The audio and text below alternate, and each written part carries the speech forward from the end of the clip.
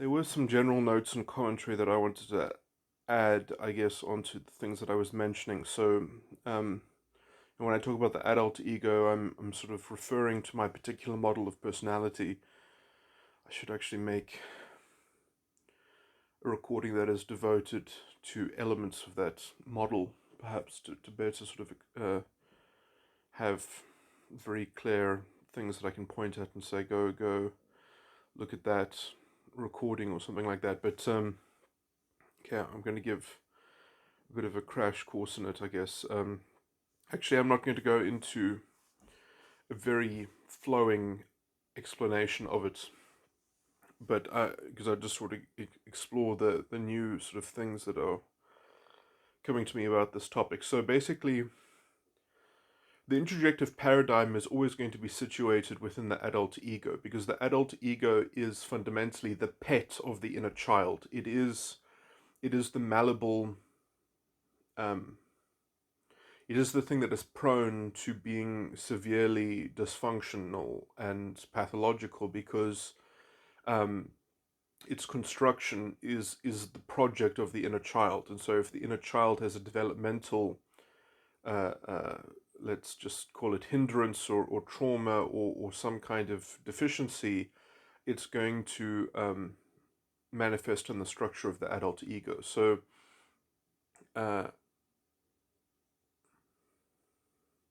as I've already described before, that there's a kind of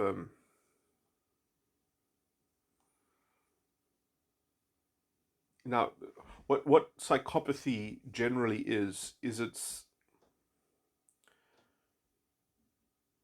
I guess one way of describing it is it's an ego function within the adult ego specifically that does not attend to the subjective self. It does not attend to a kind of internal analysis.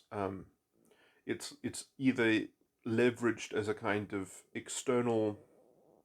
So it's like it's not as if the ego function is just switched off in terms of having the capacity to track if one's purposes have been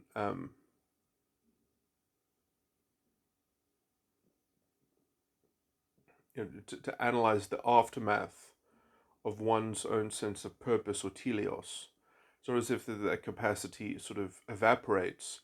It's just that it's not leveraged against the internal structure. It's like it's either jettisoned and disregarded, or it's exerted as a kind of external uh,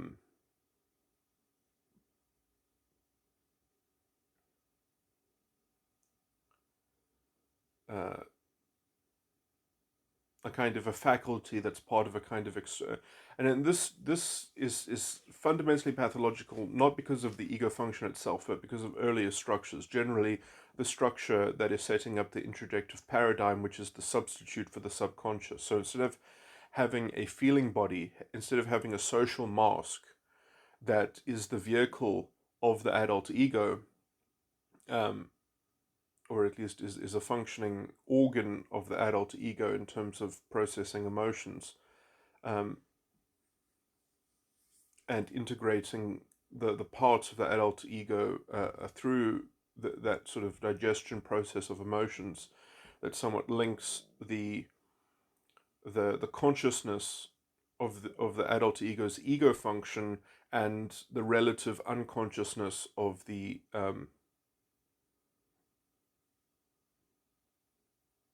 their belief structure. And so to have an introjective paradigm, you have to have a very strange kind of cognitive dissonance in your belief structure.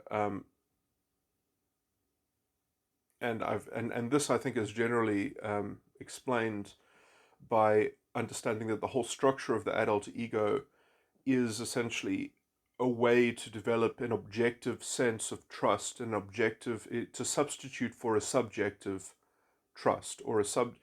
So you want to create a paradigm that is value laden, so that one does not have to curate one's own values. You've really kind of objectified them into a kind of into an alphabet of symbology or something like that, where you have taken on conventions and social, you've created a kind of a correlative transcription of values into some kind of stable static belief paradigm, which then you can maneuver mechanically, or that can kind of support itself without you having to re-engineer or refashion when your beliefs are added. So in some sense, I think borderlines and narcissists both, in some sense, have a very different relationship to their unconscious side of the mind, or to their beliefs, and this is mainly because of the stability required in their, what would be their subconscious, what would be their emotional organs, which are emulating this kind of simulacra. So there's a high degree of parity between their beliefs and between the, let's say, the lines that structure the introjective paradigm, and they are wanting to use the introjective paradigm in a very particular way. So they have a kind of, a lot of the structures of their operating, of their behavior, is kind of like a sub process within the introjective paradigm. It attaches to a role that they are playing within the introjective model of reality, and then the ego function is like fundamentally disjointed from that subset of the ego function, because the ego function will be the kind of ghost that haunts the entire introjective paradigm, and therefore relatively overshoots or is sort of above the purview of their particular role within the introjective paradigm. So it's very easy for them to disguise themselves and sort of to duck the analytical adjudication and arbitration that the ego function offers, because the arbitration is on the introjective paradigm as a whole, and so it's always easy to divert pressure, to pass on the buck, to just slightly reorganize the introjective paradigm, or to manipulate it so as to divert the sort of the gaze of that ego function. So it's very easy to kind of to convolute, and also to kind of find tokens and find excuses and find symbols that protect you from the ego function, and which shift the blame.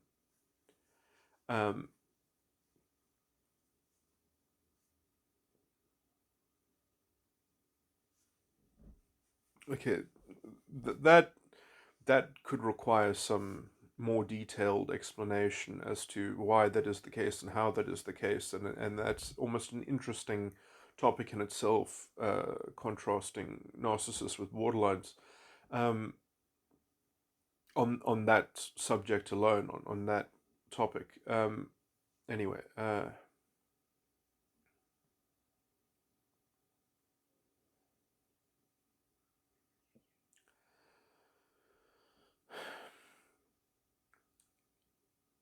so I mean, I wanted to I guess elaborate this, where I'm just going to slightly talk about this generally in terms of how the inner child would normally create an adult ego. So what the inner child will do, and I'm just going to talk about a sort of a general process. So for a very short period of time, the inner child has a trial and a sin, which is essentially their ego function in their inner child. It starts becoming uncomfortable for the inner child to experience this trial, which is essentially, or which eventually leads to the realization that they have accomplished a sin, which is very uncomfortable, because the inner child is a relatively simple structure. It it, uh, it doesn't have the resources that an inner child with an adult ego has, because then you can always shift your consciousness from the inner child into the adult ego in order to deflect, and back again, in order to deflect from, let's say, the ravages of the sin. Because the sin is actually a very uncomfortable um, experience. It invalidates the entire structure that you are operating in. It basically says that it's fundamentally deficient, it's fundamentally flawed. And the only way that you can kind of hope to escape it is this kind of irrational understanding, or this irrational sort of hopeful, wishful thinking that there is some kind of permutation, there is some kind of internal variant of the same structure which might be able to avoid the sin, which is never true, but it is a kind of, that is the kind of the fuel that keeps the ego function going, and rather than spiraling in on itself in a kind of depression, and a kind of resolution to just kind of to cease the functioning of the adult ego by any means possible, perhaps eventually transpiring in sort of suicide, perhaps, or something like that. If one was completely rational and confronted with the sin, it would be very demoralizing, to say the least. So this is the impetus for the inner child to create the adult ego. Now, when the adult ego is kind of so basically, what the adult ego does is it creates a reinterpretation of the trial and the sin, and it repurposes the trial and the sin, or at least the I'm going to be introducing something new here, but that the trial and the sin are functioning upon a certain dimension of psychological reality,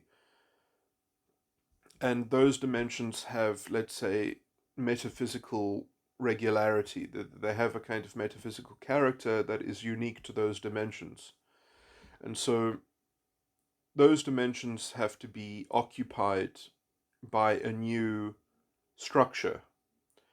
And so the only structure that is known to the inner child, essentially, and which it ends up sort of reproducing, is its own. But it starts from those dimensions. So it recreates out of those dimensions a death and a lust, to begin a new cycle of an ego, of a false ego. And this new cycle is the adult ego. Now, the thing that is engineering and driving this new creation within the inner child,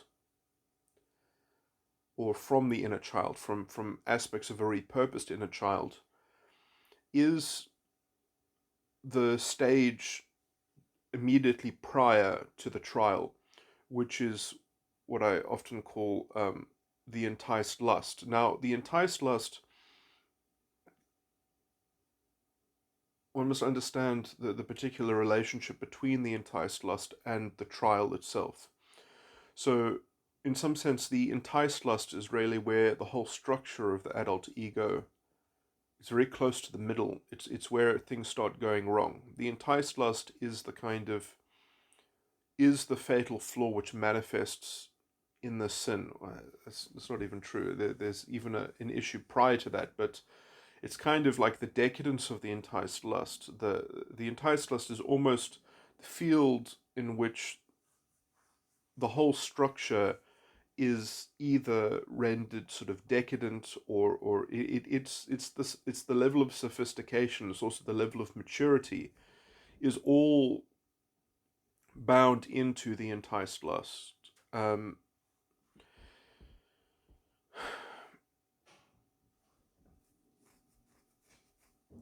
Okay, so now it is weird, because in some sense the enticed lust is very, it can't just be reformed. There's no such thing as reforming the enticed lust. It can't be fixed. It is fundamentally problematic, and it needs to be problematic. And it can, in some sense, it can only be judged by whatever precipitation it causes in the trial to adjudicate the mess and the confusion which the enticed lust produces. And this is why, it's a bit mystical, because you need to have the right kind of confusion. You need to have the right kind of sophistication of confusion. You need to have, looked behind the right number of doors in order to have a competent enough overview and let's say the precipitation of something that has a hope of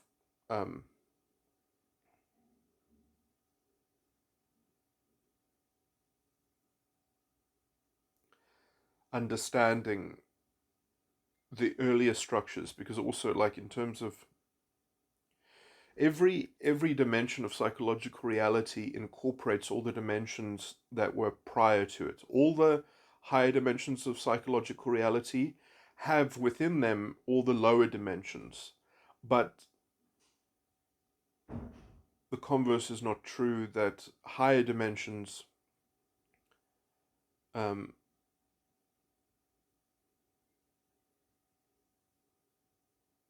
are not incorporated within lower dimensions.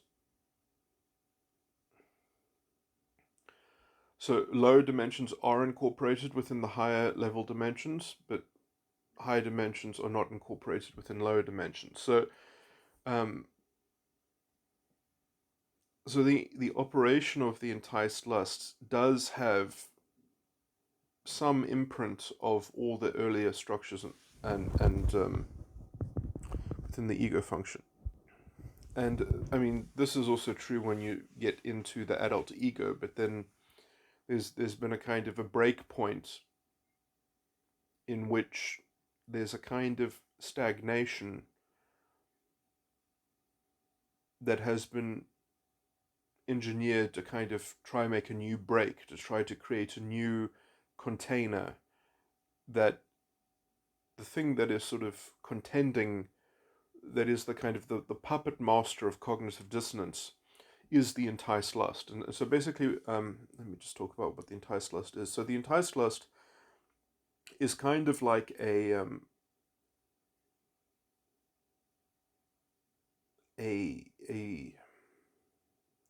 cognitive dissonance machine. I mean, it is basically part of it's the judgment of the subconscious. It's the judgment of the feeling body. It's kind of like an emotional impetus, an emotional association. And what the enticed lust is trying to do is it's trying to, I mean, conceptually, it's trying to create something that is greater than the sum of its parts. And it needs to do that because the vanity or the perception of the subconscious, which came just before it, makes everything like work. It makes everything feel like work. And the vanity, in some sense, destroys the joy or the hypothetical success which the false ego, which at least the lust in the false ego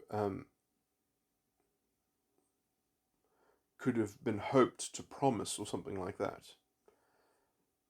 So it's kind of like the reimagining of the hope of the lust. That is what the enticed lust is, or that's why sometimes I call it the enticement. Anyway, so it's a kind of it's a reimagining of a kind of impetus for salvage, or for redeeming the value of the false ego structure itself. So it's kind of like willful imagination. That's what the enticed lust is this drive to imagine a kind of a meta purpose. Now the thing is that these things, these imaginings of what becomes greater than the sum of its parts, are kind of like recipes. And the enticed lust doesn't just have one, it has many. It's basically trying to create a bit of magical poetry, but none of them are stable. And so it's kind of the only way that they can stabilize their magical poetry is to sort of misinterpret or willfully misinterpret the vanity in some kind of systemic way where one hides one's own, kind of relativism paradox, where one is trying to create an objective value from a subjective recipe or a subjective reading. You're trying to extract an ought from an is, essentially, and you're trying to conceal that that is what you have done. That's basically what sort of the enticed lust is.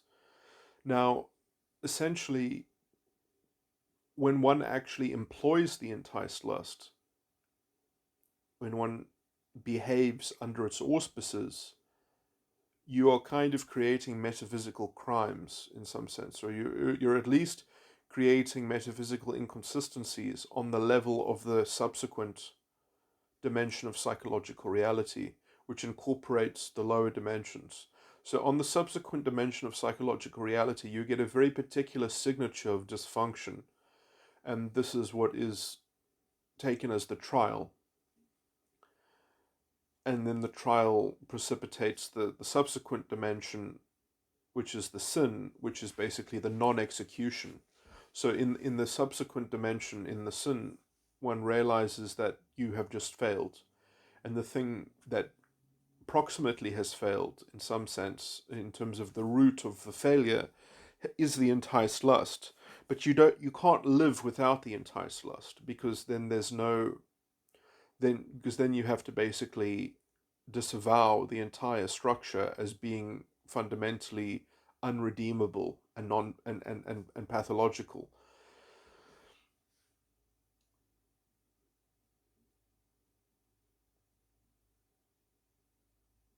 Okay, so the alternative route essentially is to try to bypass the trial and the sin.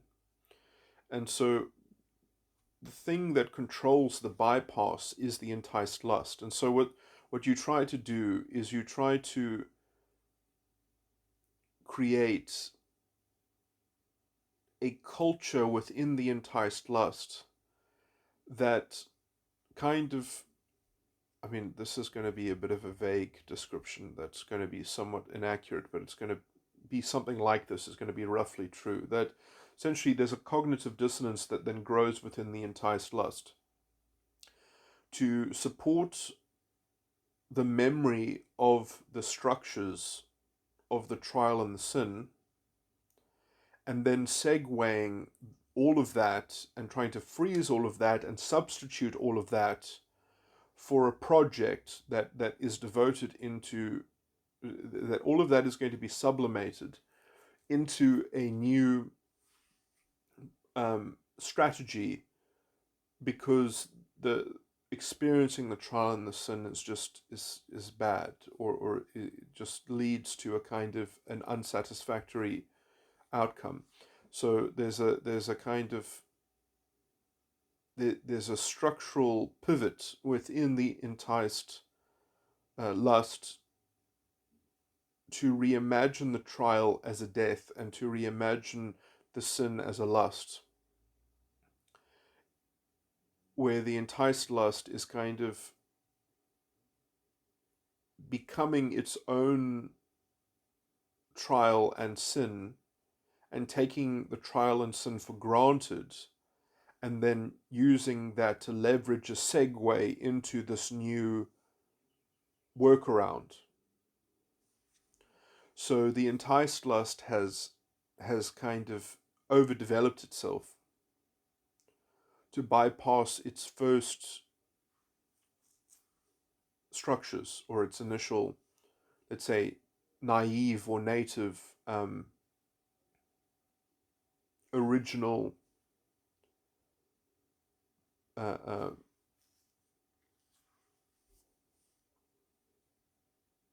flow of things. So it's interesting that, and this is what makes the inner child unconscious, is that the ego function of the inner child, which is always the ego function, is what I call the trial and the lust. So, I mean, let me just go over a little bit of terminology. So the death and the lust is generally what I call the unconscious, which it's a bit unfortunate because I also call other things unconscious, because the inner child itself as a whole becomes unconscious generally with an ordinary development of a false ego. And then the vanity and the enticed lust is what I call the subconscious, or the emotional body, or the feeling body, or the social mask. And then the trial and the sin is the ego function.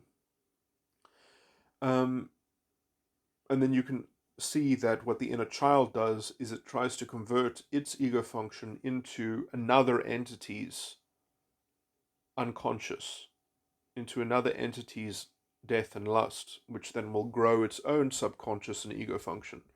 And that's what ordinary people do, is they become an adult, and psychologically they inhabit, generally speaking, their their adult subconscious generally, actually. I mean, I'm. It's going to be hard for me to give statistics, but I mean, most people do not have a well-developed ego function in their adult ego. It's kind of like a half project, and most people are kind of sequestered into their subconscious. So they spend their lives sort of toying in their subconscious. I mean, the point of the adult ego is merely to avoid the uncomfortableness of the inner child, essentially, um, because the inner child is the first structure that the decision making process in developing the false ego um, inhabits, and it's simple, and when it basically fails, it's very shocking, usually to the child. And then the project of the adult ego, which is used to kind of try to substitute for that internal shock in some sense. The inner child is actually is pretty well catered for within the adult ego, with after the development of the adult ego arm of the false ego complex, because at least you're kind of escaping from the trial and the sin of the inner child, and essentially you are the inner child more so than you are the adult ego. The adult ego really is a manufactured valence in some sense. It is a kind of, it becomes an extension, generally speaking, of of the inner child subconscious. So, you know, there's a kind of geometry here where essentially the how you enter the world or the matrix of the adult ego is through the denial of the inner child's ego function and a kind of self-hypnosis in terms of the inner child's enticed lust or subconscious. So there's a kind of subconscious which is connecting to the adult ego subconscious, which becomes a kind of stable configuration. Um, and very few people will kind of meander their way through developing an adult ego strictly enough or robustly enough that it kind of completes the circuit and then offers insight and a kind of transparency of the structures to go back and to see what actually even precipitated these later structures. Anyway, so there is a lot of power that one gets when one completes the circuit of the adult ego, because it's even necessary to complete the circuit of the adult ego to understand what occurs before the inner child, because there are a lot of preceding metaphysical structures that the inner child is not even aware of in terms of its ontology and its inception. I shouldn't actually say ontology because it's not related to its ontology except in an abstract sense, but in some sense its ontology was devoid of its full epistemological structure, which is only accessible through the full development of the adult ego. Anyway, I'm not going to get into that, but suffice to say is that the enticed lust actually takes on a different role. It takes on the role of what I would call, in spiritual language, as a metaphor, the false prophet. Is that the enticed lust is and it's interesting because the enticed lust in the inner child is not the, look, my jargon slightly fails me. Perhaps I don't know how to label these things that well, but is actually not the first false prophet. It's not the prime false prophet. The prime false prophet is a structure that is actually outside of the inner child, which is below or before the development of the inner child, but that is not consciously engaged with. Only the adult ego can really fully contact and objectify and witness that prime false prophet. So without the development of the adult ego, you're not able to confront the prime false prophet, which is responsible for the genesis of the inner child structure. And the inner child structure is ontologically the first structure in the false ego complex. But anyway, and basically the prime false prophet is also an enticed lust, but it's not an enticed lust of you, it's an enticed lust of your environment, because that is the true beginning in the epistemological structure of the false ego complex, of what is relied on by the false ego complex. I mean, this is the biggest sort of conundrum of the false ego complex, is that when it is actually created,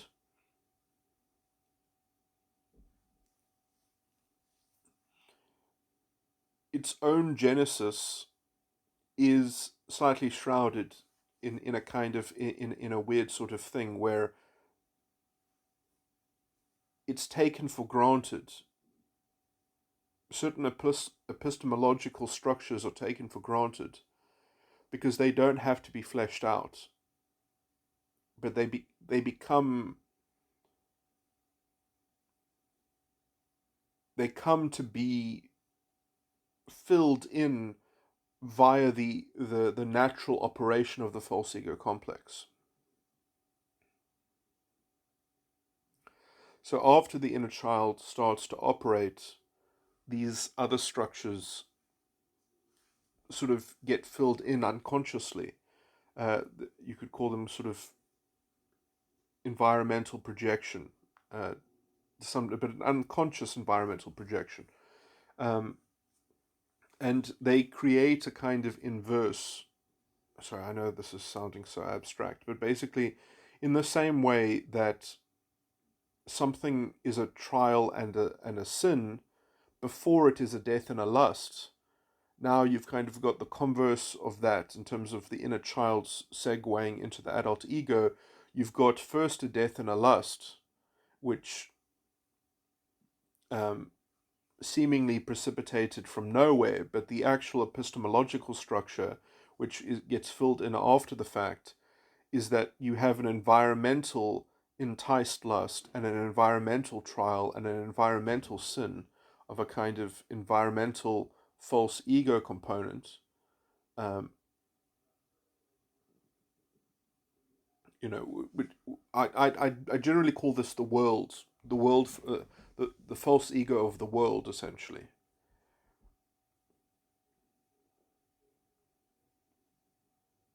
And the inner child is born from that kind of environmental,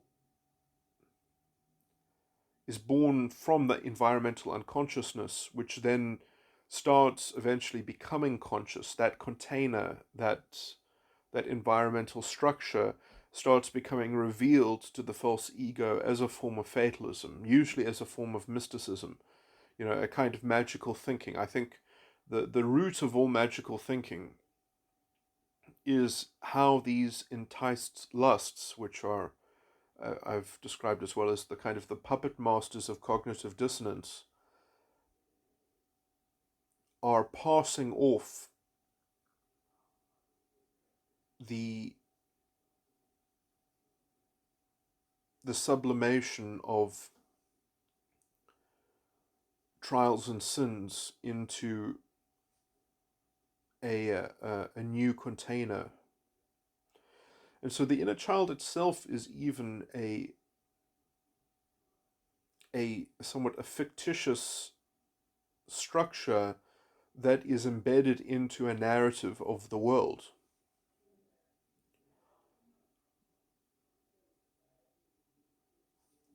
So what to do? And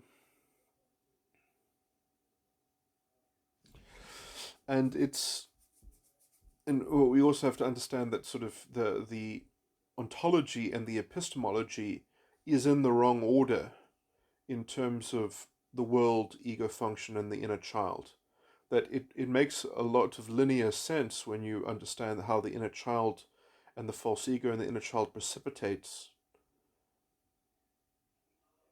the adult ego, whereas between the world segment or section of the ego of the false ego and the inner child section of the false ego, it makes completely non-linear sense, because you had an epistemological um, preceding step that actually ontologically came uh,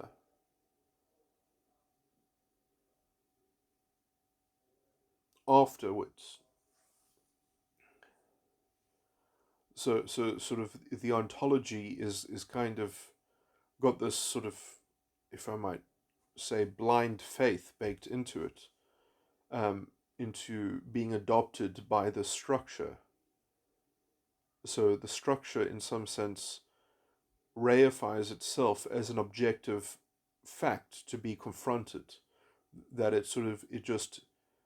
it naturally inherited this structure. It seems as if it is the natural parent of the structure, as a kind of objective external locus of authority and control.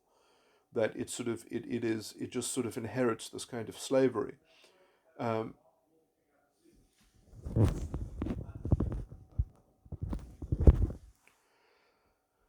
anyway, I mean, there might be other conclusions to be drawn from this misalignment, but it certainly it makes it,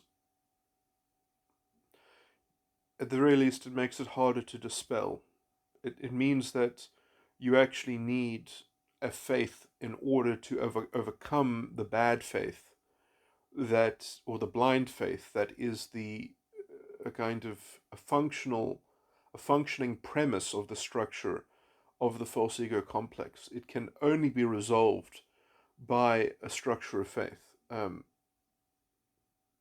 haven't argued that uh, uh, in a very cogent way, but perhaps someone who can kind of roughly see the outline that I'm producing can see that that's roughly coherent. Um, anyway, okay, let me just move on. Yeah, so these enticed lusts are very important. It's interesting because basically, when the enticed lust is no longer regarded, and this is why I say that also that they control the kind of cognitive dissonance, is because the enticed lust, at least the one in the inner child that leads to precipitating the adult ego, is something that is clearly within our own purview. It's something that is accessible to us inside. We can address it internally. We can see it operating internally. but then it stops being an internal facet and it starts being regarded as a kind of external signpost. It starts being seen as a kind of objective imprintation, an objective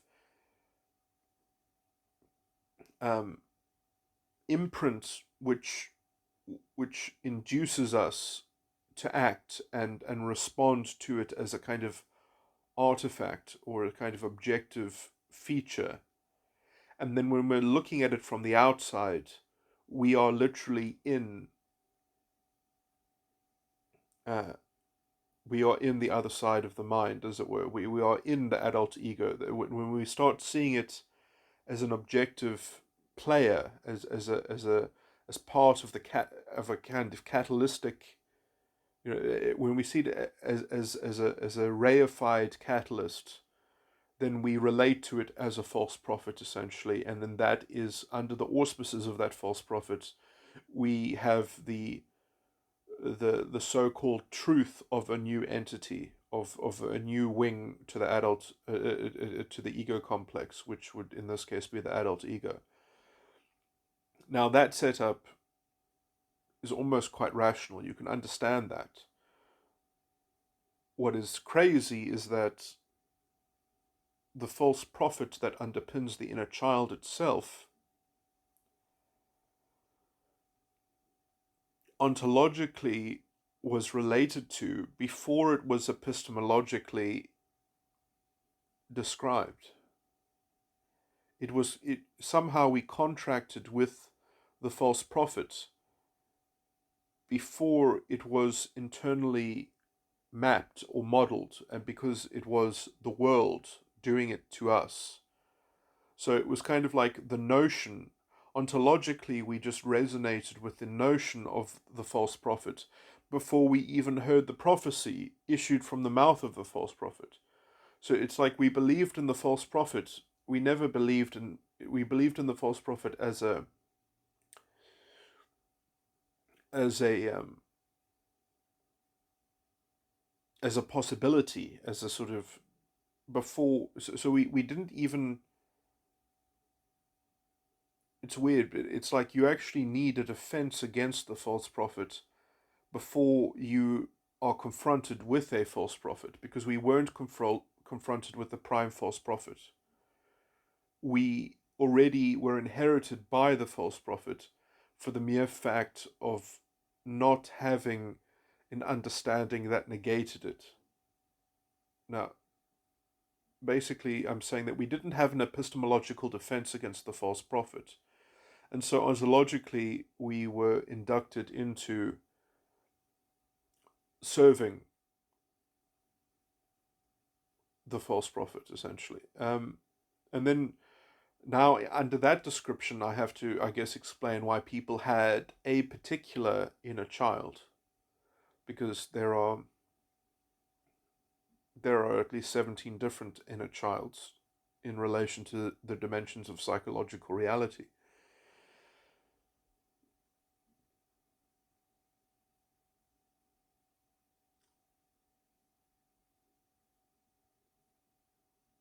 And this is interesting. So the actual genesis, the actual ontology of the false ego complex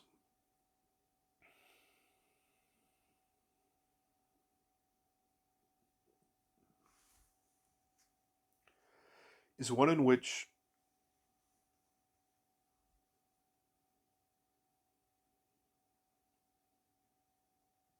the epistemological vulnerability to the false prophet um,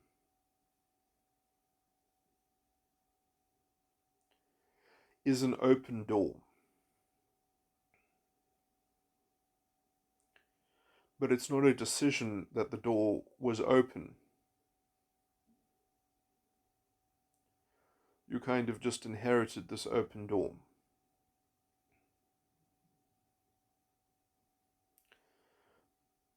Basically, the problem is that you didn't decide to close the door on it.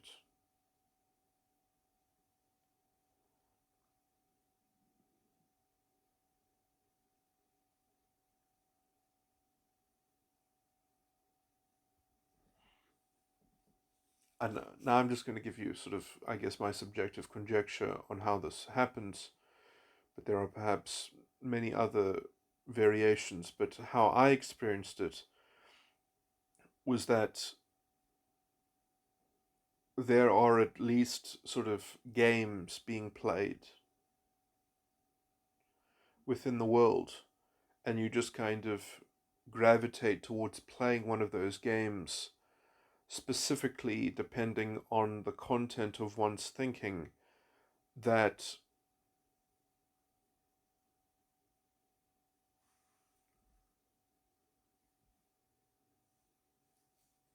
sees the power of the game in being able to affect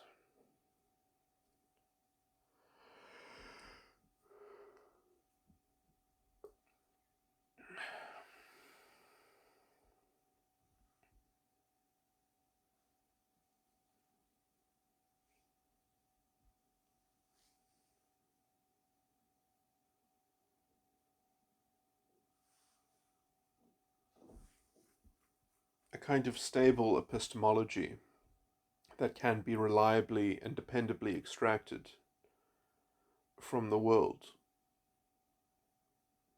Yeah, I also think that this is perhaps very relatable to language, the acquisition of a first language, that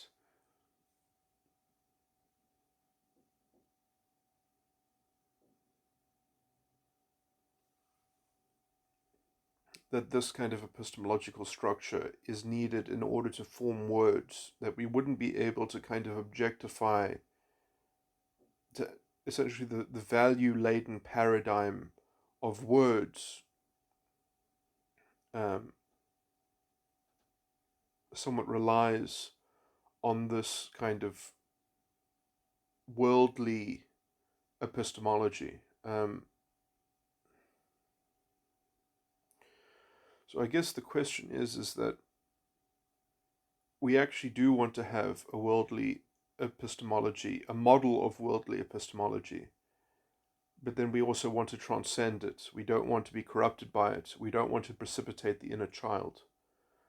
So we want actually the world section of the false ego complex is actually necessary, I believe.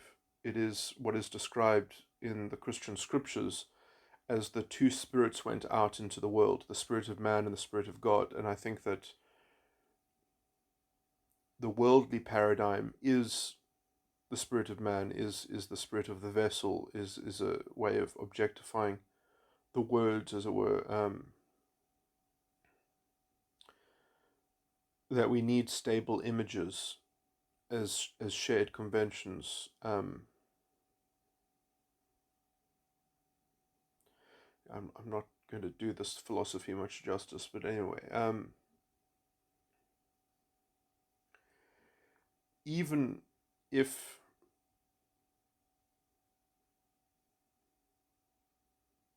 I mean, this has to do with my particular reading of the doctrine, in that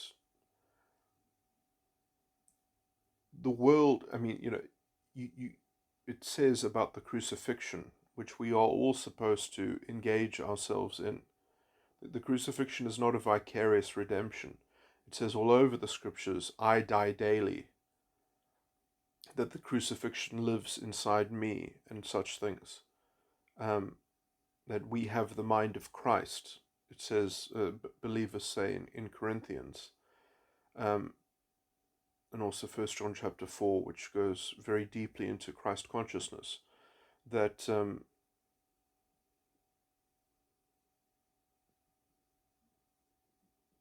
which is essentially the only way to be able to confess that Jesus Christ is come in the flesh, is that if it is within your flesh, because that phrase is all in the present tense. Anyway,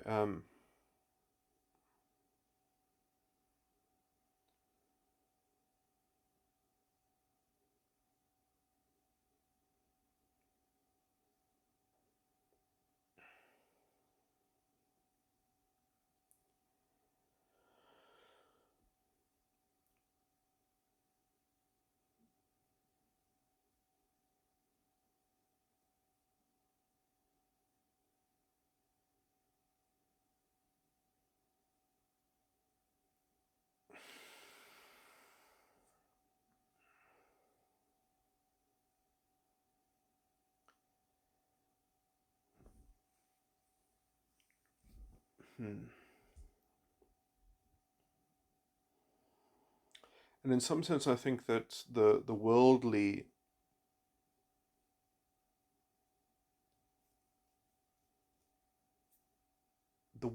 meaning making and the image the stable image extraction, which are essentially the thought forms themselves, because you need a medium of thought. There are perhaps some things that should not be made an image of in one's thinking. There are certain forms of imagination which are certainly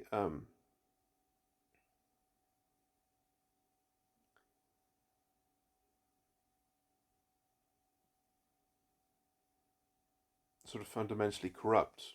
Um, this is getting too tangential. Um,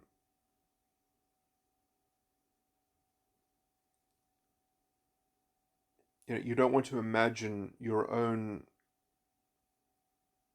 accountability, because then if you do something to your own accountability in your imagination, you are hypothetically tarnishing it. And so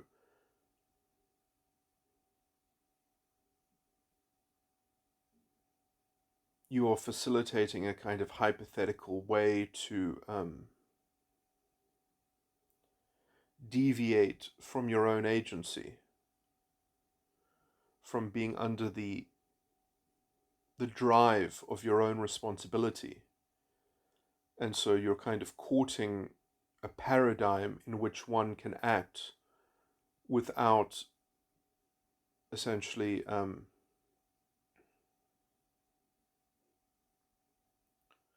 what's the word that means sentience. So you're making yourself into a beast because you're relegating your own sentience.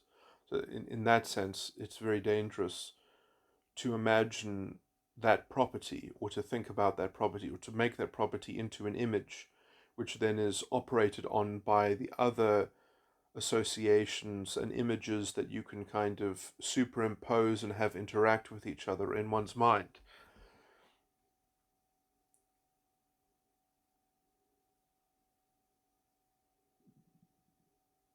Because these images don't just kind of exist separately. They also, by crafting an image, you already sort of assent to the fact that that image has associative connections with all the other images.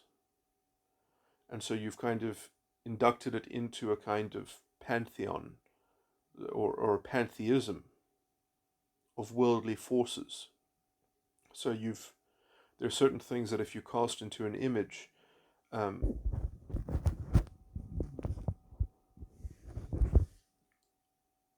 you are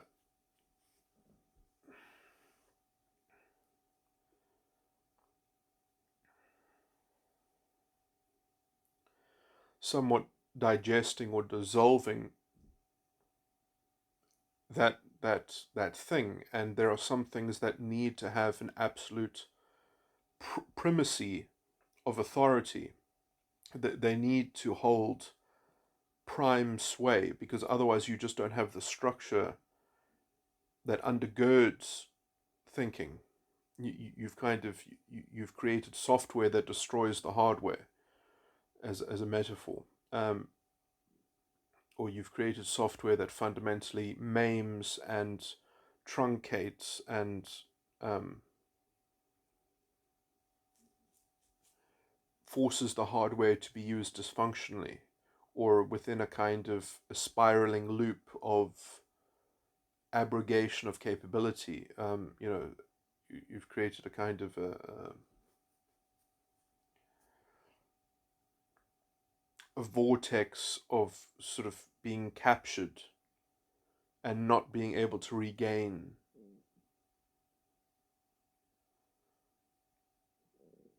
the captured faculties and capabilities. Anyway,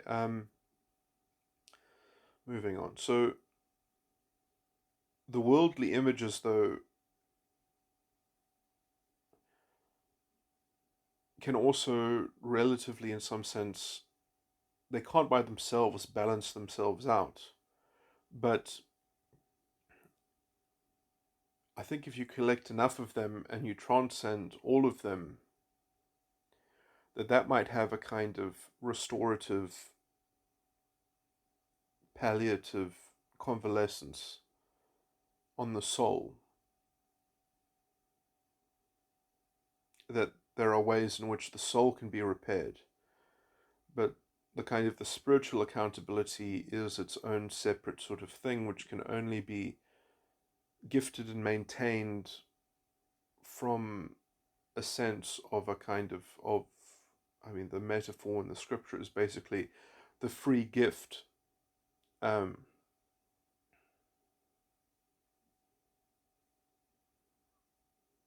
the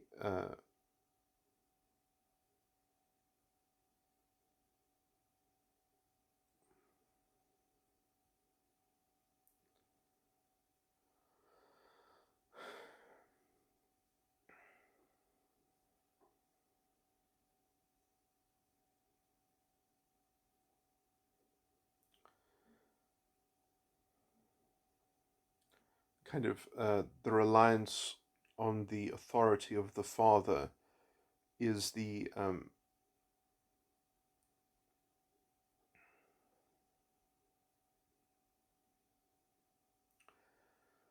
when these sorts of esoteric things are discussed, you see, like the authority of the Father is a very private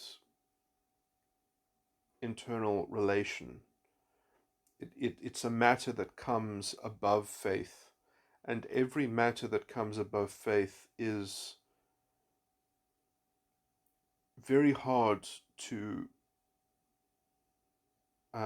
communicate about, because um, it doesn't cross over into anything that happens even on the earth, because it happens internally above faith, and faith is the conduit through which it is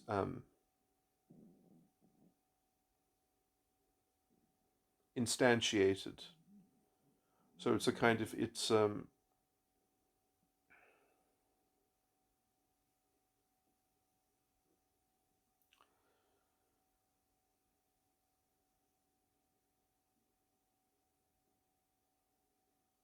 something that cannot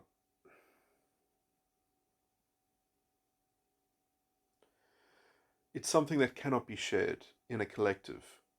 It can be individually experienced by every individual in the collective, but the thing that they share is faith. They don't share in the authority of the Father. They can each have their own private uh, surveillance of that. Anyway, this is a bit of an ancillary issue. I don't want to get into it. I mean, and this is, it is a gift that can be received, that uh, can be observed, it can be discerned by other people, but it would be discerned by other people's faith. It won't be discerned directly as being the same thing. It won't be, when you see it happening to somebody else, it's not going to be the same thing that happens to you happening to somebody else. I mean, perhaps this is such an aesthetic distinction, it's not even worth making. It just sort of,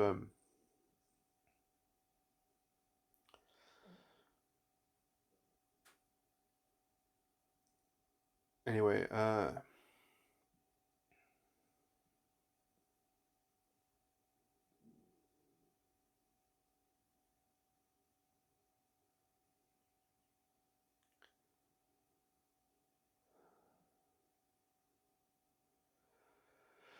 yeah, I was going to add a note about the last five dimensions, because the last five dimensions are, everything above dimension 13 is very sort of ephemeral.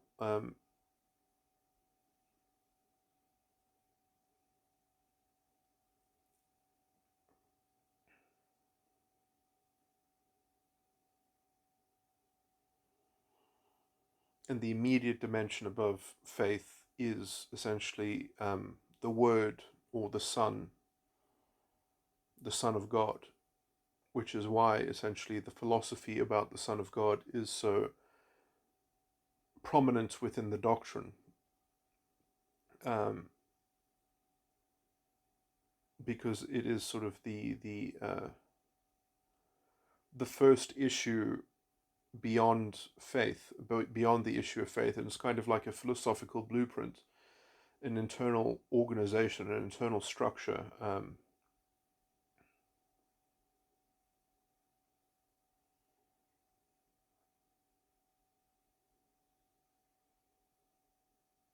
Anyway, what was I talking about? So I was saying these things because I wanted to talk about the images, the image thinking, and words.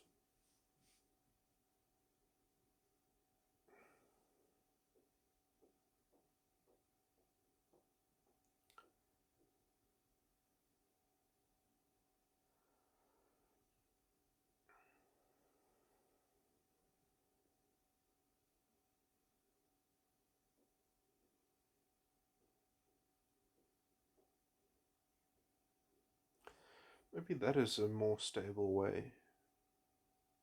Yeah, maybe I should look at trying to create or map or model an ideal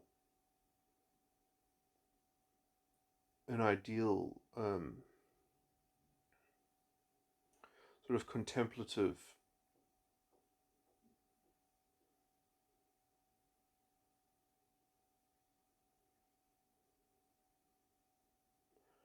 sort of worldly perspective to ground language as a kind of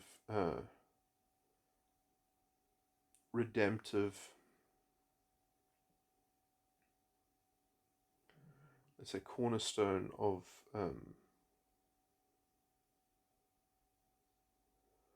unwinding and discharging the inner child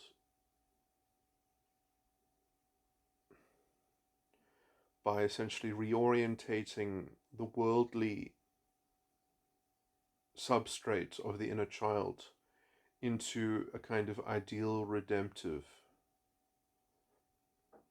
um,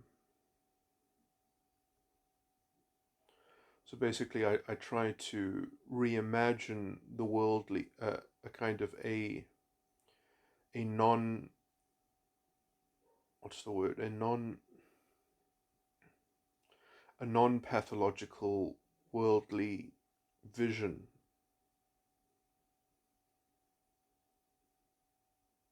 for creating images.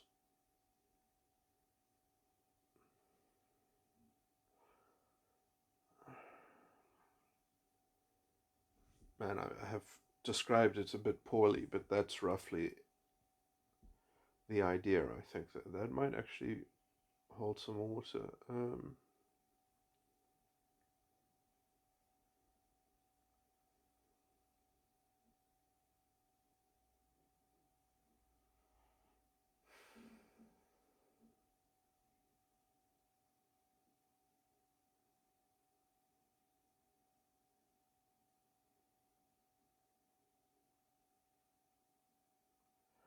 Kind of an integrated platform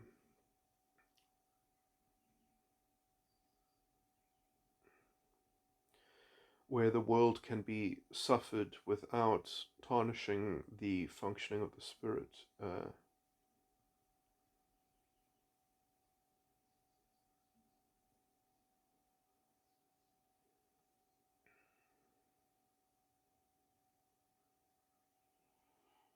kind of like an idealized practice of the crucifixion versus the operations of the living spirit.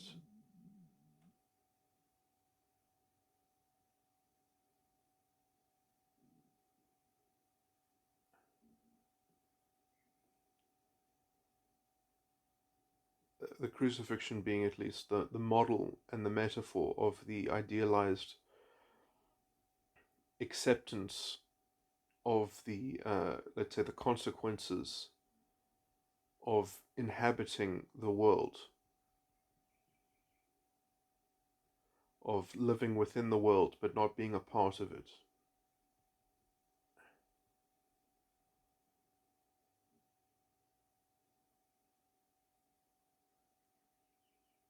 Basically, to put it more simply, how to be in the world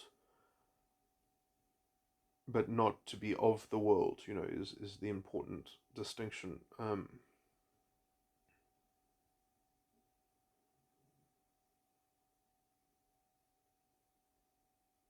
Which in cognitive terms is how to use images in the mind, or how to construct those images in a way in which one is not sort of perpetrating a kind of a vortex of self-delusion and a kind of precipitating a cascade of cognitive dissonance and magical thinking, uh, essentially how to avoid the emergence of a prime false prophet.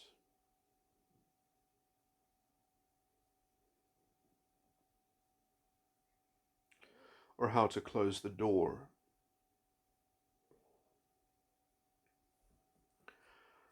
on a worldly enticed lust.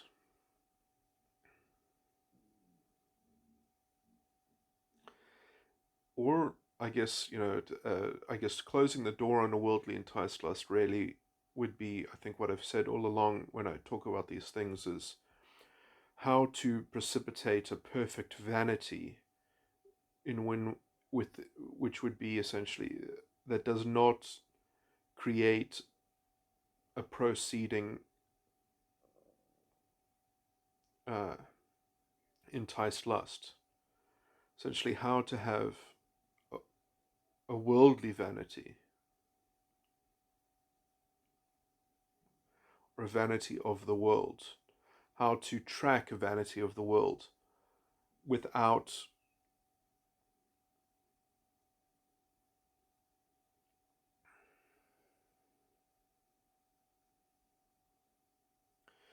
you see, I guess when you're talking about the world, you're talking about either a collective noun or you're talking about others.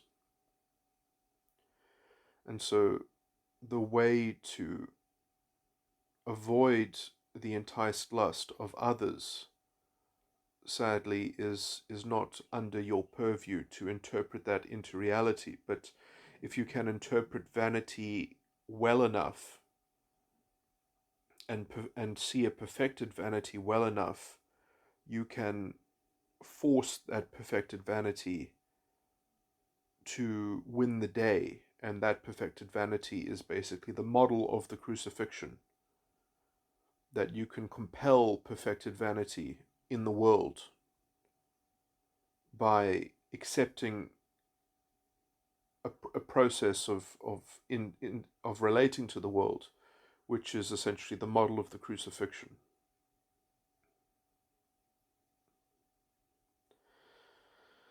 Okay, yeah, so I think that's pretty much it. And so I guess there is no static ideal, but you can kind of, if you understand the dimensions of psychological reality well enough, you can realize and discern particularly that what you're being confronted with is a death on this dimension, a lust on this dimension, and a vanity on this dimension, and then force it, you force the vanity to be perfected, and you don't allow it to engage in an enticed lust, because as soon as you do that, you've created a kind of an abyss, a pit that will precipitate, let's say, the kind of, let's say, karmic energy that will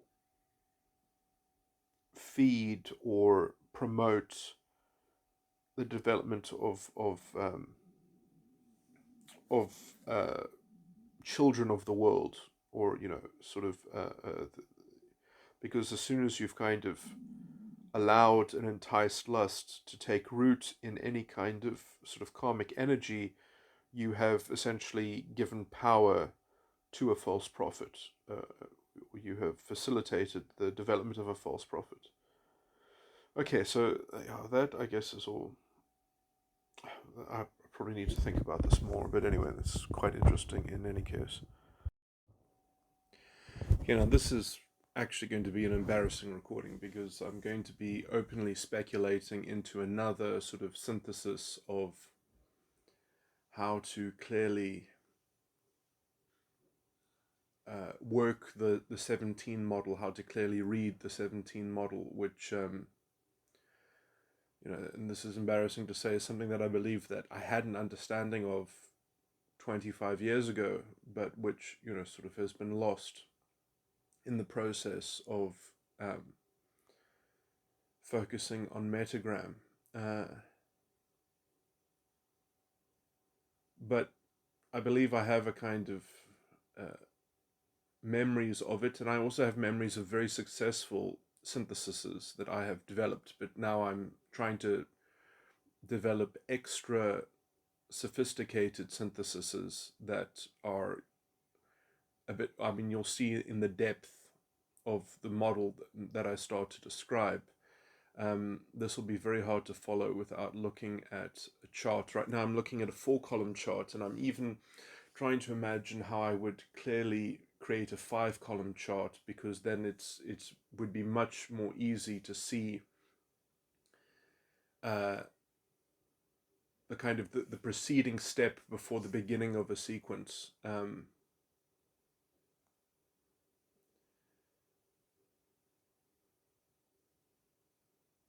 Anyway, so I'm going to take some knowledge about the structure of essentially a 4-column chart, which has 3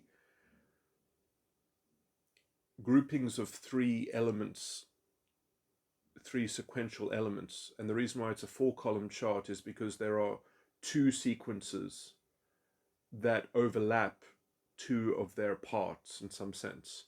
And so you need 4 columns to like clearly show a particular dimension which has those 2 sequences overlapped in that dimension. But then there is a repetition in the column in some sense, in that the 4th column and the 1st column has the same items, but they are off by 1. So and what this just effectively means is that the items in the 1st column are used similarly in other dimensions, in the dimension particularly 1, in the preceding dimension. So the what I call the green sequence, which is the 1st sequence, and then the red sequence, which is the sequence that happens 1 item shifted to the right, in a table that's populated left to right. And I guess I should point out that 1 is at the bottom and 17 is at the top, so it goes it ascends from the bottom up. Anyway, in order.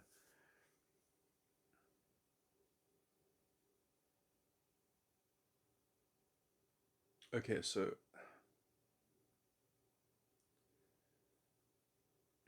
and then the thing is that the top and the bottom are connected, because essentially 17 then has an item in the 4th column that is the 1st item on the bottom left on the 1st dimension. So it goes from the 17th dimension in the 4th item in the 4th column, that then is repeated on the 1st column on the left.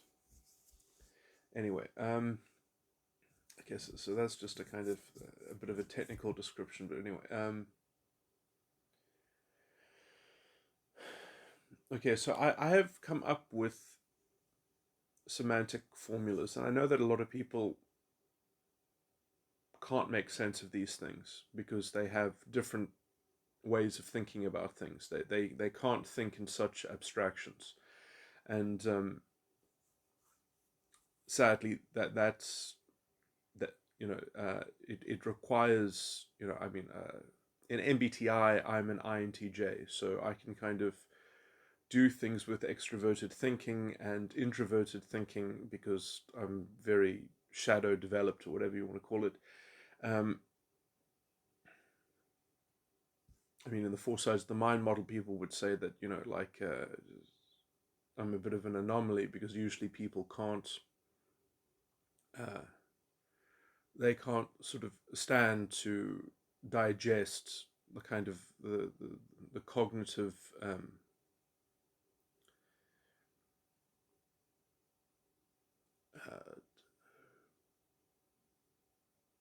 the use of cognition that is represented by the superego, which is something that I can tolerate. But anyway,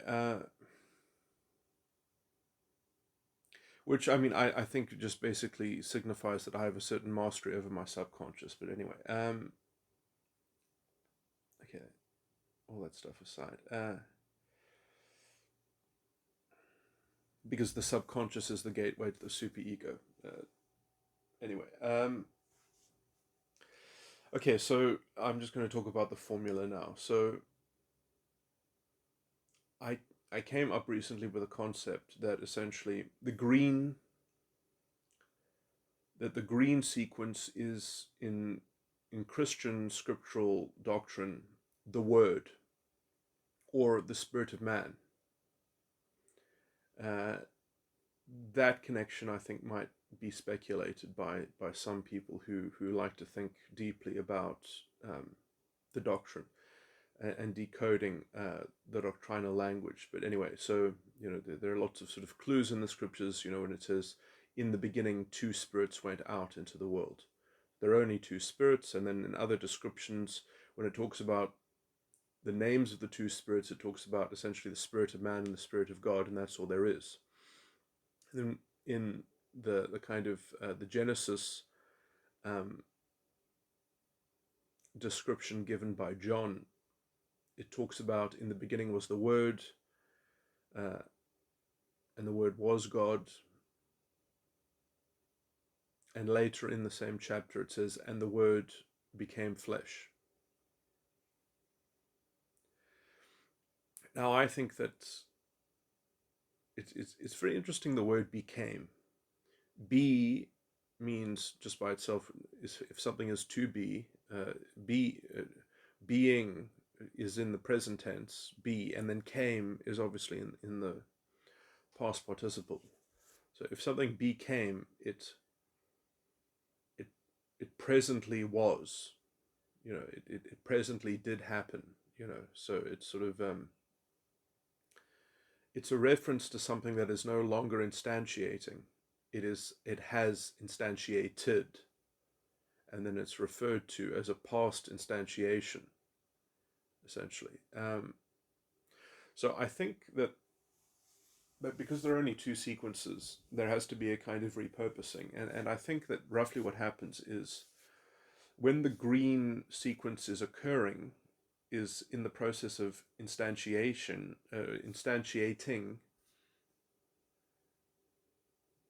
then uh,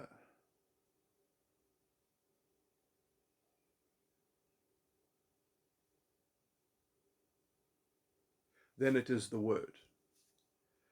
And then what makes it move to the past tense is two things. It's not one thing, it's two things.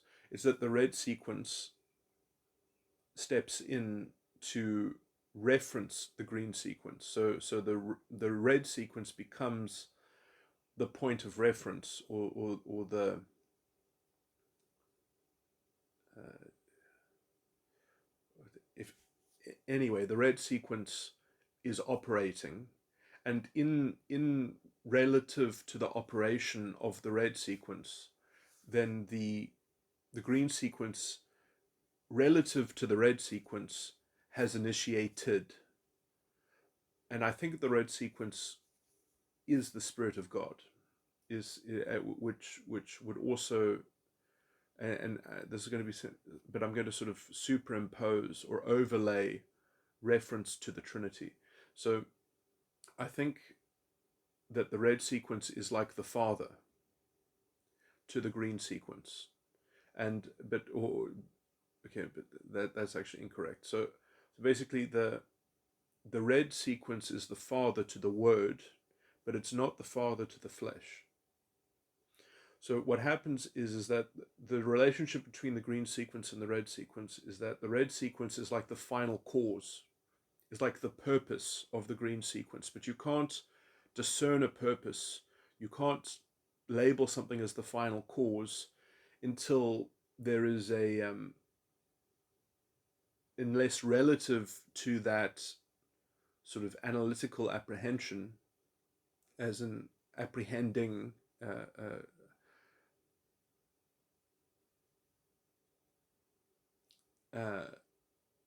that there is a kind of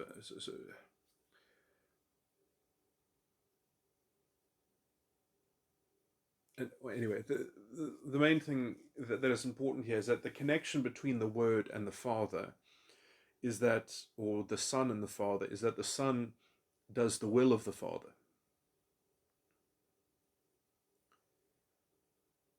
And so the purpose, the teleos, the final cause in the red sequence has to describe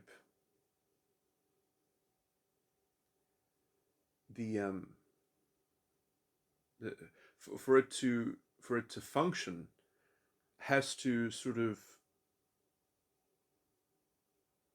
novate or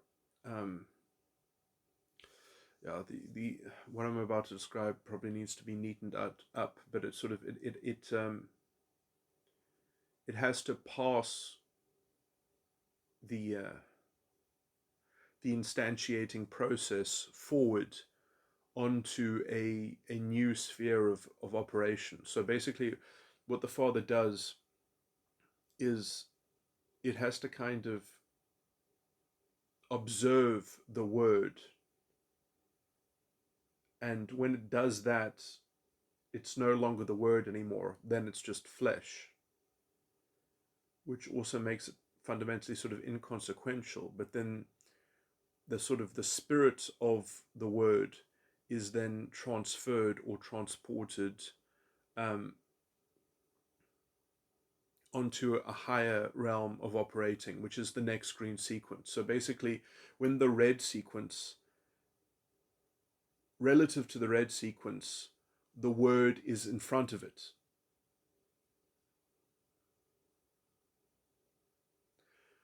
And you cannot revisit the flesh, because if you revisit the flesh,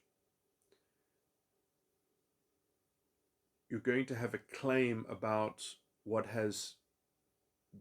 became of that image, which is, in some sense, to use a kind of grammar metaphor, the Word ends up being images of words, or the Word leaves behind an imprint of words.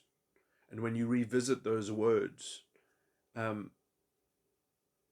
is actually it's not even a metaphor. That is actually what the flesh is. The flesh is the fleshly thinking. It isn't external. It's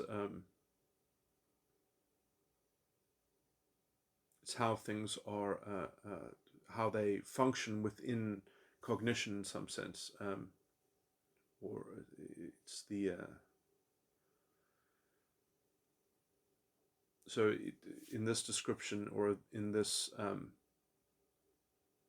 phenomenology, it is the residue of instantiating the Word. So the Word that is instantiating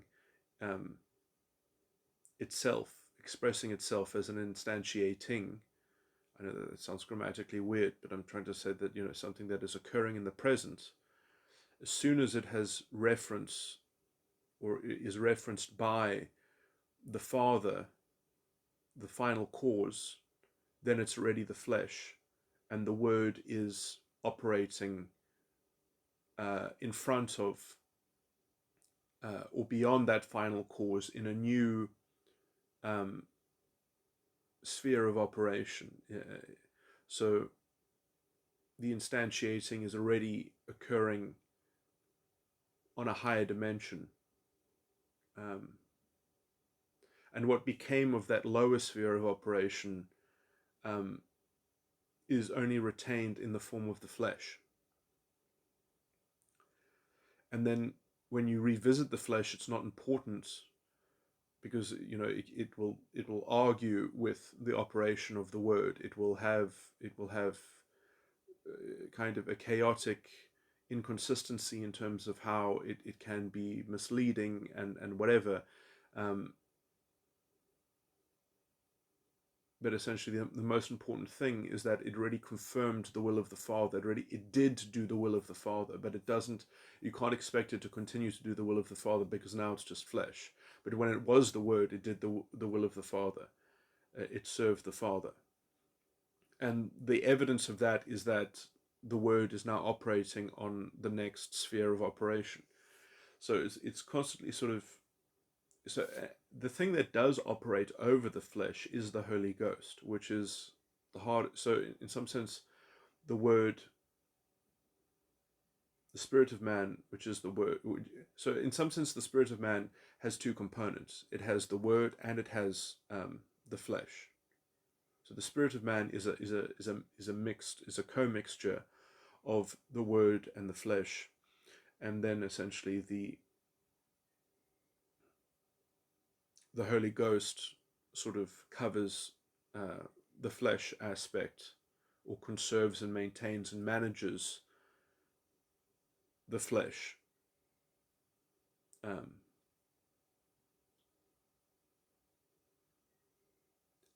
As it does, and so this is sort of strange. Is that how do you, let's say, with fidelity, with integrity, deal with the flesh, with the fleshly thinking? How is that managed? How do you relate to the Holy Ghost? And essentially the Holy Ghost would be a kind of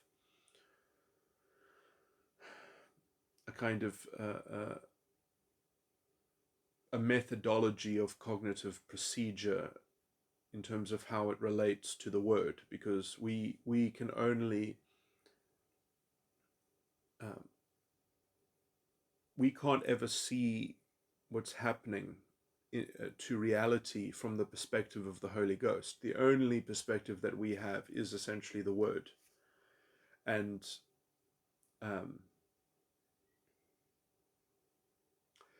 how we serve the Father and do the will of the Father is also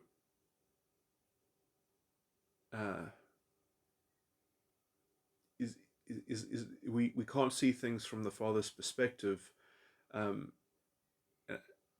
but we can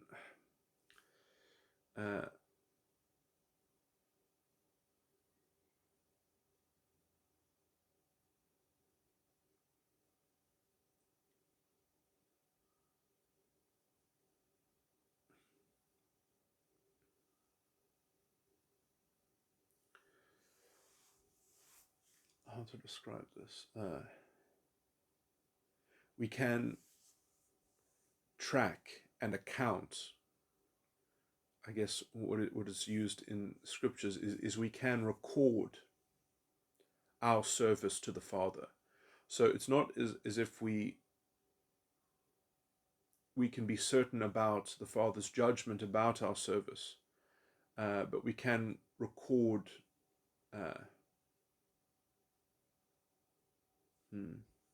That doesn't sound right. The will.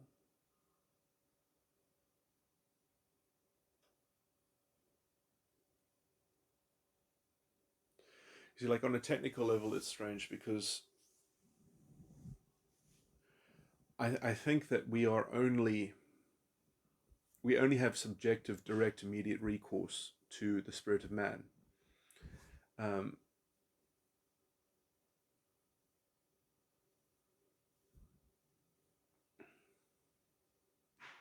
but between the word and a lower sphere of operation in which the flesh, uh, between the word and the flesh, there is the will of the Father, which is sort of the link and the sandwich between them, the filler of the sandwich in between those two things. And so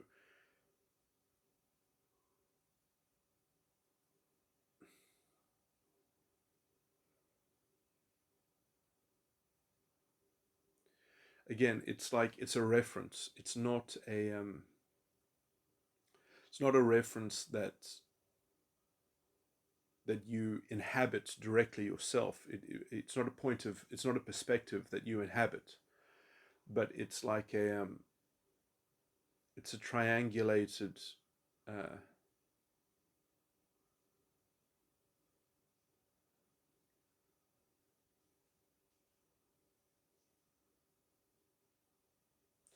yeah. So I mean, I think essentially between the Word and the Holy Ghost, that is how, let's say, the will of the Father is.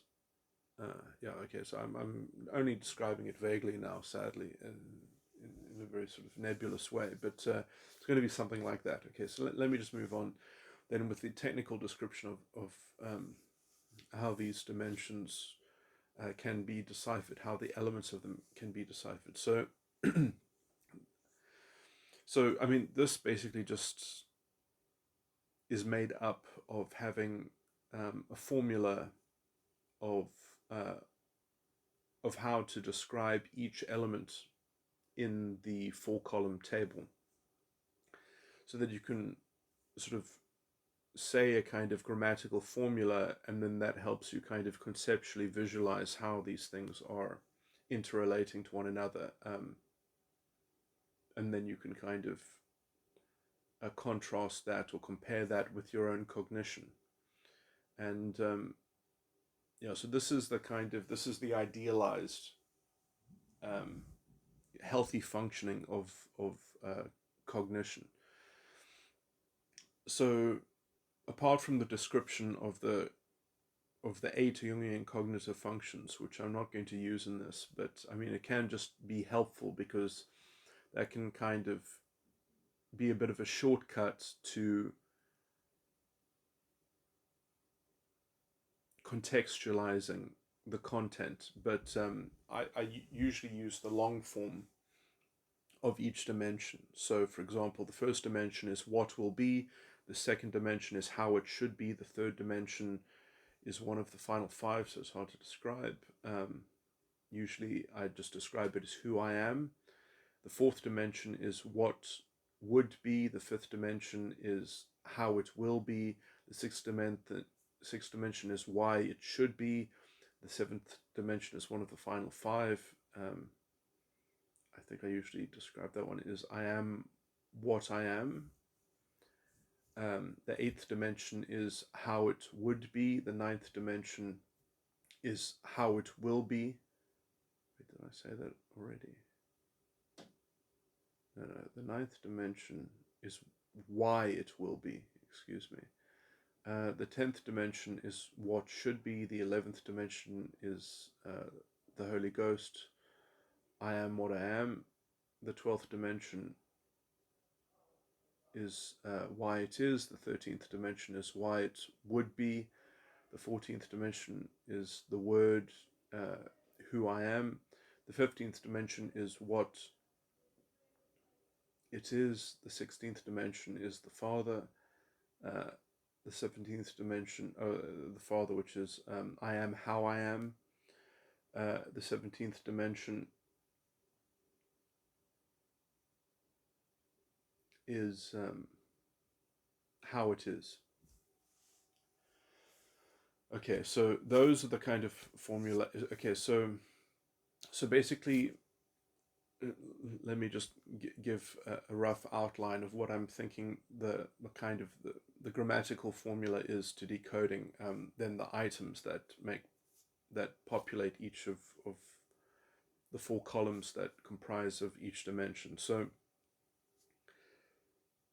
and the sequences all go dispersal, flow, ridge. So the dispersal of the last ridge. So essentially, the start of the green sequence is a dispersal from the green sequence of the prior dimension. So, these sequences are always handing themselves off to the same. So the last, the final item of the last dimension of the in a sequence will be what precipitates or what hands itself off to its novation. Anyway, okay, so I'm still making technical descriptions, but okay, now let me just talk about the formula. So I think, in line with the kind of theology that I've just sort of speculated,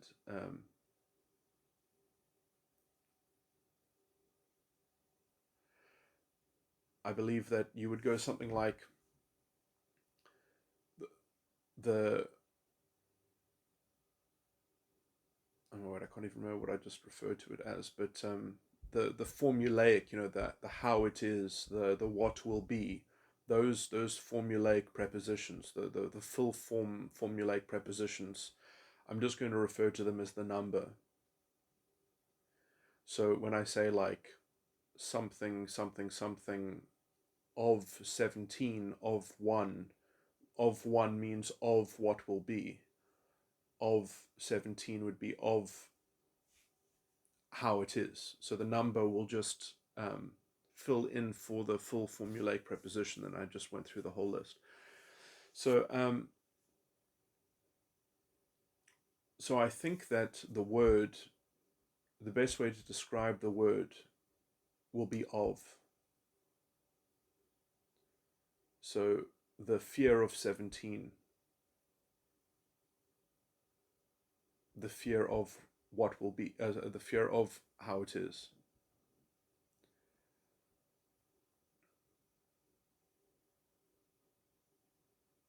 The fear of how it is. Then the red, so the green sequence when it is the word will be of.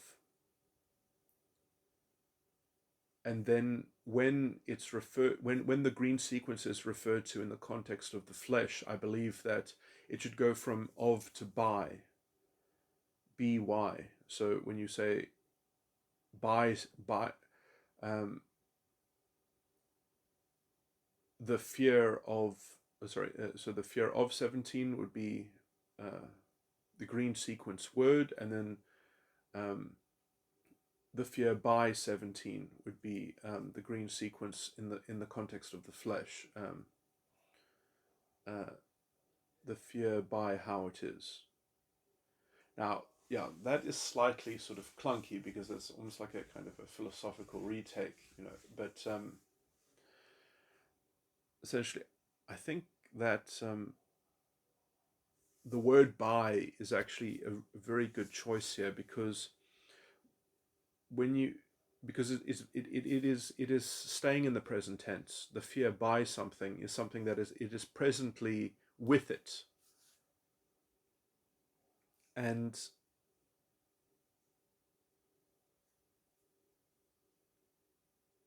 but when it is merely by it, it becomes a kind of adjective.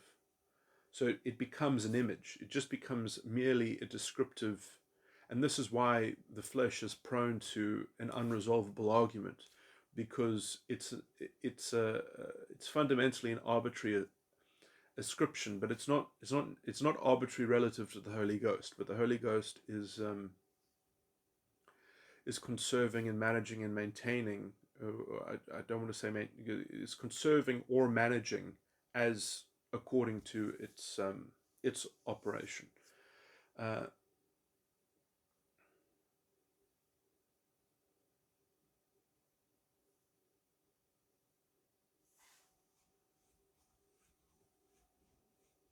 anyway, and then the red sequence, which I've already described as the Spirit of God and the Father. I think the formula for that would be in. So then you would say like the fear in 17, the fear in how it is, and so and that really gives it, I think, the correct kind of philosophical paradigm around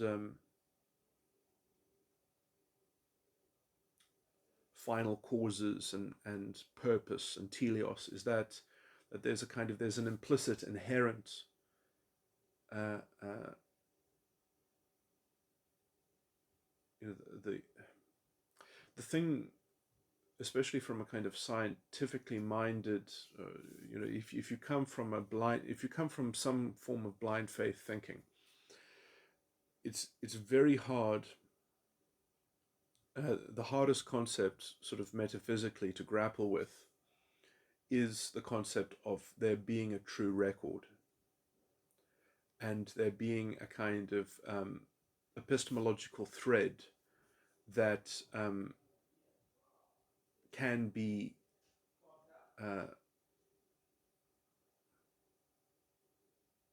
ascertained or apprehended, um, or that cognition can have any kind of grasp or recourse to wielding or to being in association with. And essentially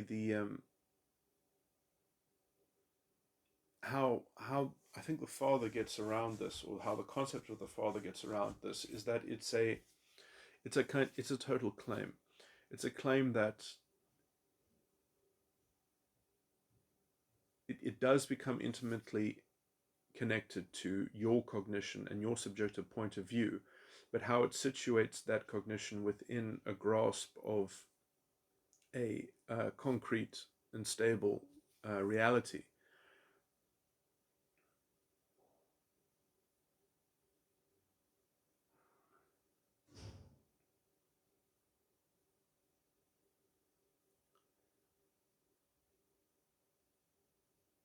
Is that essentially the Father is the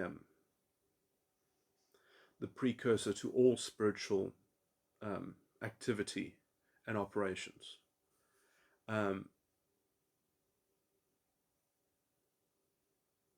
So essentially, it's connected with the fact that there is a kind of implicit brotherhood or sort of sense of kinship within the Word, that the Word is an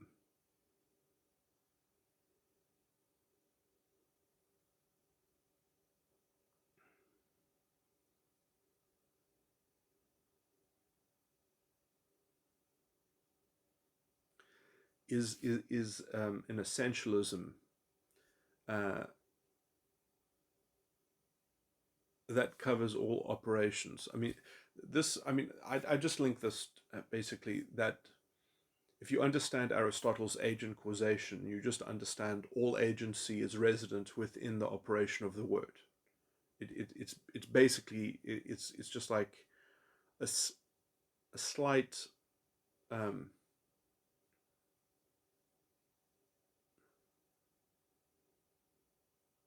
it's almost like a slight dualism layered onto Aristotle's agent causation, and recognizing that Aristotle's agent causation can be conceptualized essentially as a group noun that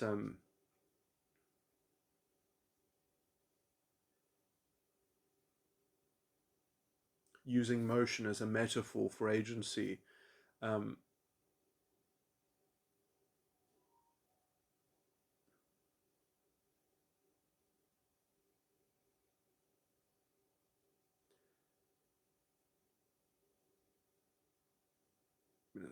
it's kind of like a slight synthesis between Aristotle's agent causation and sort of a first mover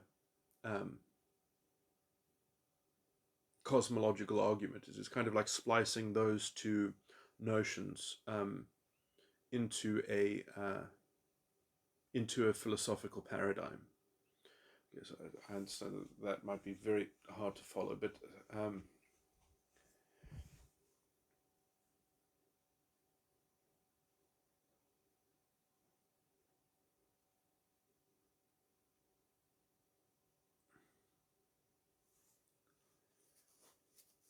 agent. Let me just, for some people that don't have the philosophical background, so agent causation is basically described by Aristotle as a rock moves,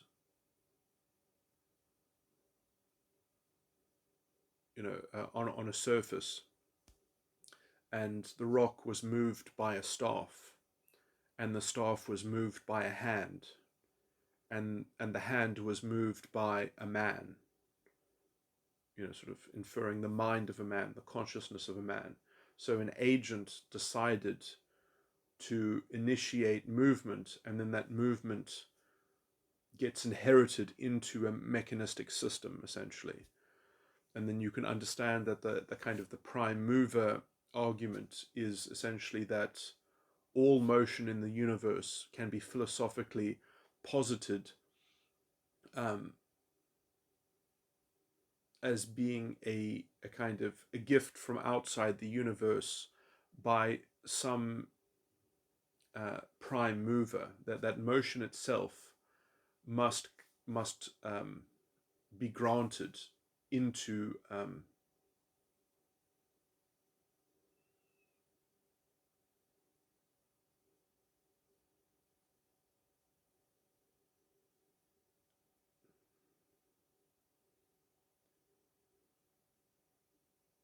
into currency that is essentially donated by some prime identity or essence.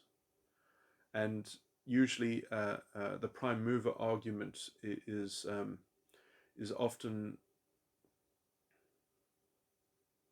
poorly relegated as being a kind of so we know that at the beginning something mysterious happened, but it's far it's far more than just being overcome by like a Big Bang argument. It's much more the case that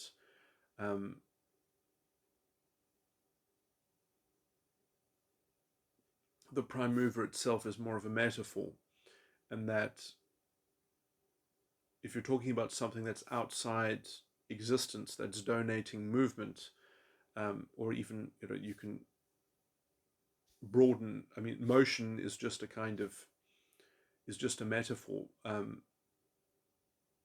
that can be widened to include existence itself. And so existence itself is not something that is then granted and then but basically it can also be conceived of as something that needs to be sustained by that prime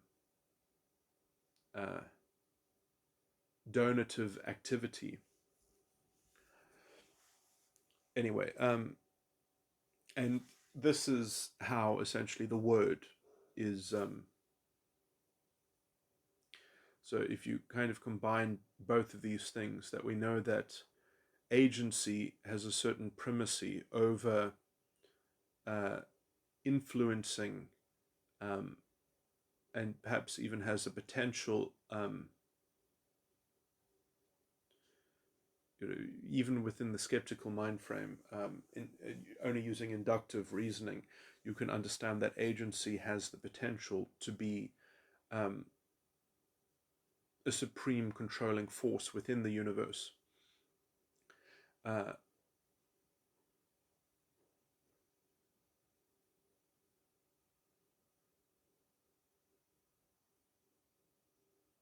But if you kind of just help that notion along with a bit of kind of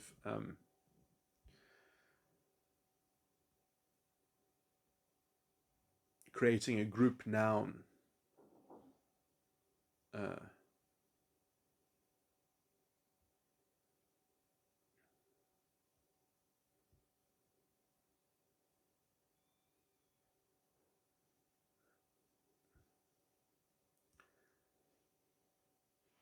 as also an essentialism that can be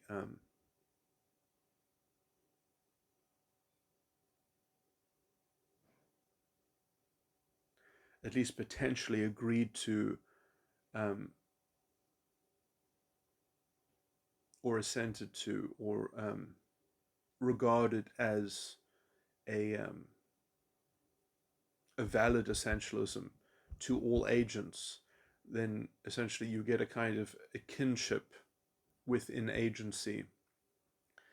And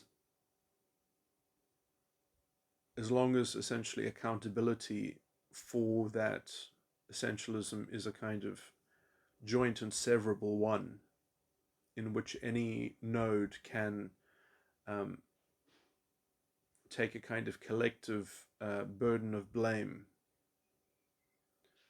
uh, for the action of any, then you can, under that condition, um, you can situate yourself within a contemplative space in which, under that burden of blame, of a kind of collective blame for the fruit of any agency,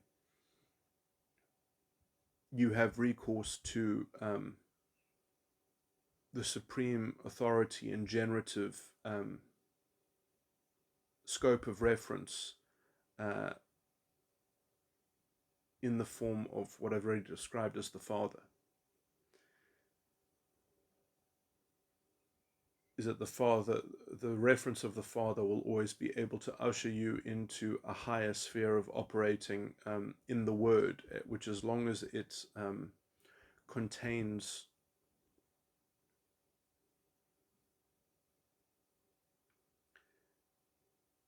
that willingness to accept a kind of collective agentic blame that is that you severably absorb, then you can kind of have a scope of recourses, or a scope of reach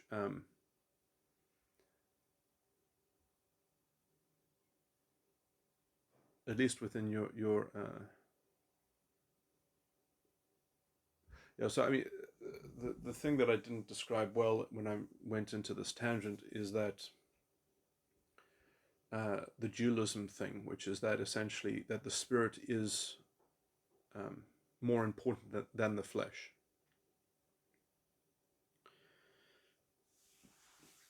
Okay, so anyway, the interesting, or yeah, so this kind of philosophical stuff is important for context, but uh, so just technically the formulas that I'm using in order to decode these things is that the word is of the number, the flesh is by the number, and the red sequence is in the number.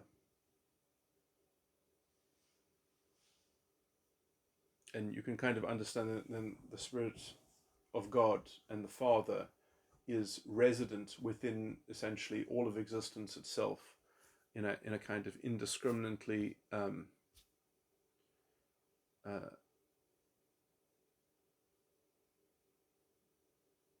blanket acquisition,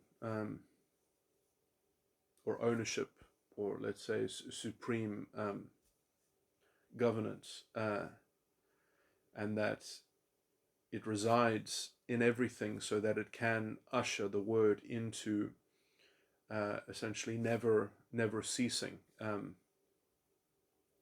into the next sphere of operation as it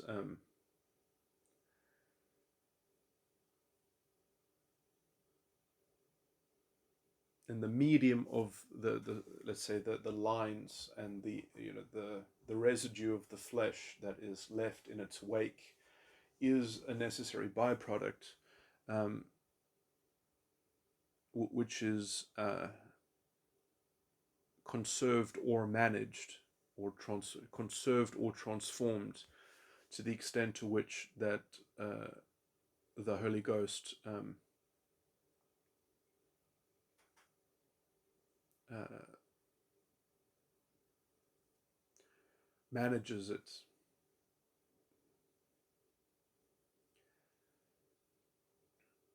So I mean, let me just explore the 11th dimension, which I have called the Holy Ghost. So the 11th dimension is, in the green sequence of the word, it is the hope and adversity of I am what I am,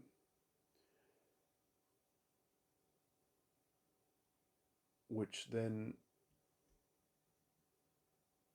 changes into the keep control of I am what I am,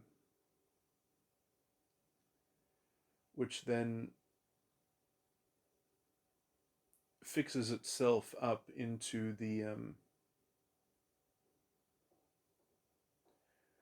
solid point of the respect, or amounts to, I guess, is actually the better description of a ridge, is that those changes amount to the respect of I am what I am. And then obviously the most dangerous flesh is the flesh of the Holy Ghost, which is why it's called the Holy Ghost, because you're not supposed to ever be able to see it in its fleshly form. It's meant to be ghostly, it's not meant to be fleshly. So the flesh of the Holy Ghost is the most toxic and dangerous fleshly thinking there is. It leads to blaspheming the Holy Ghost, which is the only unforgivable sin, because it is a sin that is done in the present. That's why there's a special word that blaspheming the Holy Ghost is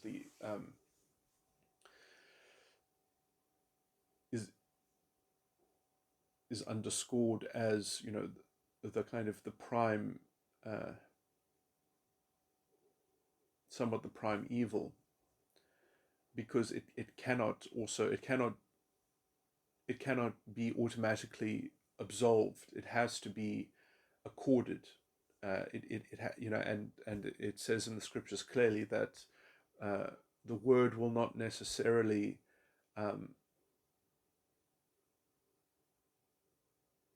pray to accord what needs to be accorded in order to absolve the blasphemy of the Holy Ghost. Okay, that's a slight extrapolation, but anyway, but and this is because it's like an ongoing crime. Basically, it's like a perpetual problem. So the hope and adversity.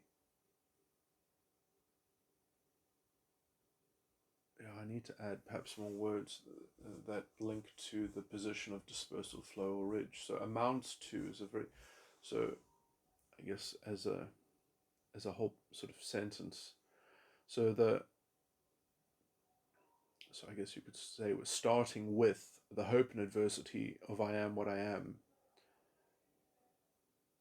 which I guess we have to make up a little bit of poetry, which changes, which in its changing, which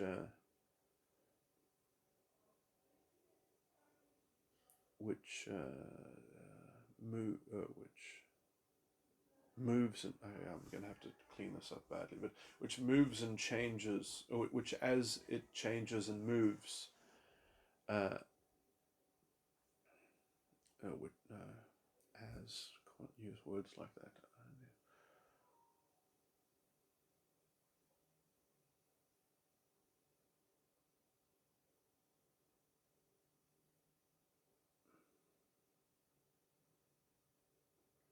To begin.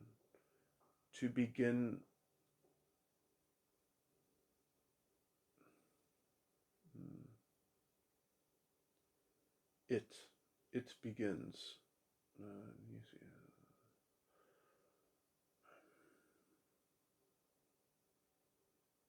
When? Yeah, that's probably better. In the phrase of a question. Yeah, they should perhaps all be phrases of questions.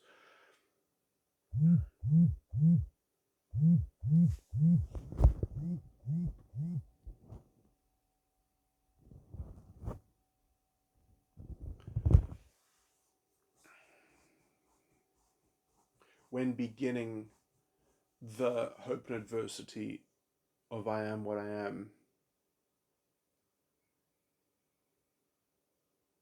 then can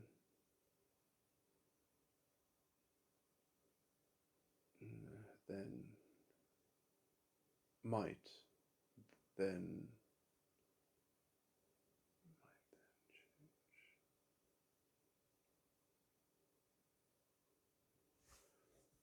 when beginning. Man.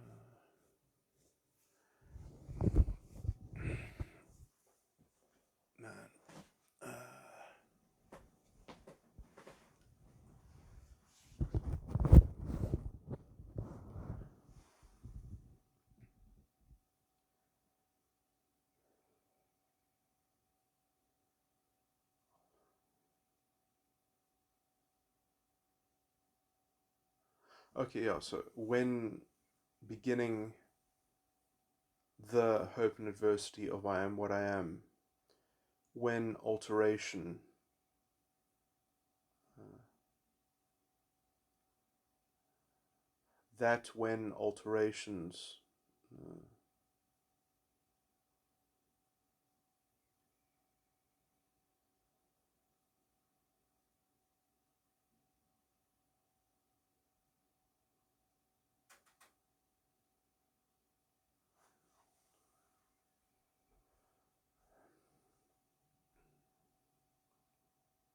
that when altering the keep control of I am what I am,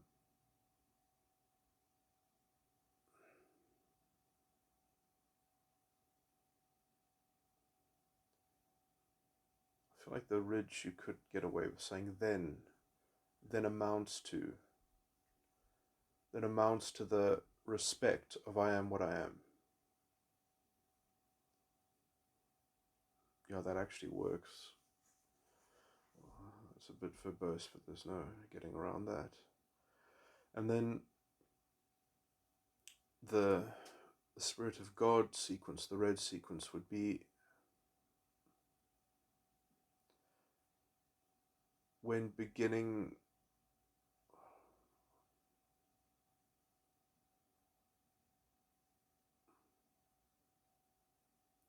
or when novating the keep control in I am what I am.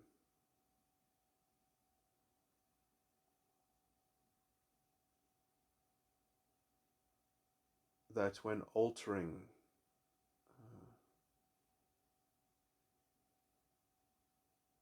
that when it alters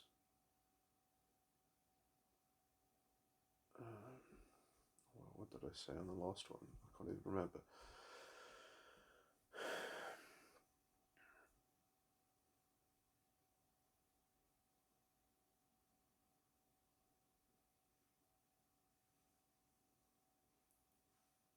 I'm gonna have to go back and listen to that changes or whatever.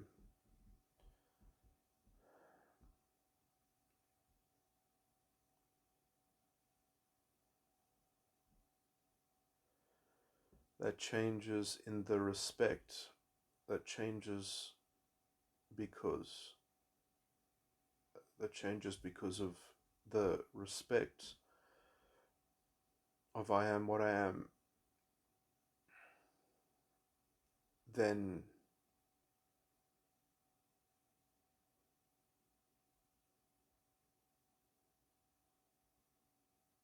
amounting to the embracing of I am what I am.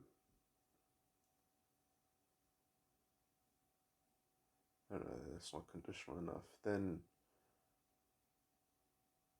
when it amounts, that when amounted to, when, and I'll have to check the phrasing of the last one and to see if I can just use that, because I think that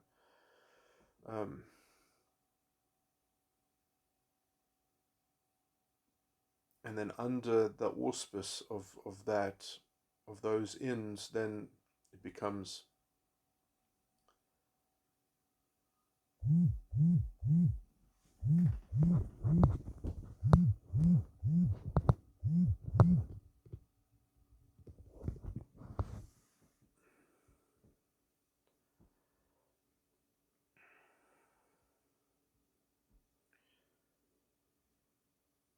the embracing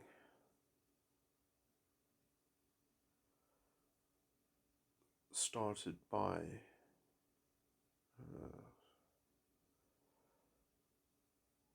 I'm going to have to write down these things.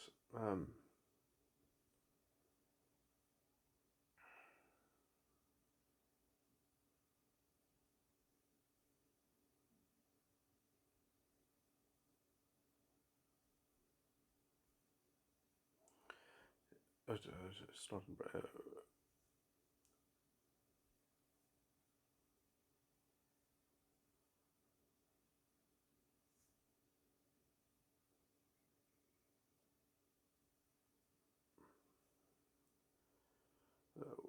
under that auspice will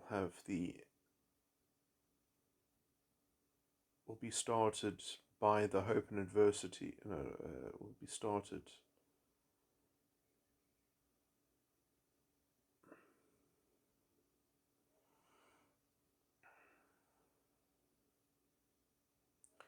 Anyway, you see, like all this sort of verbose stuff, you can kind of leave it behind if you can kind of just kind of philosophically contextualize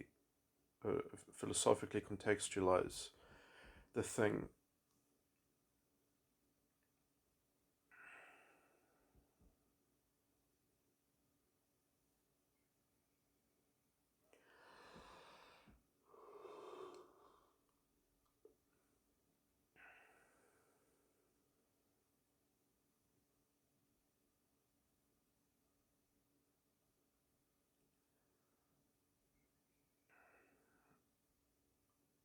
The hope and adversity by I am what I am.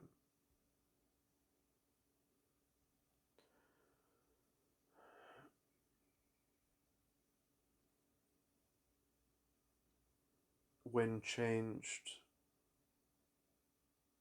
when changes, when changing, when it's changing,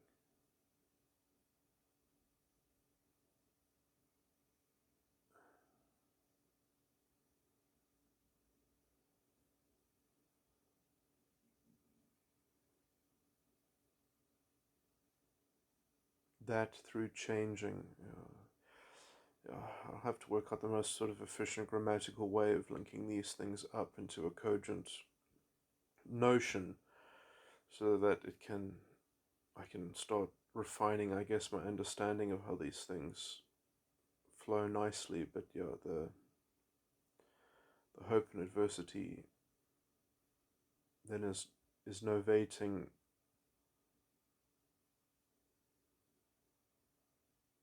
Perhaps it shouldn't be in the past. It shouldn't be in the present tense. Maybe in this particular formulation, keep control by I am what I am changes it. Oh, I guess yeah. You could just have the keep control I am what I am, comma, is the alteration, and the respect by I am what I am is the amounting, or is the amounted, is what is amounted, is the, you know,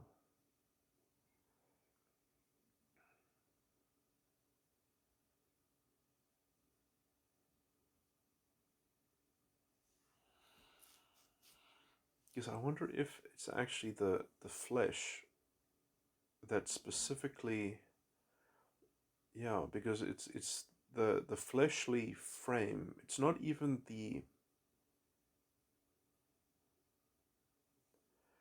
it's not the dispersal of the fleshly element. The green dispersal does not intersect with the Father. It's only the green flow and the green ridge, which essentially is overlapping the Father or the Spirit of God. And so the green dispersal, maybe that's the true extent that the flesh has to be tolerated and crucified, or what the crucifixion is in some sense, is that you must accept the flesh in the form of the green dispersal, but you have to have crucified the green flow and the green ridge, that those are actually the toxic elements, especially in the Holy Ghost, because that's the blaspheming the Holy Ghost. So essentially, when you try to keep control by I am what I am, uh, in the form of a source of alteration, or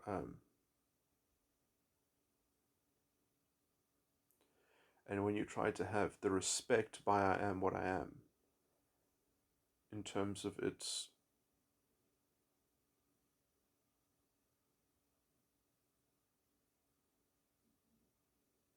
amount, state of amounting, or it's culminated. That's the word. In a culminated state, instead of having respect,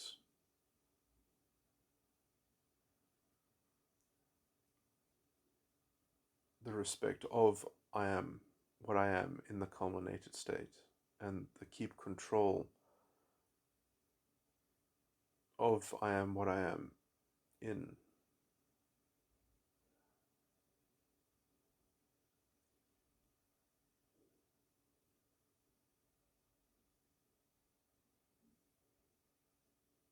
in essentially in the service of alteration. Sorry, in the process of alteration. Yeah, perhaps that's the better phrasing. Process of alteration. So the keep control of I am what I am in the is the process of alteration. The respect of I am what I am is the culminated state of that prior thing, of the keep control. How to efficiently grammatically tabulate this stuff.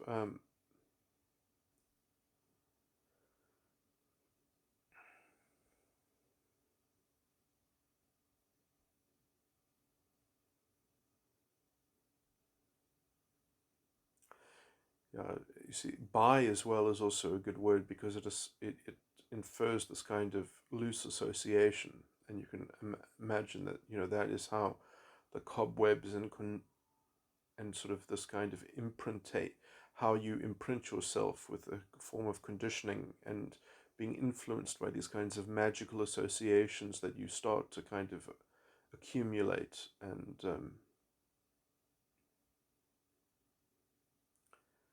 that in some sense your sense of respect is the most sort of toxic conceptual lever that is keeping you locked into a kind of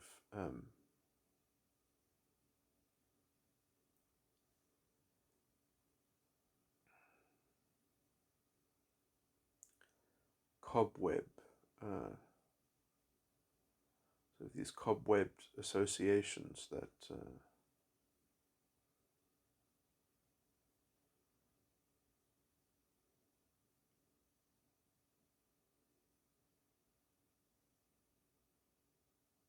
so essentially the question is, I guess, how do you have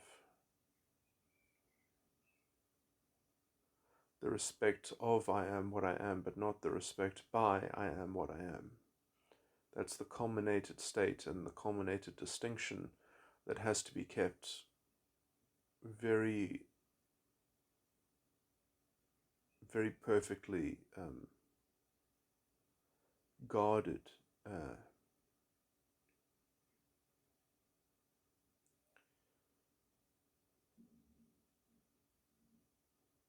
That the alteration of your hope and adversity, in which is done by the keep control of I am what I am, does not culminate into the respect by I am what I am, but stays culminated only in the respect of I am what I am. But in some sense, the flow and and the culminated state are actually because there's nothing to culminate if there is no flow. So it's actually the keep control, which is the kind of the proximate sort of weak link in the chain, as it were. I wonder if you can stop. I mean, maybe it's possible to stop it at the point of the dispersal, to kind of to not. See, I don't think so. I think you have to live with the flesh. You have to, and that's why you crucify it. So you actually have to allow yourself, in some sense.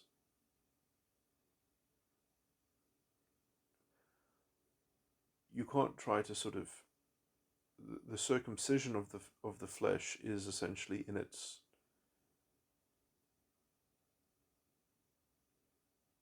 is sort of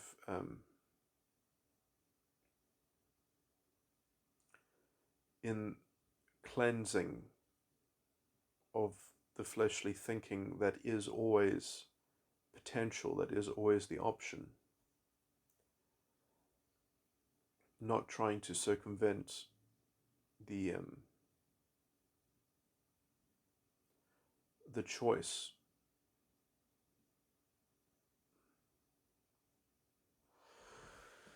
So perhaps the focus should just be on actually looking at how the dispersal, so the hope in adversity by I am what I am. So that is always an option, the hope in adversity by I am what I am. And you have to keep it honed and focused on the hope and adversity of I am what I am when you're doing it. But then when you're doing the next dimension and you're doing the embracing of why it is, yeah, that's the problem, is that when you're doing the embracing of why it is on the 12th dimension, then your only reference to hope and adversity is in the form of the flesh. So the word of the 12th dimension is always going to regard the 11th dimension as being, it has to be dispersed, because if it's not, if the word on the 11th dimension isn't the flesh, then there is nothing for the 12th dimension to operate, because the lower dimension isn't finished, because the will of the Father has not been done on that dimension.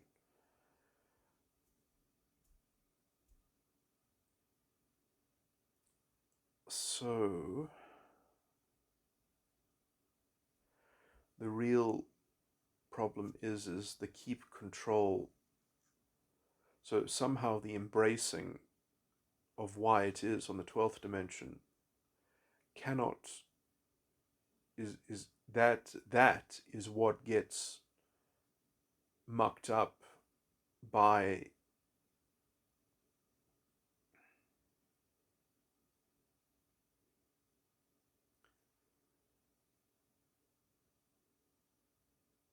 the influence of the fleshly thinking, which, so in some sense, it's the operation of a higher dimension that is reading fleshly images. When I say images, I don't mean like actual images, but I mean cognitive processes and operations and sort of symbolic associations. So I mean, I think they will have something to do with images, but that might be a kind of a metaphor in that, because it's not going to be like a particular image necessarily, but it's going to, well, on some level perhaps it could be aggregated into, but yeah, it's going to be like, so I think that there's going to be a denigration, or at least a degradation um, of the functioning of the word on the preceding dimension, and then the prior dimension is going to sort of be plugged into that denigration, or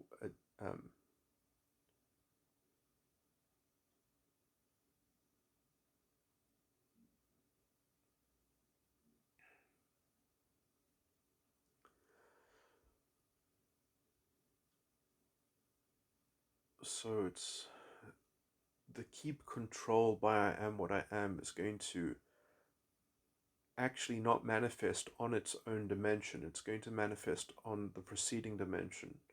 is going to, so a problem on, the fleshly thinking is always a kind of a dysfunction between two adjacent dimensions. And essentially the word will probably have a sort of a blind spot. It will have a kind of cognitive dissonance that is in the shape of supporting the fleshly thinking on the prior dimension. Um,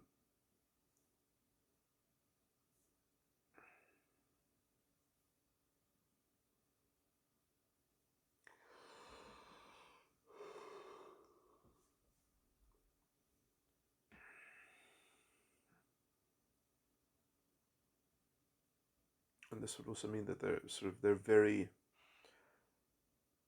fixed sort of combinations. They're very sort of fixed tropes of dysfunction. Therefore, um,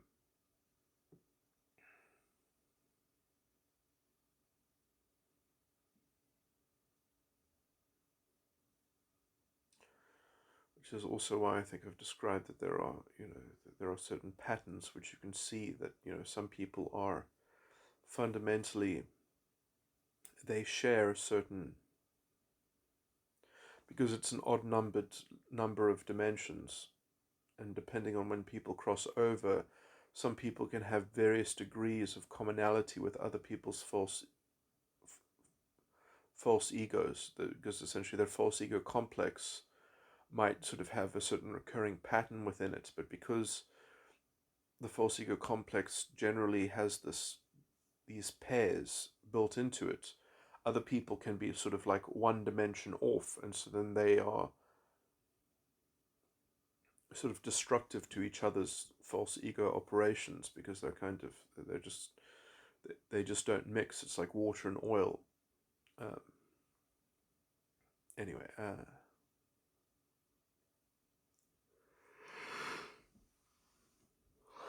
it's probably not good at this point to get into that kind of detailed modeling of seeing how this sort of mechanics sort of intersect with or how they marry up with the emotional tones and stuff. Anyway, so actually I wanted to make this recording as a kind of, to exhibit the embarrassing level of speculation that I kind of get into when I'm trying to integrate. I guess I'm doing this in case anything sort of happens to me, so that perhaps someone might continue this work if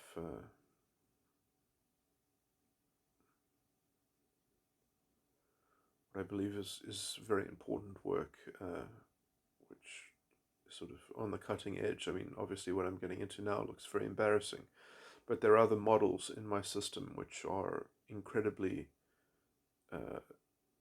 descriptive and detailed and important, and have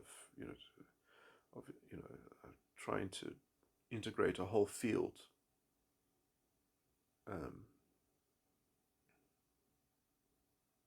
sort of a new field of psychology. But anyway, I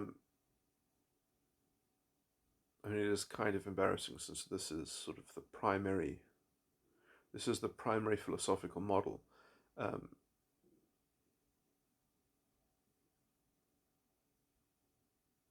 And I can't even just purely talk about it in secular philosophical terms without taking the shortcut of using the kind of the religious allegories. But phenomenology it's a tough subject.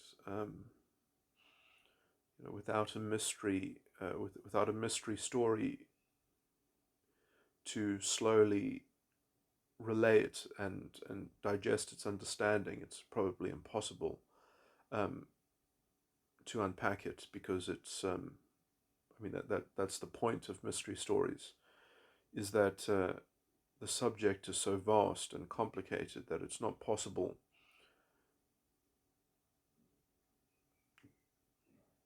to tackle it without the low resolution summary.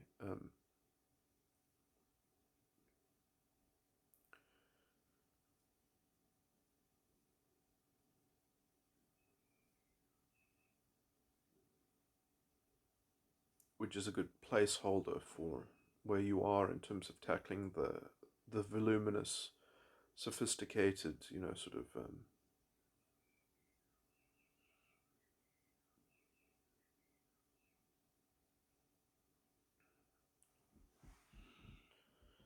complicated subject matter.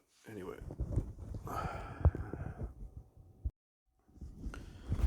to extend my sort of rambling philosophy in just to make some more general notes which are important perhaps to contextualize the very confusing things that I said in the last recording, but something that does need to be pointed out, which is that the kind of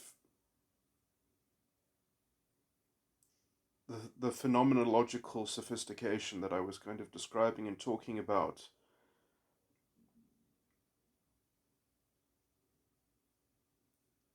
can be sort of kept to one side, especially when dealing with the lower dimensions, because the lower dimensions do not incorporate the higher dimensions, but the higher dimensions do incorporate the lower dimensions. And so, there's a huge tract of dimensions of psychological reality, spheres of operation, which are much more tangible and sort of easy to sort of grapple with. Although, in terms of, I guess I'm contradicting what I've just said by saying that, so at least then when you're dealing with the low dimensions, then you do need to have recourse and an understanding of at least a kind of mechanistic reduction of what I was talking about, in that you have a cognition which is in the process of instantiating, which then uh,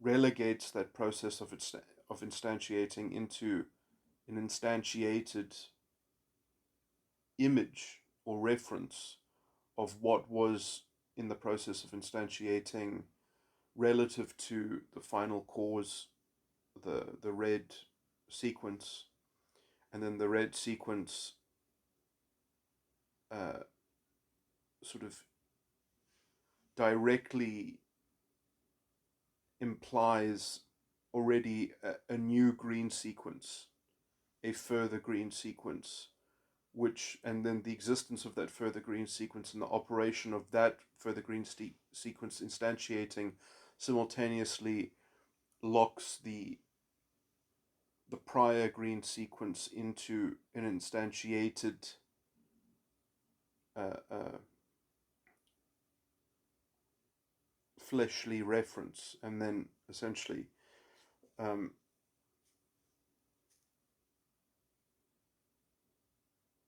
that flesh must be crucified in order for that higher operating to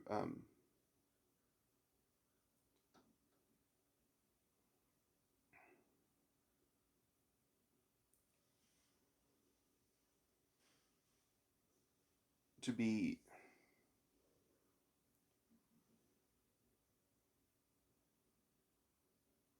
properly corresponding to the next red sequence.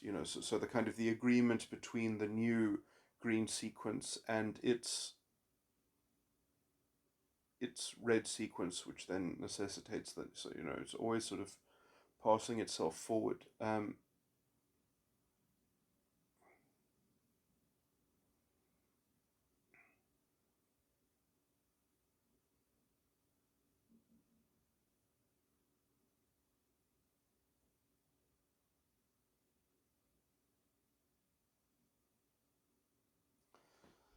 And just trying to overlay some of my understanding of the structure of the false ego complex,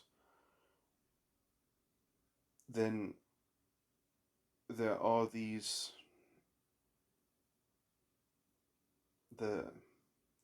4th element in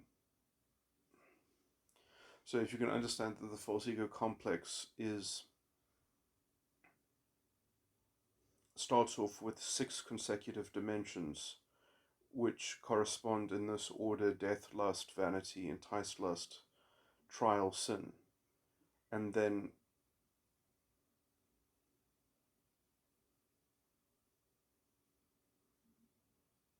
the trial and the sin also have a dual function, as that they produce a second death and a second lust, and then continue on after that to have a new vanity, a new enticed lust, a new trial, a new sin, and then that uh,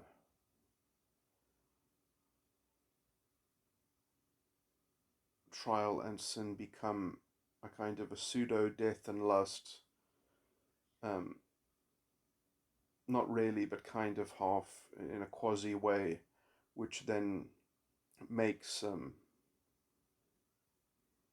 kind of started off talking about the sequence in the middle of things, sadly, but essentially, actually no, maybe it's correct that I said it in this order, because this is the ontological order, although it's not the epistemological order, is that trial and sin become a kind of candidate death and lust that's looking for a correspondence, um, which is also directed from the enticed lust.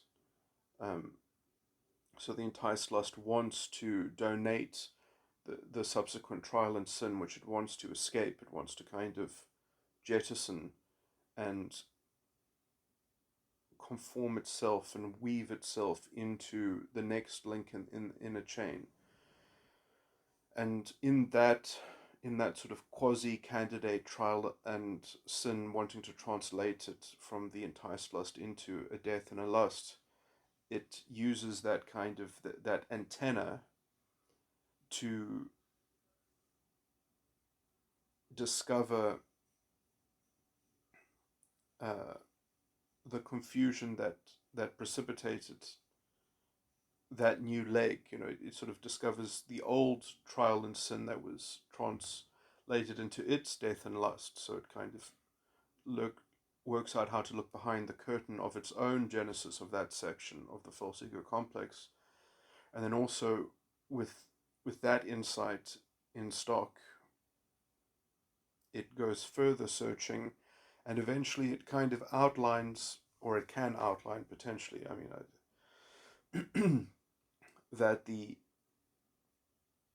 genesis, when I started talking, I said, well, you start with the death and the lust, but actually it isn't a death and a lust. That's why that I was just giving the ontological sequence of events, but the actual epistemological sequence of events is that death and lust is in fact also a trial and a sin, but it's the trial and the sin of a collective false ego complex, which is like the world's false ego complex. So it's a kind of environmental unconsciousness.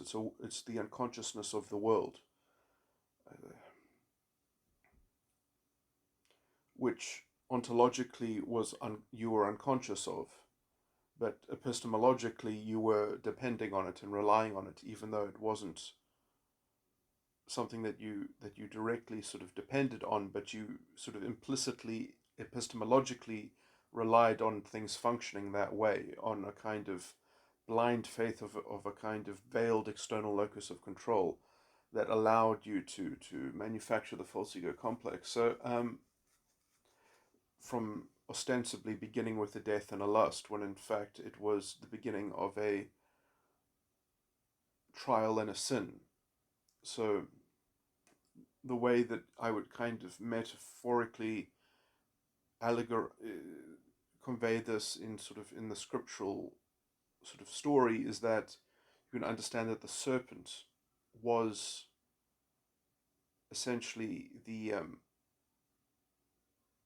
representing the world's trial and sin, and had its own, so was representing this reference to an external locus of control, like a knowledge of good and evil that can be symbolically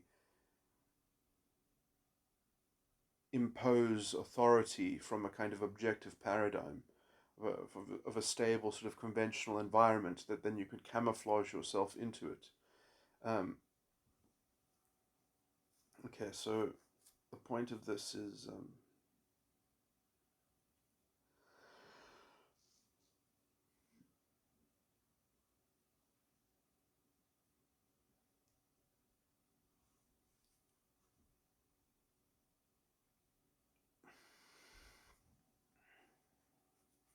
that the antenna in the adult ego, that candidate trial sin that's looking to be transferred into the death and lust, it ends up sort of trying to find an agreement, probably with the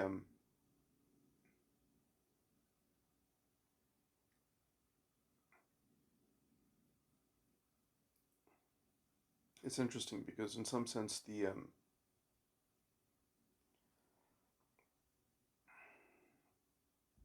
trial and the sin that was donated to form the inner child's death and lust from the world is weirdly quite antithetical usually to the adult ego's um,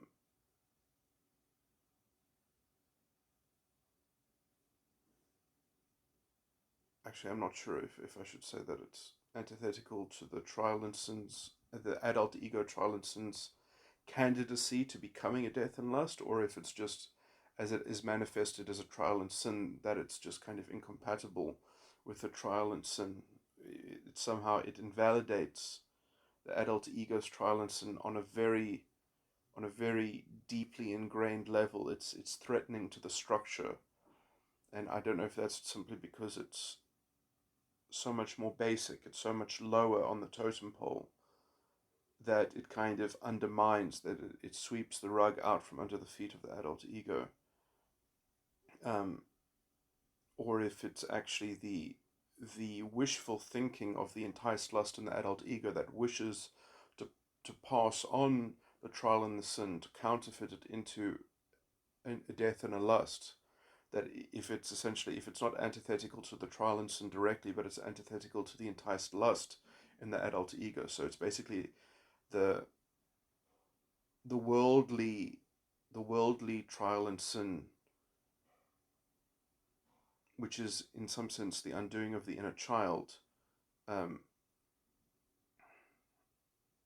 or the structure of the inner child section of the false ego complex. Or you could say as well that it's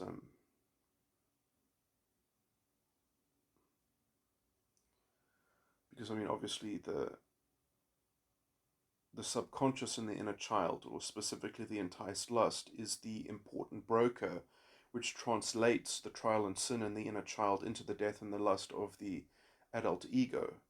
So it's like if you accept the worldly trial and sin, then you somewhat undermine the epistemological structure of the inner child, which has a chain reaction of undermining the structure of the adult ego,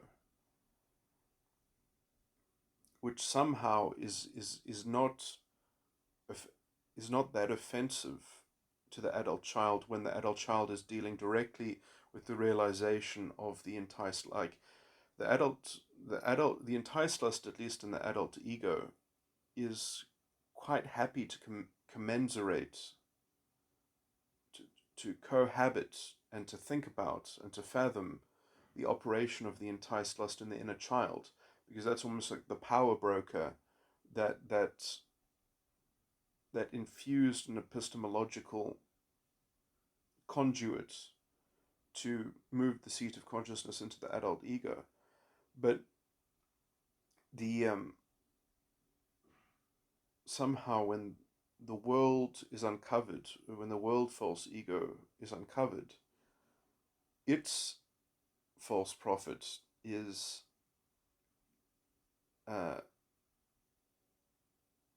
or at least the idea that the death and the lust of the inner child could be seen as being generated from the world's um, trial and sin,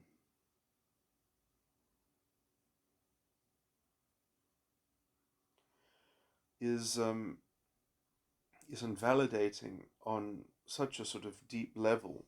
I guess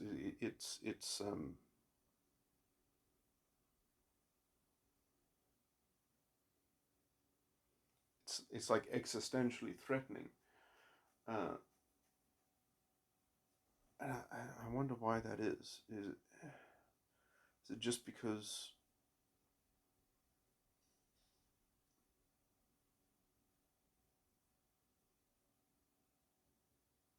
the inner child depended on this nebulous source of epistemology, which was ontologically, which in its ontological development it was unconscious of, and so it's a complete unknown quantity. And the inner child is generally premised on a kind of very, very perfected form of almost narcissistic conceit. You know, its vanity, the vanity of the inner child was almost essentially took the role of a sort of demigod.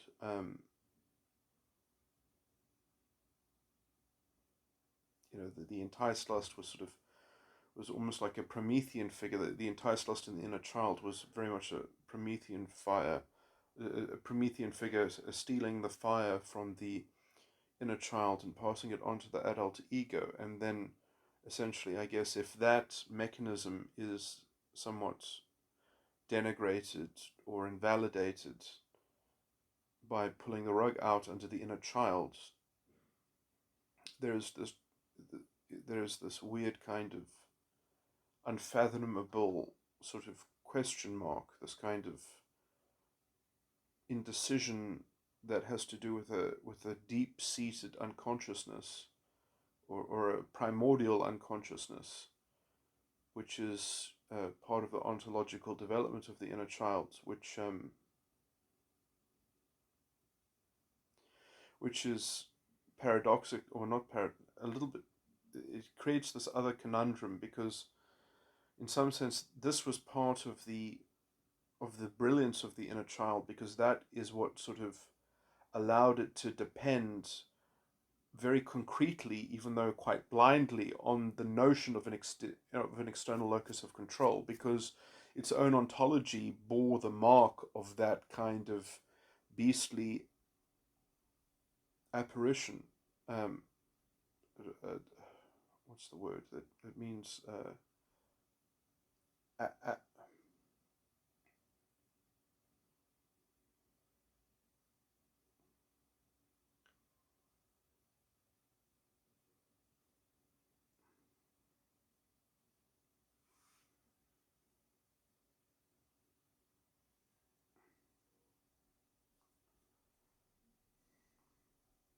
anyway,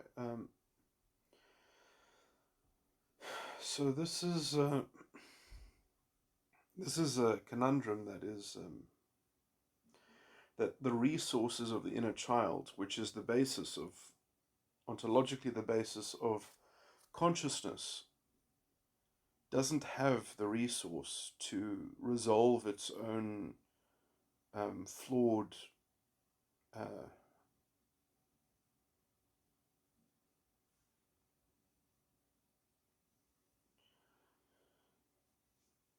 perhaps the panacea would be something like to try to emulate the world consciousness as an individual consciousness, as to kind of model and try to inhabit the model of the world section of the false ego complex. Because if one can sort of try to extend a new model of the inner child into that section of the false ego complex,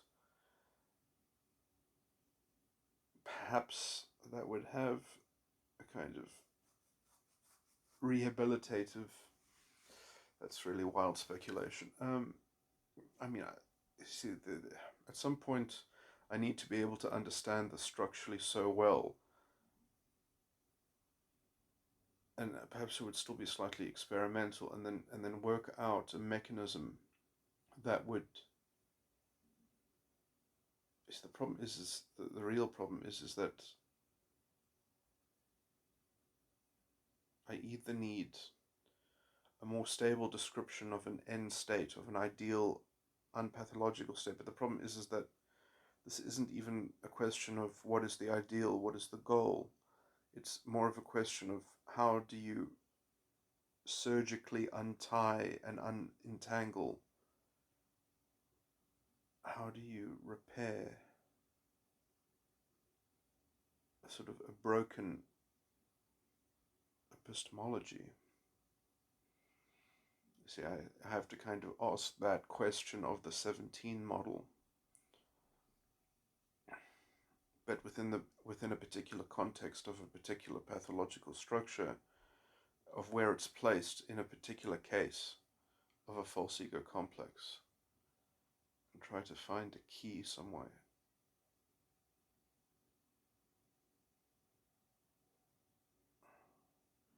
But then I think, left with this horrible thing is that I don't know. Because I don't know what the key looks like, I can't already envision a kind of the final product of how consciousness would operate, because it's not a question about the underlying intelligence or the basic intelligence. It's a question about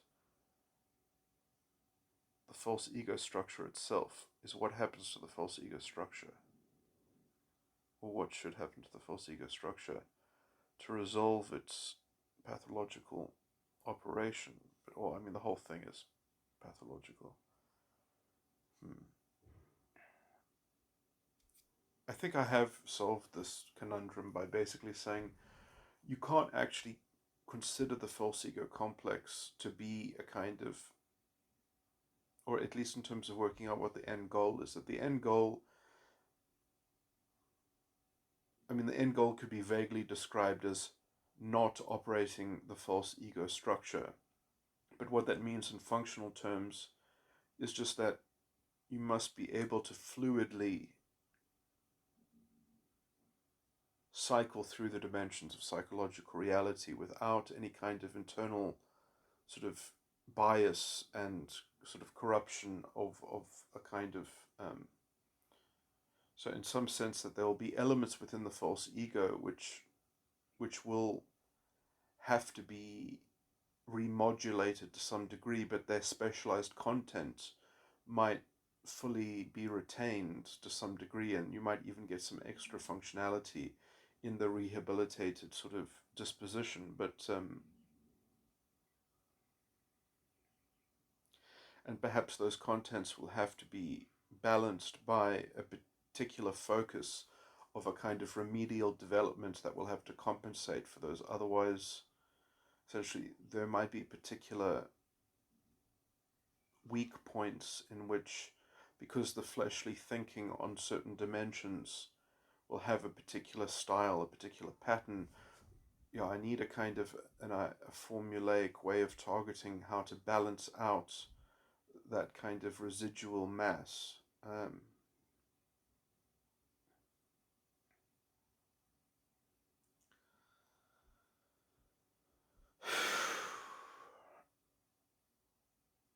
So I mean, I guess what I'd really just need to do is work out a very detailed picture of what fleshly thinking looks like on one dimension, or in the smallest unit possible, and then also see how well that scales. I mean, the problem is the complexity of that. These things exist within chains, within structures that overlap each other, in which the same dimension is being used, differently by different sort of conduits.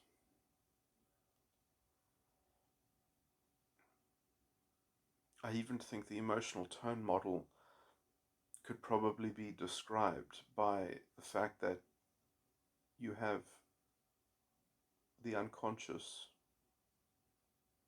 or the world, you have the worldly, the environmental unconsciousness, the world section of the false ego complex, and then what I would do is I would take the subconscious from that, the vanity and the enticed lust, and then you take the subconscious from the inner child, the vanity and the enticed lust, and you take the subconscious of the ego function, sorry, of the adult section of the false ego complex, that vanity and subconscious, and then you've got 6 elements there, but they are separated by some distance. But at least those elements are fully fixed in their sequence. But it's weird that there is something natural about that sequence, that of three of that there are 3 nodes that make up the false ego complex. And one of them is taken to be external, and 2 of them are taken to be sort of reactions, or that proceed after that external input, or that external. But it is because I mean the reason why I say that is because the circuits of the emotional tones themselves are form these weird patterns of 6, these weird circuits of 6, and they correspond between the gunas. It's weird.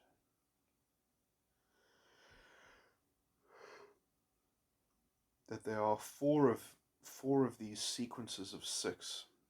It somehow is deeply connected to the structure of what I've just been talking about. Yeah, as soon as I can tie those loose ends together, then I will feel confident that I won't be embarrassed anymore, and I will actually be able to come up with full explanations as to how these things interrelate, how metagram interrelates to metatype. It's so embarrassing not having that. But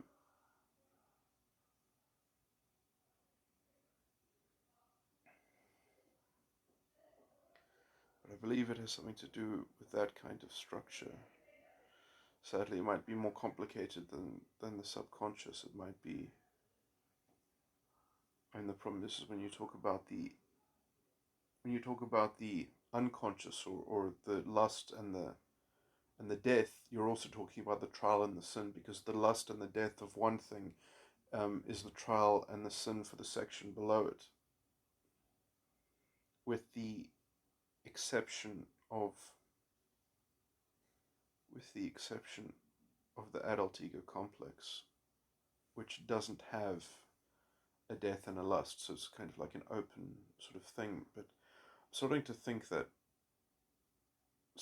the reason why it's so hard for me to describe what metatype is somewhat much easier to grapple with, but metagram is very complicated, and the reason why it's so complicated is because the answer to what it is actually modeling is very complicated. That, for example, sattva types have a particular internal structure.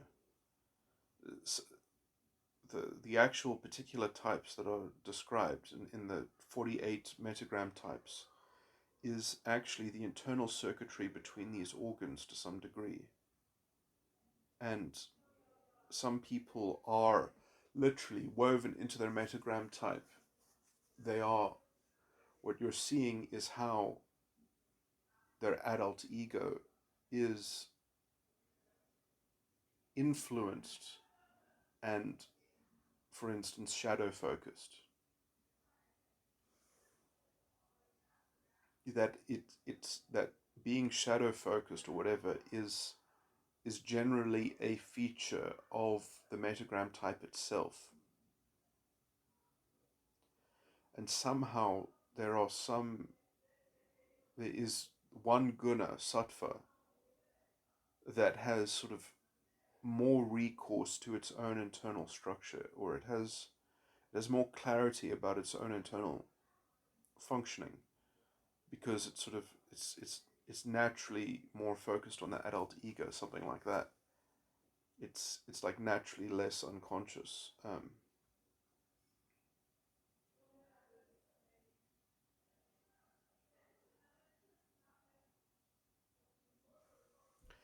Perhaps that's because it still has a kind of residual reference, or that's somehow imprinted on the whole structure that sort of has an external relation, has an imprint in its functioning on how it dealt with the kind of the environmental unconsciousness, that somehow the content of the environmental unconsciousness is still unknown, but it was still known that it was sort of negotiating or making a contract with. And so there's a consciousness of the species of unconsciousness that it is embroiled in to some degree, something like that. This recording is an addendum to those embarrassing recordings, and I'm just going to continue to speculate on theoretical models of therapy to metatype or the false ego complex. So I think that I'm roughly got something correct when I say that essentially the real problem with the false ego complex is that the world section of the false ego complex is ontologically not present, but it is epistemologically sort of inferred and implied by the rest of the structure of the false ego complex. And basically the world section of the false ego complex, because it is not even known before it is depended upon epistemologically, is essentially a form of an external locus of control, a form of conditioning that incubates the inner child, which then is the ontologically first, the death and the lust in the inner child is the first,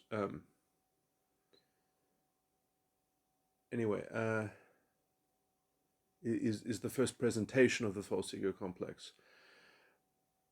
So I think that I'm roughly correct in saying that the kind of the way to go about overturning the false ego complex is to somewhat convert that external locus of control into an internal locus of control.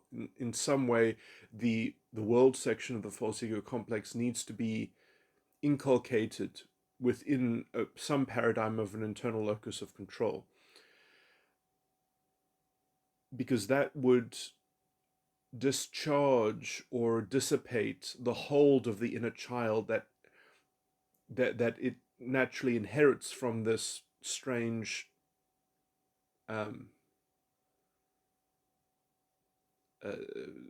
conditioning provided by the external locus of control of the world section, that gives it its kind of unassailable sense of it being a kind of an indisputable entity, that essentially because of this dichotomy, which is primordially in a primordial way set up by the world section between an external locus of control, which is ontologically absent but is epistemologically depended on,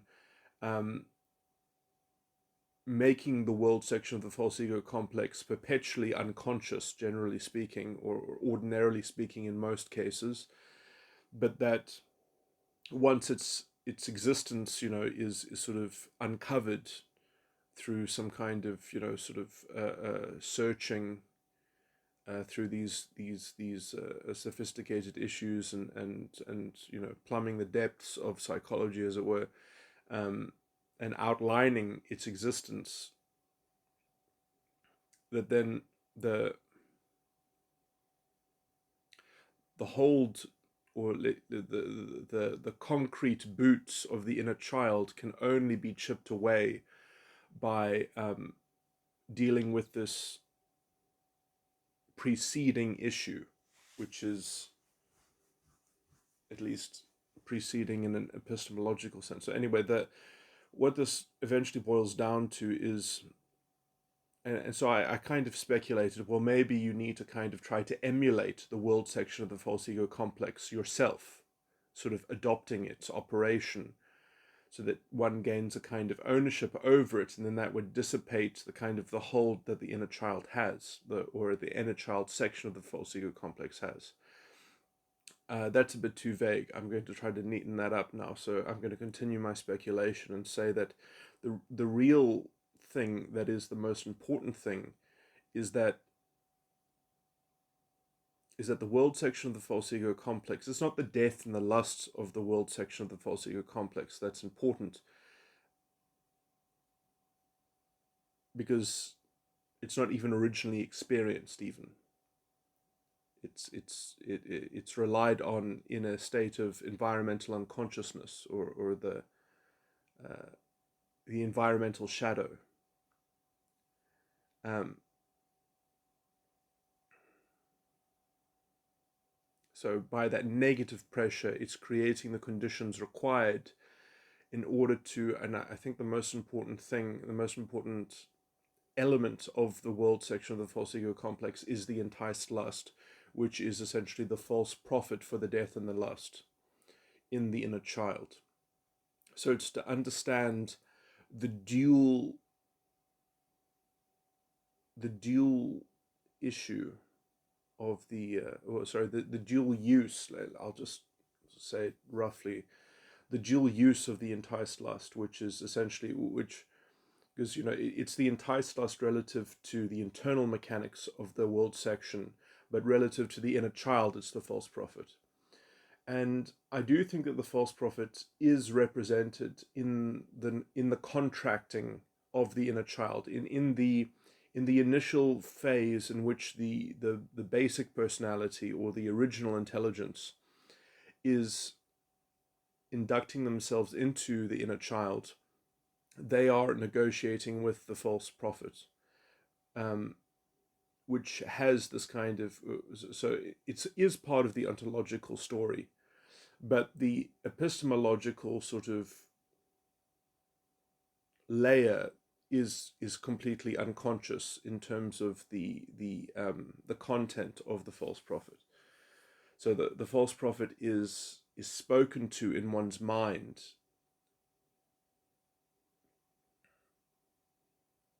as a figment, as a fictional figure, which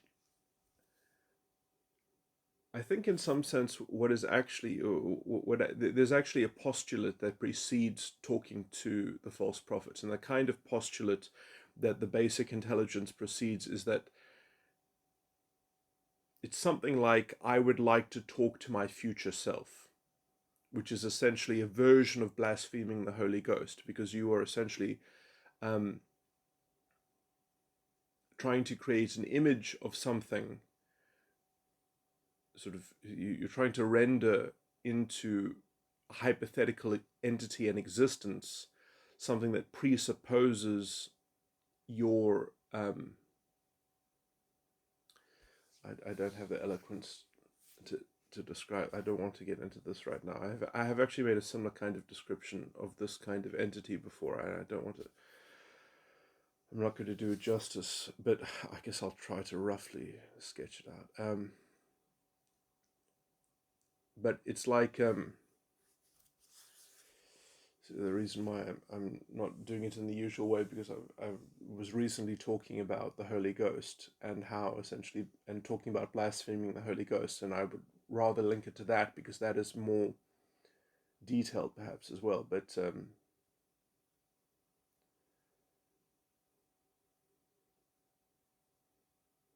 because you're talking about, I mean, essentially you're trying to create an idolatry of the Holy Ghost itself, in that you're trying to create an image that's supposed to represent an entity that has the power to keep control over your own agency, but you're creating an image that's representing your own agentic capability. So it's literally usurping your own agentic capability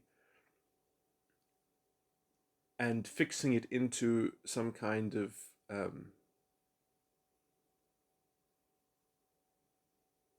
prophecy, some kind of so you're talking to something which is a kind of a stream of consciousness, or you're talking to something that answers back. You're talking to yourself in your head, talking to a fictitious entity that you have adorned and dressed up with the authority to speak for the Holy Ghost. uh,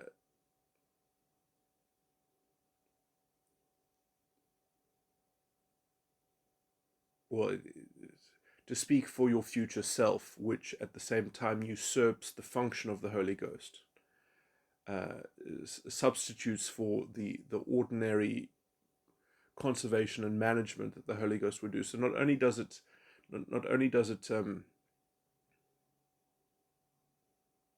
through that whatever interaction that you have with that thing, not only through that precipitated association does it bind your own um, bind yourself, but it also binds the environment as well. It what do I mean by that? It not only binds your spirit and the normal functioning of that spirit, which would include the procedures normally performed by the Holy Ghost, but it also binds the flesh as well. So it binds this kind of idolatry binds both flesh and uh, your normal, let's say, functioning spiritual operations, or the non-pathological form of cognition, essentially. So not only are you doing something that is maiming your own psychology, but it's also literally maiming your own um,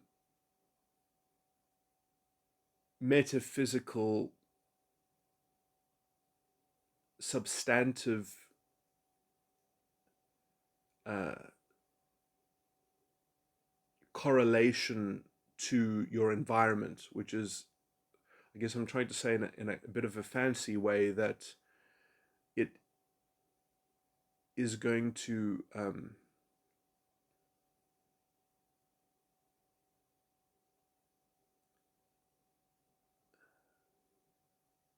not only is it going to entangle your internal mechanics, but it's going to entangle um,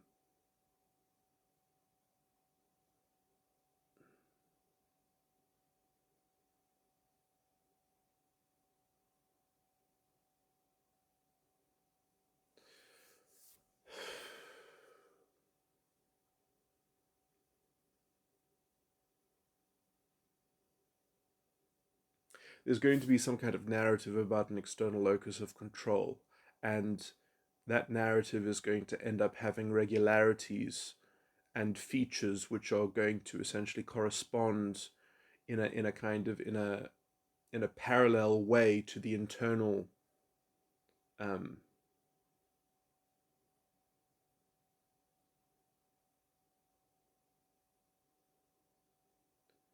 disjointed, dysfunctional uh, uh, sequestration, or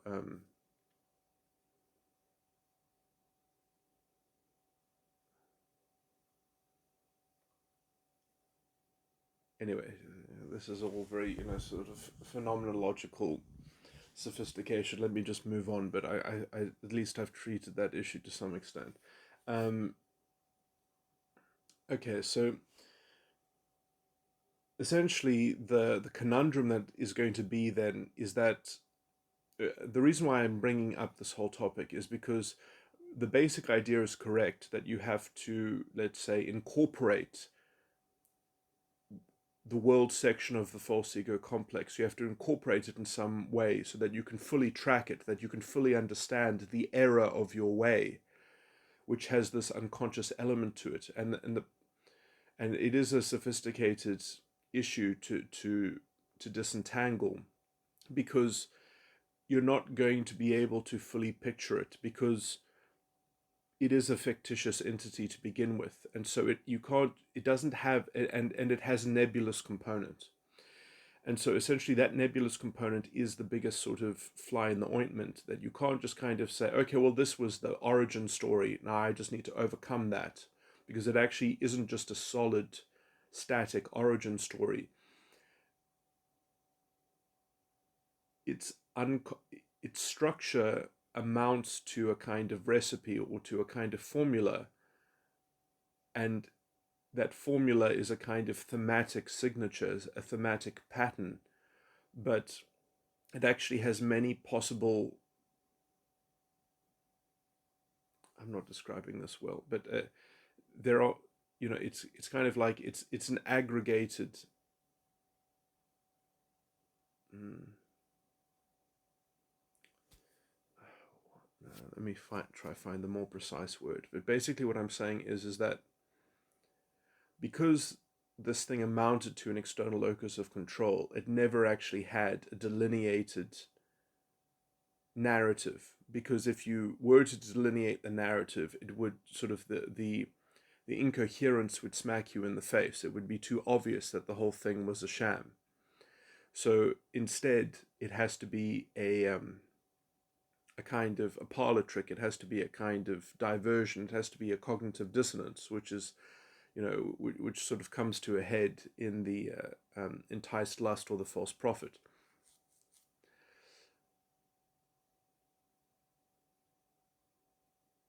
Oh, that's actually a good dimension that I never thought about. That essentially, what yeah, essentially the enticed lust wants to become a false prophet because that is when it is most stable and most capable of essentially it starts off as an enticed lust and then it wants to, I'm talking about mainly, I just thought about this in terms of the inner child and the adult ego, that the enticed lust really wants to become or wants to grow up into a kind of false prophet. The problem is that if it wants to become a false prophet, it needs another entity to believe in it, to believe in its prophecy or to listen to its prophecy. It needs another entity to hear it out.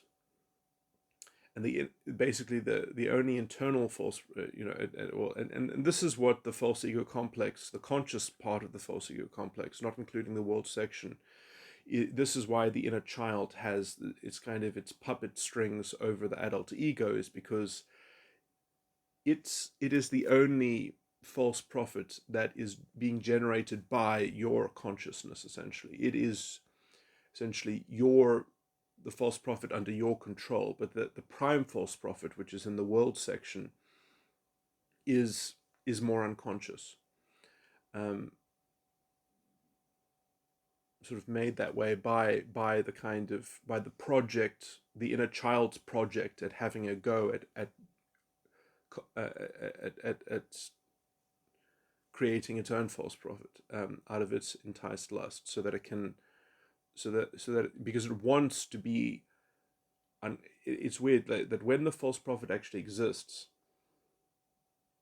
what it does is the two preceding dimensions, which are which become the death and the lust of the entity that is listening to the prophecy. So the adult ego that's listening to the prophecy of the false prophet from the inner child is having its own death and lust, which it wants also to kind of be unconscious of. But the thing that I wanted to point out is that essentially the false prophet operates because it doesn't want to go through a trial and a sin. So instead of going through the trial and the sin, it creates a death and a lust for the new entity to worry about. But then because then that new entity also wants to become unconscious of the death and the lust as it's trying to crown its own false prophet. And then I guess the structural strength of the adult ego, or the adult section of the false ego complex, is that its enticed lust doesn't have another entity to talk to. So it's like it never fully generates the same level of functioning of false prophet that the inner child has. So the inner child does have this kind of this special power, which it has to constantly lend to the adult ego, and the adult ego doesn't have the real resources to actually challenge that special power that the inner child has. And so the adult ego can instead be focused on trying to kind of actively subdue the inner child, which helps, and that internal drama helps the false prophet and the inner child keep the trial and the sin unconscious, because it's locked in this internal drama. Okay, so anyway, that's an insight that just came to me, and I felt like I had to go through that tangent. But anyway, so the thing is that the false prophet in the world section which is also called the prime false prophet,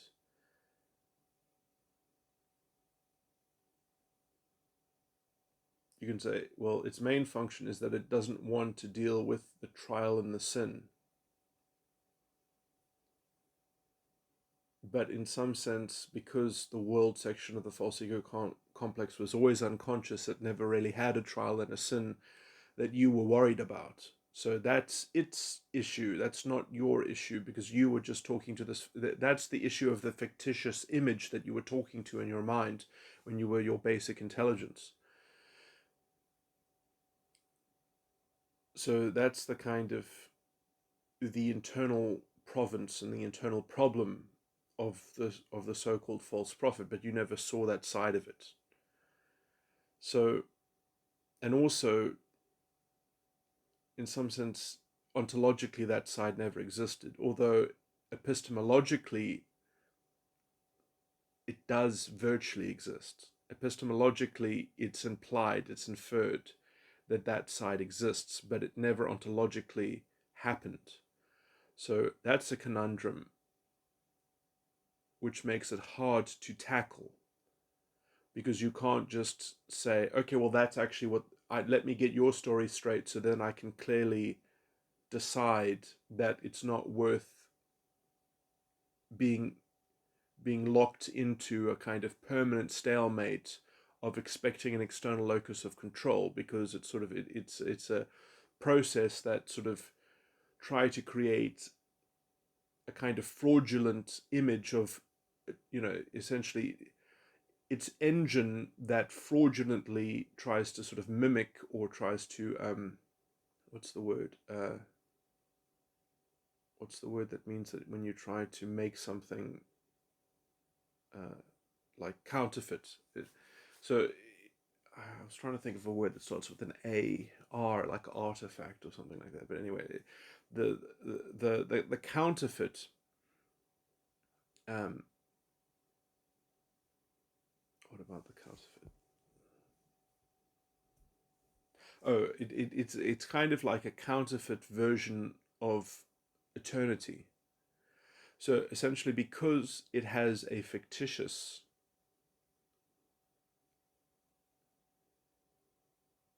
dependence on an implied epistemology which never gets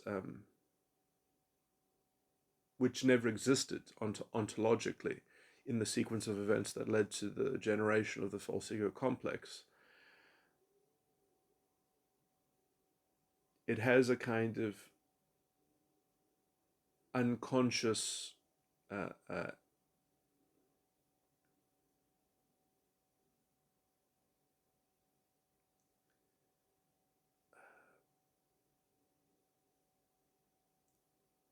raw material that it can spin into the semblance of a kind of eternal process that is beyond and external, and that has a kind of authority because it was part of the ontology. So it's this kind of this eternal mystery in some sense. It's a mystery that cannot be finished, and therefore it stands in for the authority of God, essentially. Because it's found a way to counterfeit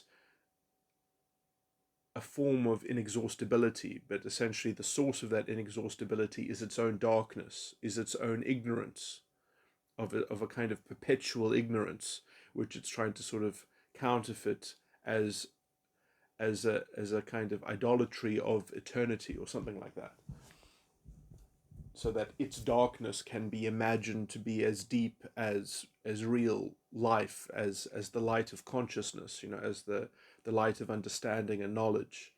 Um,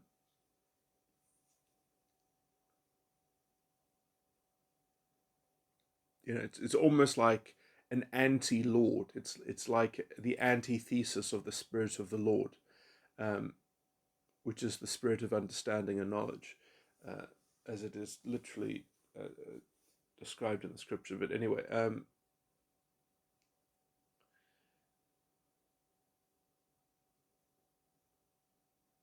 okay, so again,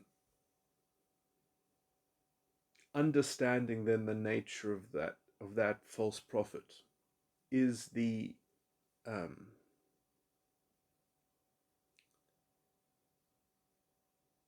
is the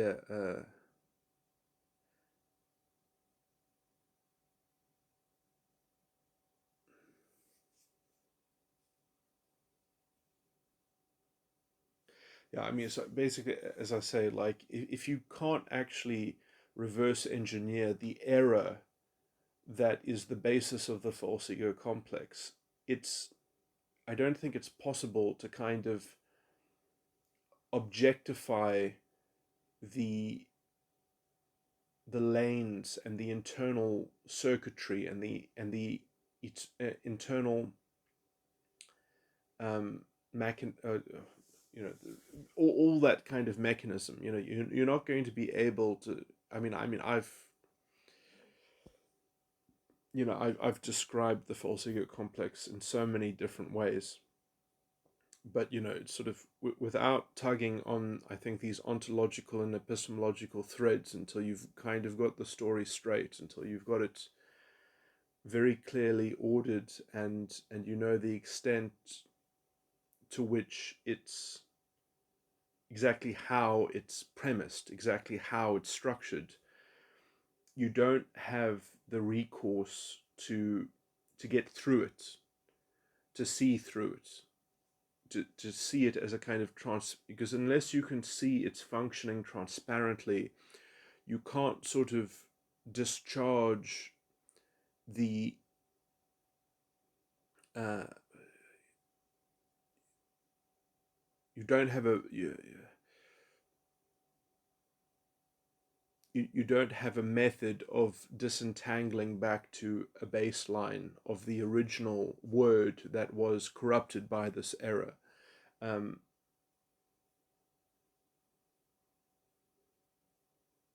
or at least technically the word never gets corrupted, but I guess you don't have the method that allows you to distinguish between um,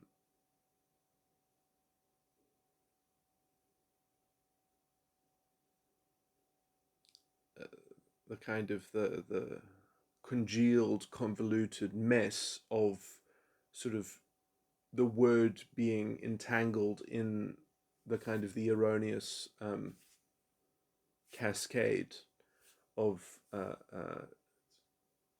you know dimensional dominoes or whatever into um, in the myriad sort of internal um, pressures and sympathetic discordances and cognitive dissonances of the which I guess a lot of that does center around the enticed lusts or the false prophet dimensions. So anyway, yeah. So I think that really is a big key to therapy, is focusing on the dimension in someone's particular case of their false ego complex. If you can hone in on the dimension that corresponds to the world section's false prophet or enticed lust, and I wonder and that means that my description of the world section in terms of these very esoteric sounding, sort of, because those are the thematic, that is the description of the purely sort of abstraction, and that isn't in fact the only way in which the world section of the false ego complex can be revealed, or how it can be uh, because there is no content there. It's only its thematic structure. And essentially, because it has no content, it's just that content is essentially projected onto the shadow. Um, that sounds crazy, what's the point of projecting something into a shadow or onto a shadow? Um,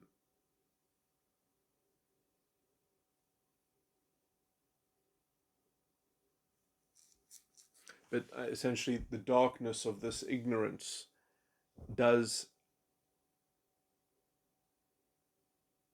accord to a particular structure in that darkness, which is, let's say, the invisible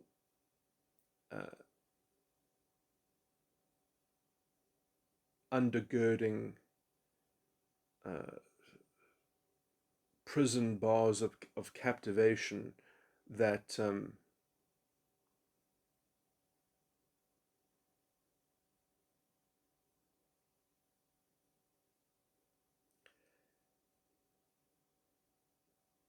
that dress the personality of the false prophet, and that is and that fictitious act, that image of the false prophet, which is compiled in the imagination, and then dealing with that image, which is, I mean, I've metaphorically called that a form of idolatry.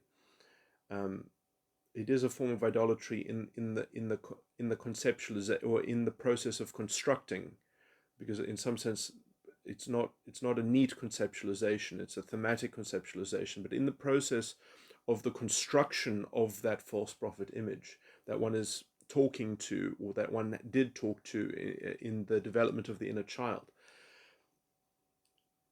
that essentially those dimensions that go into modeling that construction of the false prophet I wonder if it makes those dimensions sort of locked into shadow, locked into unconsciousness, sort of locked into obscurity. I mean, this is why I think most people using the approximate model of the four sides of the mind and MBTI have such deep aversion to their superego, is because they cannot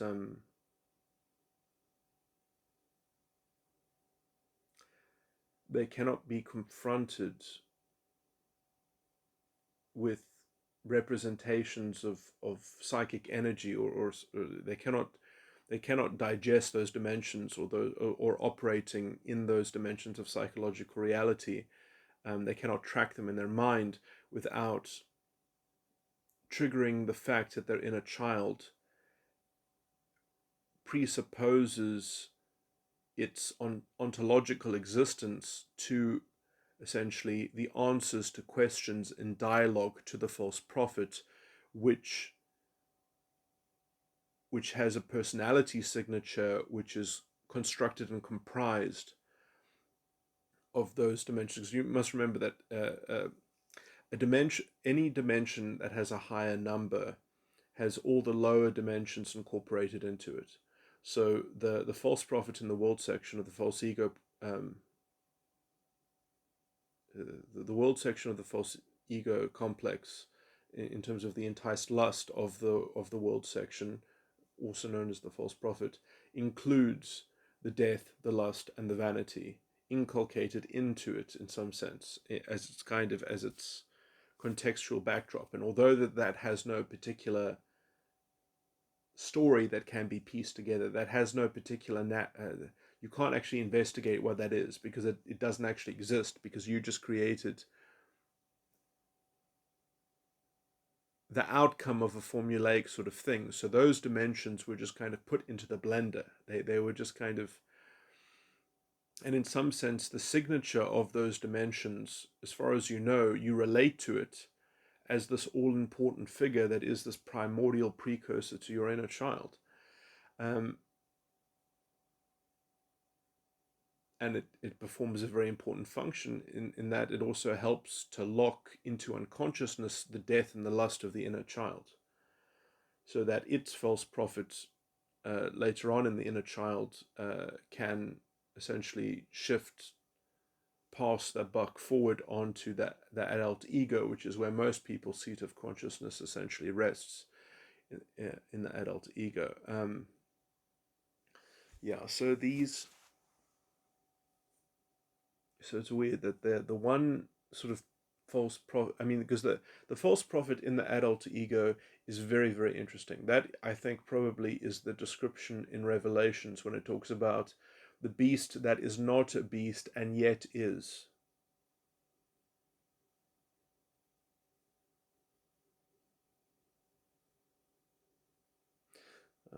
I should probably read Revelations again. I haven't read it in a long time, and now after this, all of this speculation, perhaps uh, I might have some better ideas on therapeutic. But anyway, I just thought I'd get this speculation done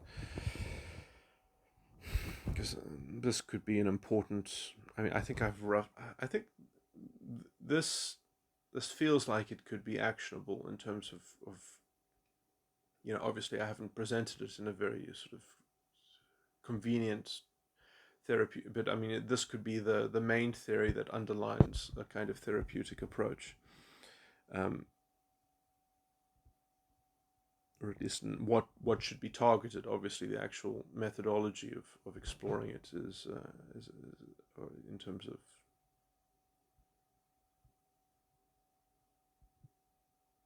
priming people for doing this work. Uh, that might need some adaptation, but anyway, I feel like it's much closer, at least. So I just want to elaborate some things because it might be important layers of to add important details if anyone has to ever take these recordings and use them as a basis for developing further this, if anything happens to me. Sounds so paranoid. But anyway, the important additional layers, I think, are just to understand more elements about how this prime false prophet functions psychologically. So the thing that gives the false prophet its power, and I'm talking about the prime false prophet, is that you don't know the source of the authority. You, there's no content, there's no substance behind its prophecy. So the thing that it's telling you is is a blind is a blind authority that you are giving power to in some sense. Um, it's veiled. You're unconscious. The backstory of the false prophet, essentially. And then the important thing about this is that you can imagine the backstory to be whatever is needed in order to vest the false prophet with the authority needed to absolve the rest of the structure in the false ego complex. So basically, and this is what makes it a kind of an eternal resource that can entrench or validate the structures in the inner child and the adult ego, because whatever drama and whatever internal drama happens later on in the false ego complex, it can be, it essentially, it can be ignorantly relied upon, it can be blindly relied upon, that the narrative that the false prophet is embroiled in, which you don't have any direct content about, which you don't have any direct reference to the substance thereof, you can just imagine that the substance that informs that narrative is commensurate with essentially doing whatever is done that is in line with the prophecy. In some sense, you could say that, I mean, this is going to sound like a strange kind of cop out, that essentially the substance to the false prophet's prophecy is that it doesn't have any substance. You can hear what you want to hear.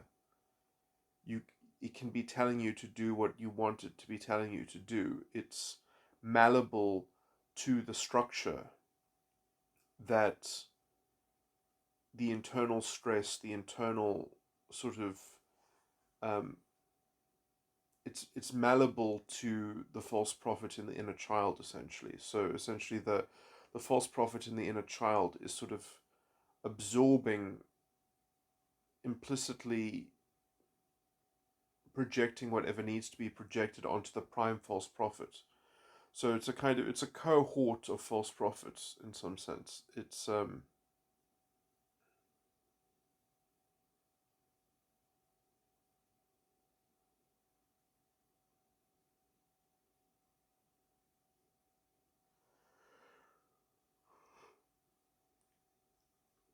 and the one is prime and the other one is secondary, but the secondary one in the inner child is actually doing the work of essentially eliciting the substance which the prime one needs to do in order to validate the secondary one. So it's such a nebulous source of authority that it can be used to be invested into the inner child's false prophet. So there's the global false prophet, and then there's the local false prophet, which is using the auspice of the global paradigm of the false prophet essentially to then seemingly retroactively imbibe the global message which it is conveniently extracting from the vague global uh, nebulous theme of an external locus of control, um, which can be whatever you want to extract a reading there too. Okay, so that's a weird sort of layer, but I think it's important that that layer is mentioned because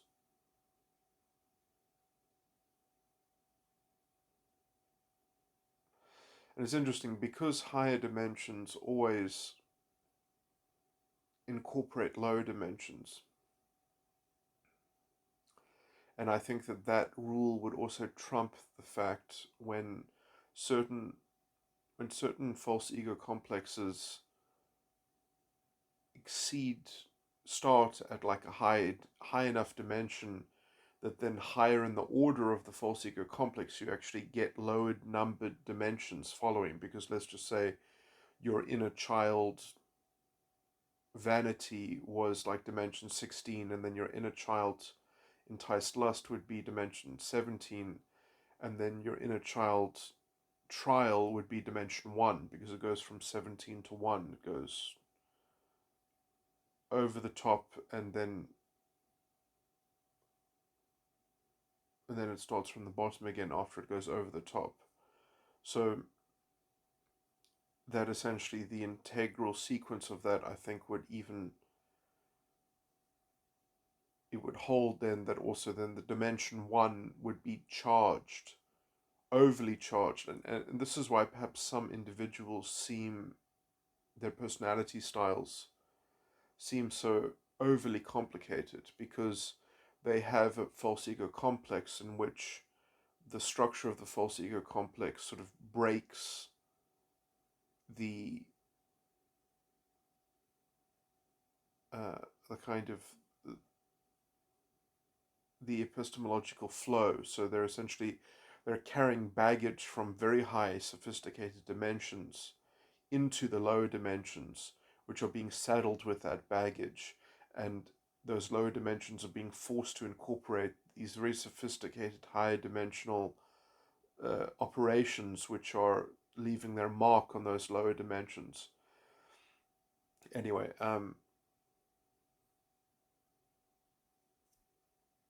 but generally speaking, the higher dimensions incorporate the lower dimensions, but the lower dimensions do not incorporate the higher dimensions unless accepting for that exception that I just described. Um, and maybe that exception that I just described, I mean, that's slightly speculative. Maybe it does actually jettison it off, and then people that element in their false ego complex that it goes over the top, that they seem overly simplistic then, because then they don't have that baggage, but they have a disjointedness within their own internal circuitry. So that's the other, I guess, permutation, if it's not the first case that I described. Anyway, so a lot of this is still somewhat speculative. Anyway, but generally, the higher dimensions incorporate the lower dimensions, like implicitly within them, because they're function on top of those other things. So, but it's kind of like the way that I picture this is like a pyramid, that the higher steps are built on top of the lower steps, and the lower steps um, support the weight of the higher steps. And so that's a bit of an inverted metaphor, but anyway, or the higher steps are carried by the lower steps always. Again, I guess that's an inverted metaphor. I guess you have to say something like the higher steps are leading or directing from above the lower, or they have to incorporate. Yeah.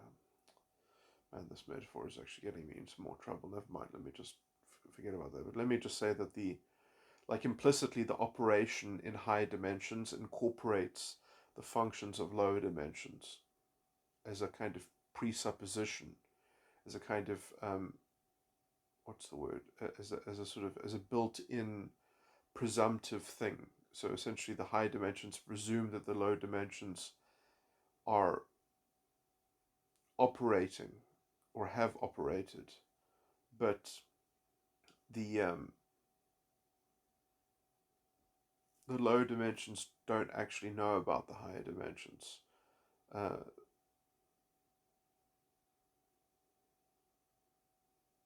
the higher dimensions are beyond the lower dimensions. They are more specialized. So, like, if you look at it from that perspective, I mean, that's true and it's not true, because obviously the higher dimensions incorporate all the lower dimensions, and so therefore they could have a kind of Venn diagram, but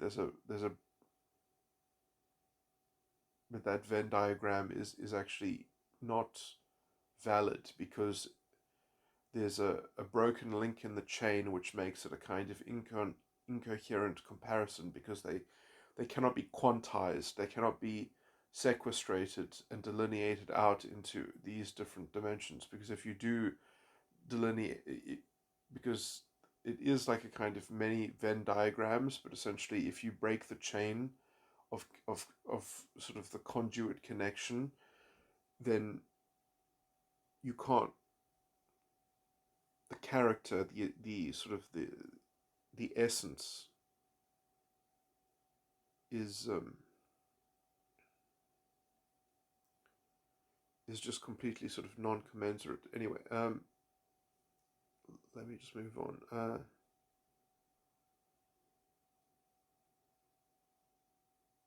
Right, why was I saying that in the first place?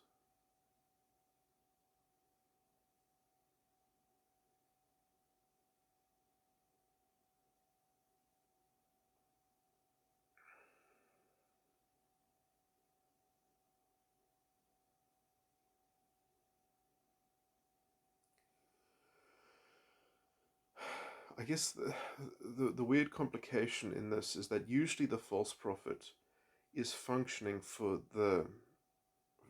in order to try to facilitate or to value or to sort of safeguard or to prop up and promote in a very sort of weird kind of way the dimensions that would otherwise be functioning according to the trial and the sin. It wants to kind of reinterpret the trial and the sin as something else, as a separate entity, to pass it off on a new entity, for the new entity to inherit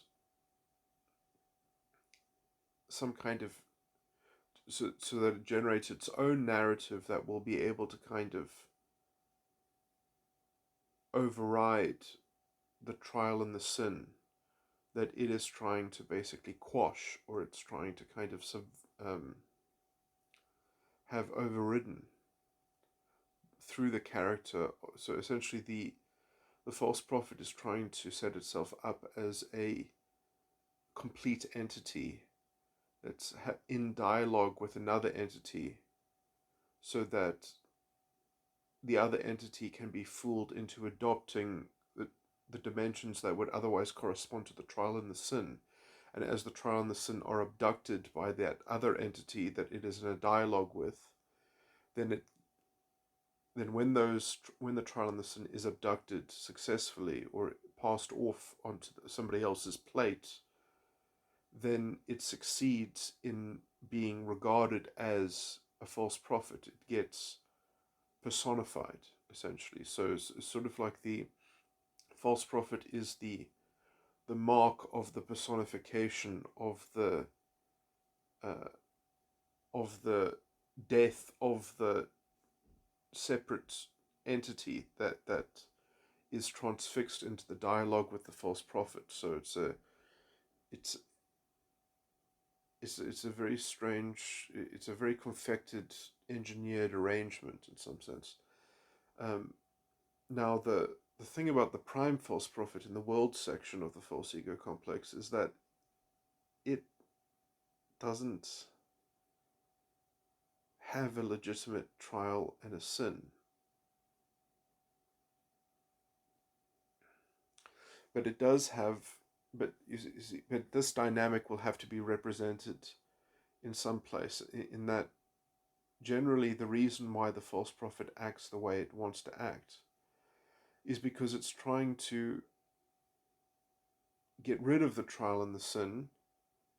But the false prophet has got all these other, the prime false prophet has got all these other mechanics working around it, which is that it doesn't have any substance in these dimensions. In fact, the only substance that it has is in its own dimension of the enticed lust, which is only manifesting as a false prophet. So it really is the prime false prophet. It is a false prophet before it's anything else. It's a false prophet before it cares about jettisoning its trial and sin, because its trial and sin has no content, has no real substance that it needs to get rid of. And generally there's this balance that the false prophet has to sort of be, generally speaking, ordinarily speaking, false prophets have to honor the dimensions that come before it, as they try to somewhat delude and dishonor the two dimensions that come sequentially preceding it. So they are trying to get rid of the trial and the sin while trying to be as what's the word, to try to honor as well as possible the dimensions that come before it. Now again, the prime false prophet doesn't have any substance on any of this content. It just has its fictitious entity, which is just given to it. It's just gifted to it right at the start, from the kind of the ignorance and the darkness, or the temptation of the basic intelligence of the original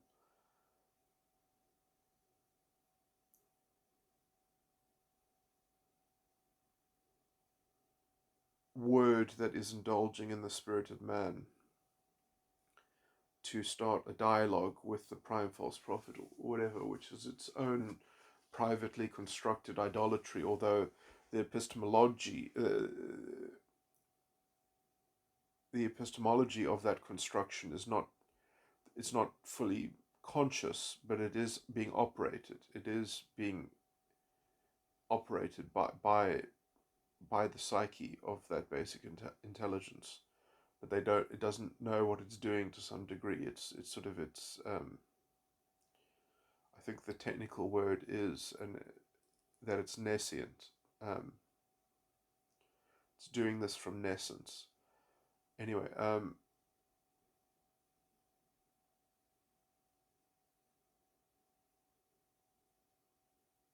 it's accountably. It it is accountably ignorant. It should be accountable for its ignorance, because what it is in fact doing is it is corrupting its faculty of accountability in these. So it's a crime against. I mean, it's literally, it's a bit of a. I mean, some stupid sophists might want to sort of describe it as a kind of nescience paradox or something like that, but it's nescience. Um, a nescient paradox, but it's not really a paradox. It's a specious sort of paradox that can be uncovered uh, with investigation, with seeking the truth. Um, the right truth, not some arbitrary truth of some objective paradigm or narrative, but of investigating one's own spiritual or psychological behavior in doing these things. So anyway,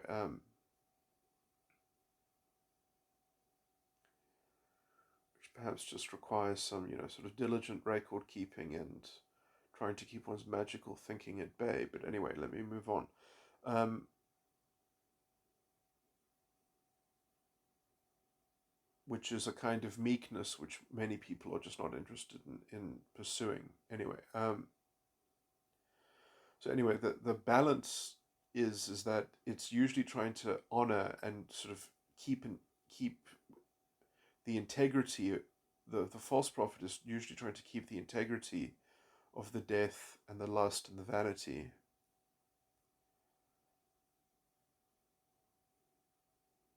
while it's trying to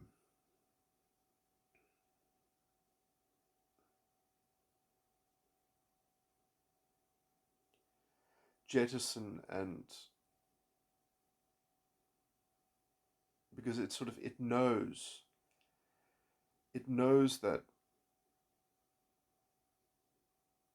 essentially the false prophet is in league with the vanity, because it knows that the vanity has a kind of poison pill within it, but it doesn't want to swallow the poison pill. It wants to give the poison pill to somebody else. It wants to jettison its trial and its sin.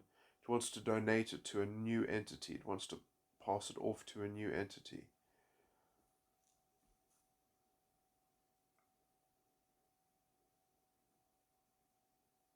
to repurpose the trial as a new death and repurpose the sin as a new lust of that new entity. And so this is the kind of the game and how it's passed forward. And I think this is also so that people's self internal sort of cognitive dissonance on this kind of stuff is, people see, young children see adults sort of deceiving themselves on this level, and they roughly then pick up how the game is played, and then they sort of mimic it, or they not that exact thing, but they work out the gimmick and then they do it themselves, essentially.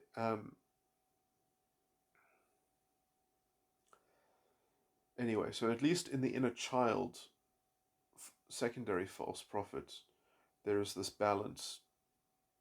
Now, it's hard to talk about the balance in the prime false prophet because there's no content, there's no substance. But generally, that would be something that the false prophet would be using as one of its tactics in some sense. And so this kind of forms a kind of a natural dichotomy, essentially, that it can absorb the pressure of a bit of cognitive dissonance using this, let's say, natural compartmentalization. And the prime false prophet is sort of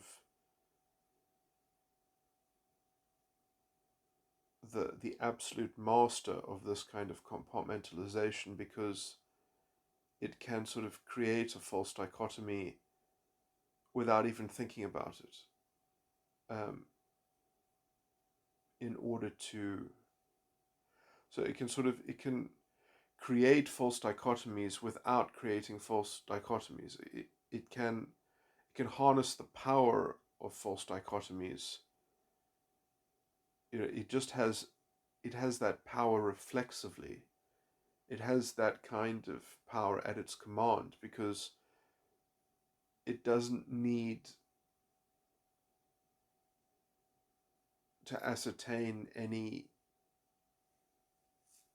points of data points in order to even describe the outline of a false dichotomy. It can just sort of issue forth the effect of such a contemplative model. So, like all contemplative models, it can almost just be taken for granted. And in this sense as well, it can also appear to be very intelligent, because it can adopt any point of view that it can brand as its own within the context of the operation of that dimension of psychological reality that conforms to the enticed or the prime false prophet, because it can just compensate for it later by sort of, so it can issue forth half of the false dichotomy, because it can always just make up for it later, because there's nothing that it has to honor, there's nothing it has to keep to its integrity. It can always just fill that in. It can embellish it later, essentially. It can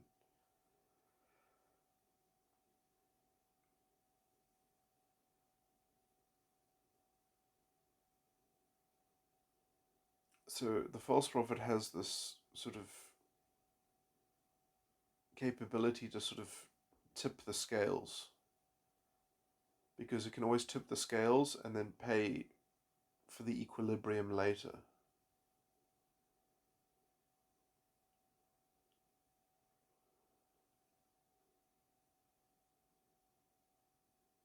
And in some sense, it doesn't even have to fully pay for it. It just has to sort of create a future expression, a future gesture, a future sentiment, or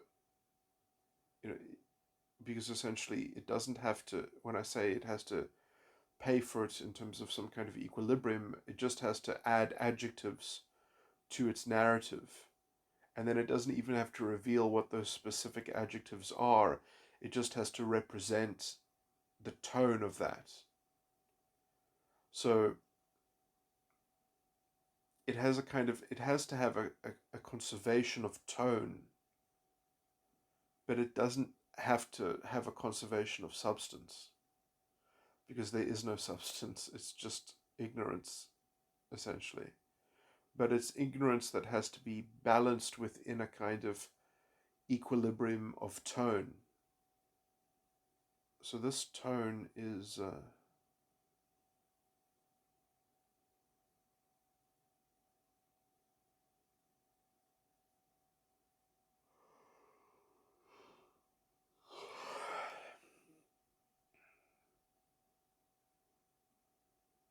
essentially the arc power of the false prophet.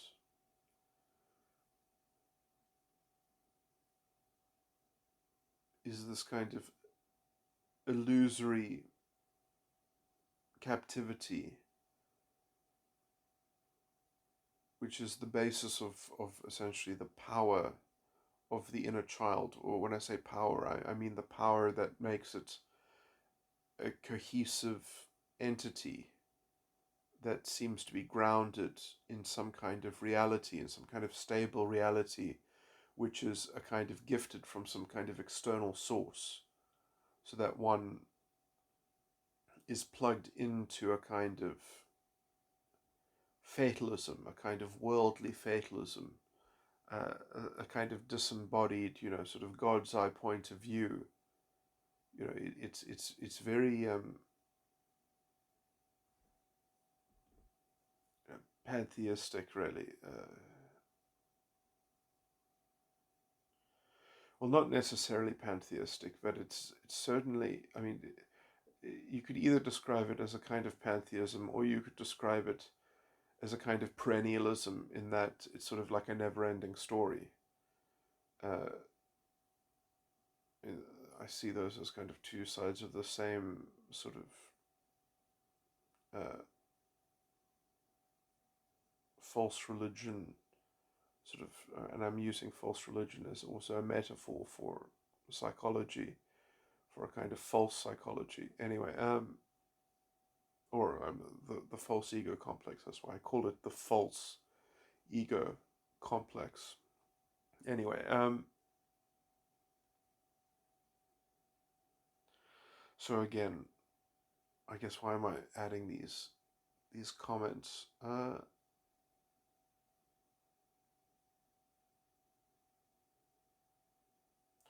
So I think it is important to understand this context, because then I think if you just know which dimension corresponds to your prime false prophet in your false ego complex, then you can start to because it is like the hidden premise in the whole false ego complex. Every element in the false ego complex, in the inner child and in the adult ego, has as its prime premise the operation of the false prophet. So if you understand the false prophet in all of its nebulousness, then you've got the kind of the prime lynch pin that holds the false ego complex, that holds that structures its kind of its reality, and that sort of underpins its integrity. And I guess I mean that in a very technical way, because I'm saying that the integrity is based on this. It's almost like a specious machine, or it's a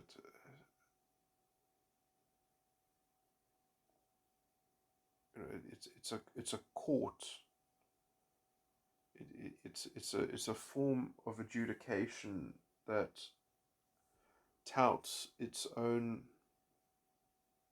unassailable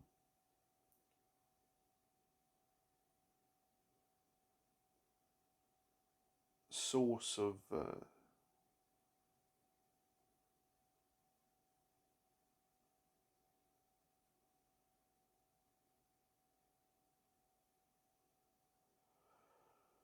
hidden validity.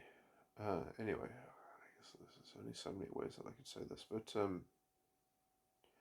I guess the poetic descriptions are not important. What's more important is just to understand that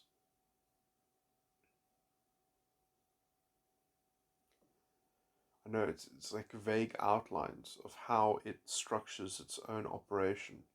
Because when I say vague outlines, I guess I should say that, the operating of the prime false prophet is literally hypothetical. It is literally hypothetical, which sounds like a paradox, but you have to get over that it's not a paradox. That is the level at which this fictitious entity is deluding, uh, and deranging,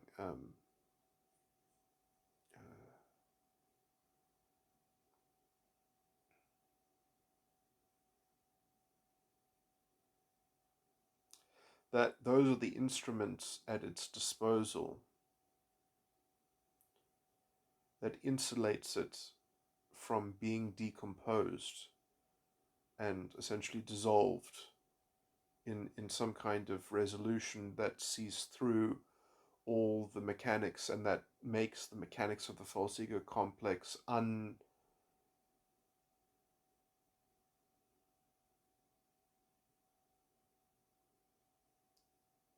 that can precipitate a release from the false ego complex, because you can't be released from its mechanics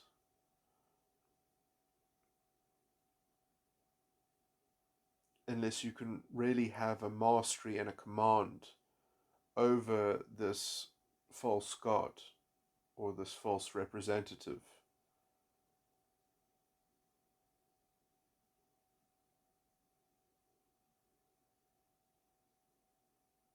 So, I guess it's important. It's very important to know the mechanism of the enemy, as it were, so that one can be vigilant. One's eyes can be open to the enemy, and essentially the lake of fire can then be used to contain um,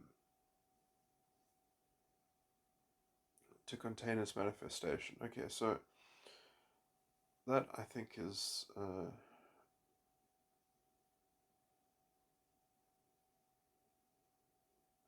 because, yeah, so it's just these details that seem like, oh, you should be able to overlook these details because it's not they're not being concretely used, but it is a subtle power that is part of the false prophet's repertoire.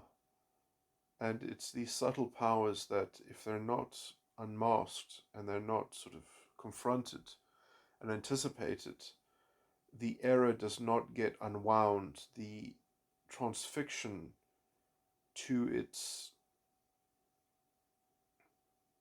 so I guess what this comes down to is that you've had an imaginary relationship to a fictitious entity in your mind, and it's been a decision tree that has grown from that dialogue with that fictitious entity, with that sort of prime fictitious entity that has locked within it certain associations and certain sort of influences between creating sort of equilibriums of other dimensions of psychological reality. It's had these dominions of psychological reality.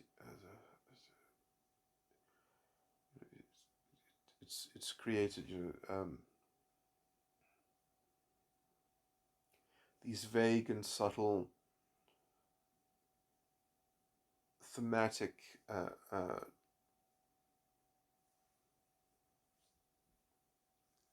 systems of internal compensation, which are so malleable and so substanceless that, unless you can focus in a very precise way on its maneuvers, they're almost undetectable. The moves cannot be uh,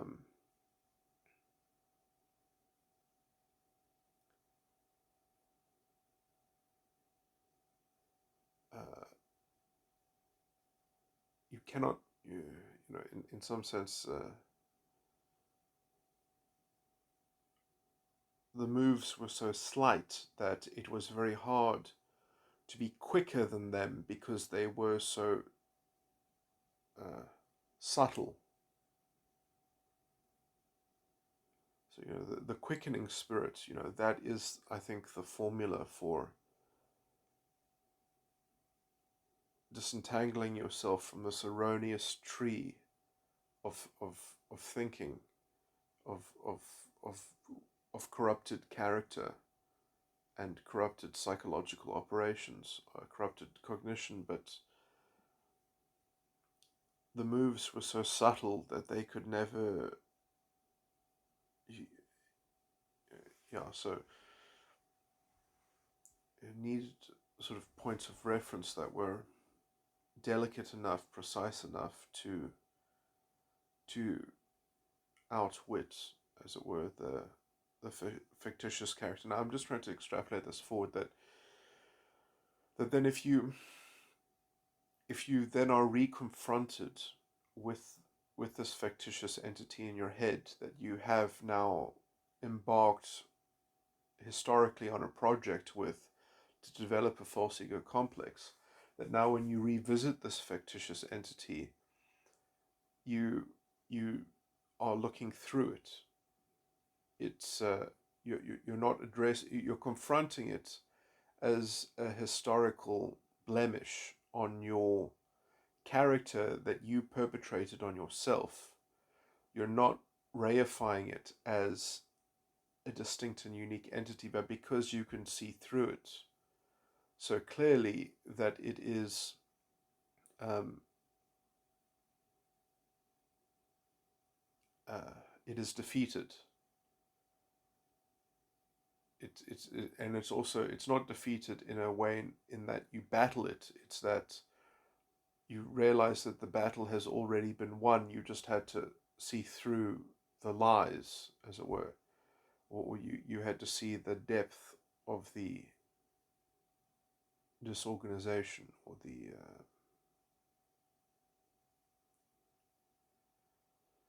because that, in a sense, is the only real precipitate. It's only what it precipitated that was ever real. And essentially, you just had to understand the depth and the intricacies of its tricks, or its trickery, to understand and to fathom the real thing, which was essentially the extent of your error. So it gets converted from an antagonism with an antagonist into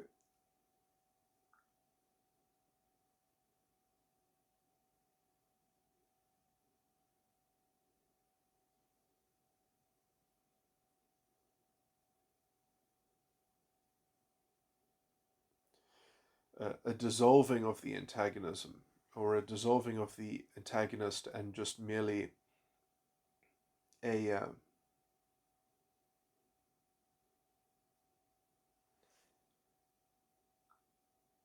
a field. That's the wrong word, but a subject matter, a topic, an issue, which is merely the contents of which is just essentially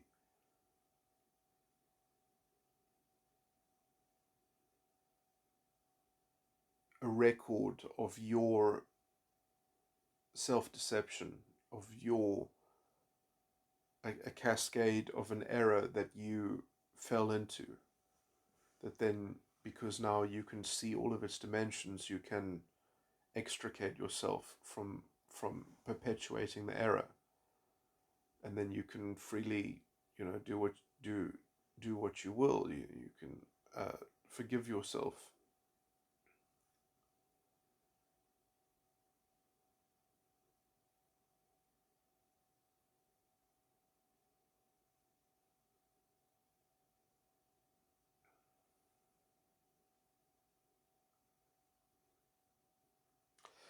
Okay, I think that's. I just wanted to add that because that was pertinent, I think, to therapy, on the subject of therapy. So in some sense, the only there are two reasons to recontact the false prophet, the prime false prophet is to essentially dissolve it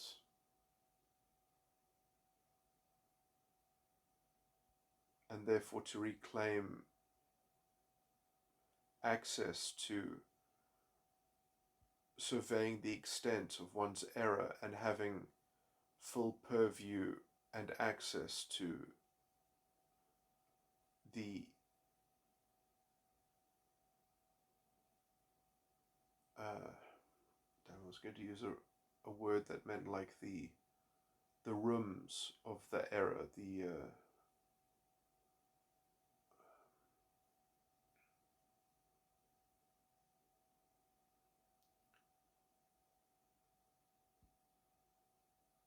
parts of the error, or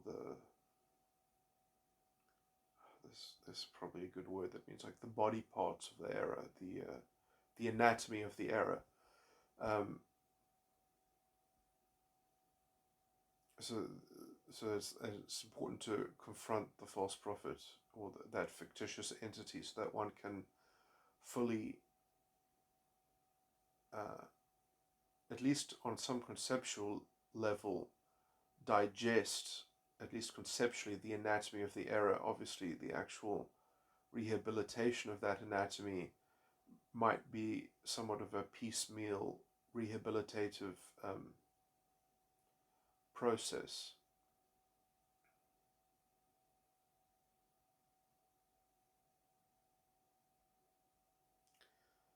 That would happen in real time as one revisited the particular anatomy, that because that because although that you might be able to already conceptually defeat something, that doesn't mean that you have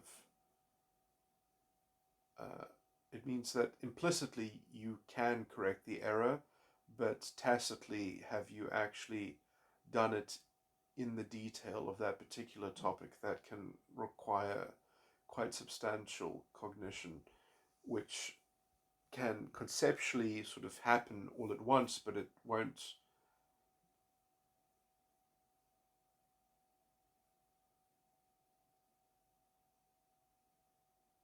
be sort of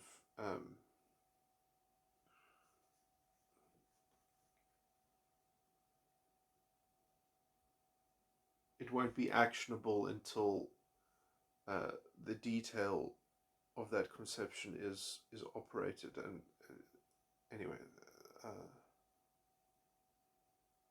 this is a minor sort of issue. This is not a deep issue, but anyway, it's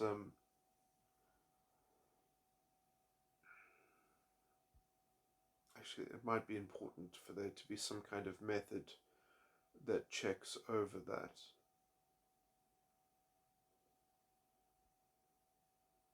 I was trying to think if what the simplest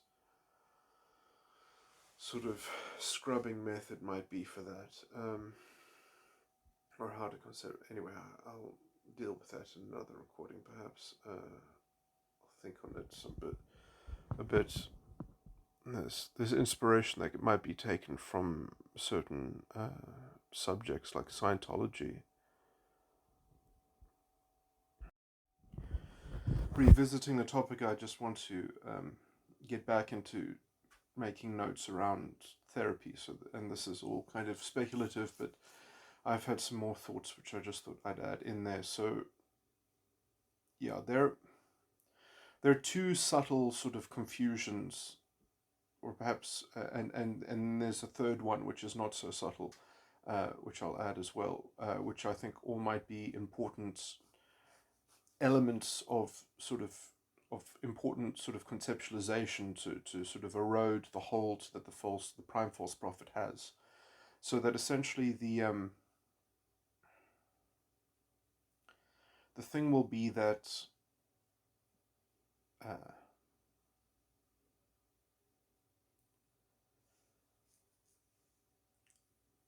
yeah, so the two subtle things, I've kind of mentioned them before, but I kind of mentioned them as one mechanism, and I think that they are two separate mechanisms.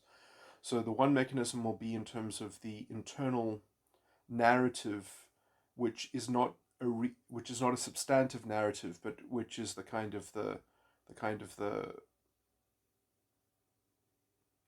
uh, the veiled narrative of, the sort of the detail in the shadow, which one will never see, which one is always unconscious of. So there's the kind of those kinds of subtle internal mechanics which adds to the mystery, the kind of the dark mystery of the false prophet.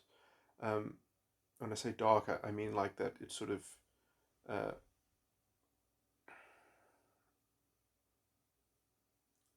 it's premised on sort of embellishing something that you can only ever be ignorant of. So it's tapping into a dark power in that sense.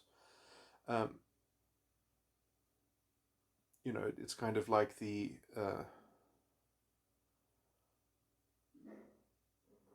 power of the sort of the waveform, in some sense, a kind of way of handing over the power of collapsing the waveform into this figure, or this fictitious image that one has a dialogue with, that it holds the power of collapsing the waveform post hoc. It can kind of reshuffle the deck in its convenience, or whatever, to its ends or whatever, but it doesn't have a real end, because it doesn't really have a trial and a sin to pawn off onto the entity which is stuck in dialogue with it, which is the inner child, essentially, um, which is the real root, or the ontological root, of the false ego complex. So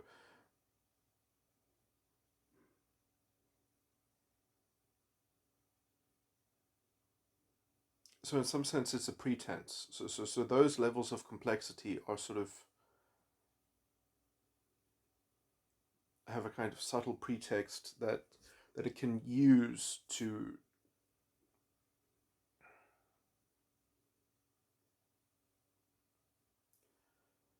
induce the entity that it's in dialogue with to follow that rubric, which is sort of epistemologically implied by its shadow narrative, or at least the structure as it comes to be structured in the inner child, can be projected onto that ignorant narrative, or the narrative that one is technically ignorant about, but which one can just say, well, it's the same. I'm actually just following suit with the prime false prophet. So it creates the rubric, but the rubric isn't a plan to be followed. It's a plan that can be post hoc sort of projected onto it. So that's the one element, which I think I did perhaps manage to describe roughly enough, well enough in the last recording. And then essentially which again has the layers of that. Well, it needs to keep integrity with the lower dimensions, with the death, the lust, and the vanity. Sort of it has more allegiance to the death, the lust, and the vanity, or at least in the vanity is also is above the death and the lust. So the vanity also incorporates the death and the lust fundamentally into a kind of integrated thing. So in some sense, it just kind of has to conserve the vanity, um, and it conserves all the other lower dimensions simultaneously. But that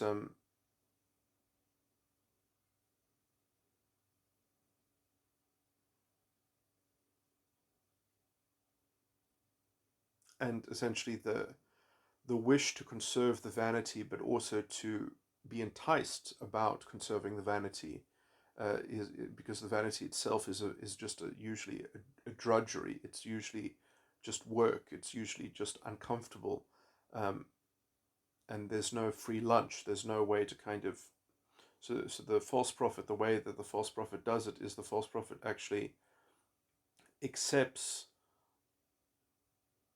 sees the future of, well, if we continue to operate in this fashion, we have to undergo the trial, which then precipitates the sin. And instead of sort of absorbing the responsibility of that, it concretizes or crystallizes the trial and the sin, but then it sort of hands it off to another entity. It sort of fraudulently passes it on. Um, as somebody else's uh, fuel, or another entity, so that's the kind of the internal drama between sort of the dialogue of the two false prophets, as it were, but or what becomes a kind of a chain of false prophets. Anyway, what's the other subtle thing? The other subtle thing is that, so it has this impetus to kind of just continue the show forward, and to kind of try to repair and move forward, whereas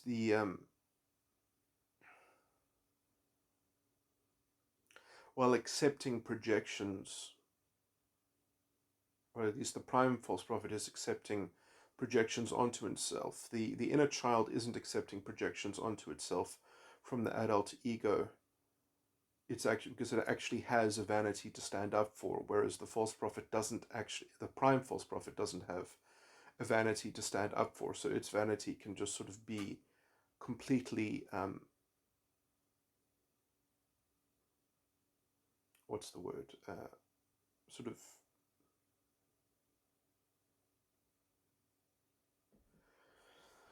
can be sort of just abused without end in some sense. But then eventually that abuse will amount into, let's say, a context that the false prophet will have to keep up. It'll have to sort of conserve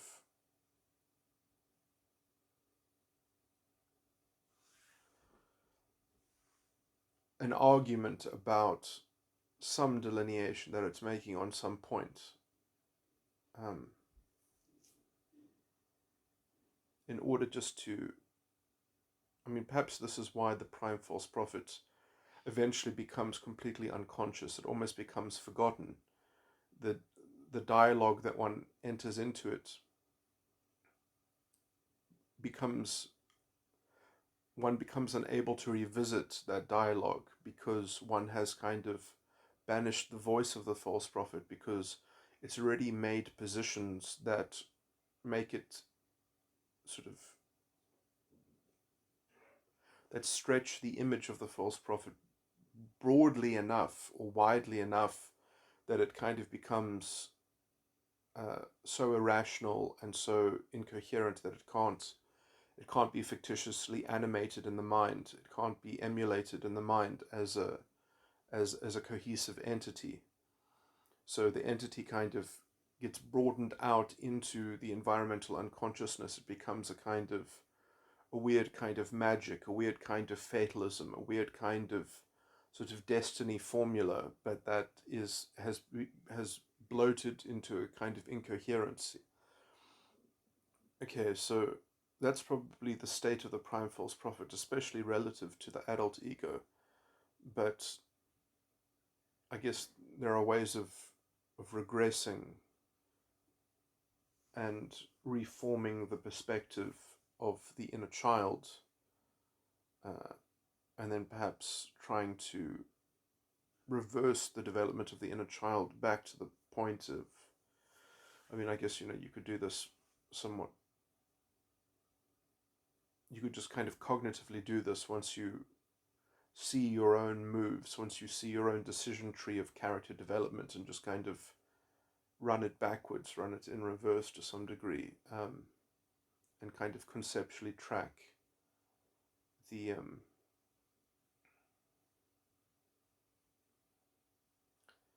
the earlier sort of frames of mind in some sense. Okay, so I guess there is some kind of access which can be sort of forged to that dial. I think that what's interesting is, I think that when people have, when they do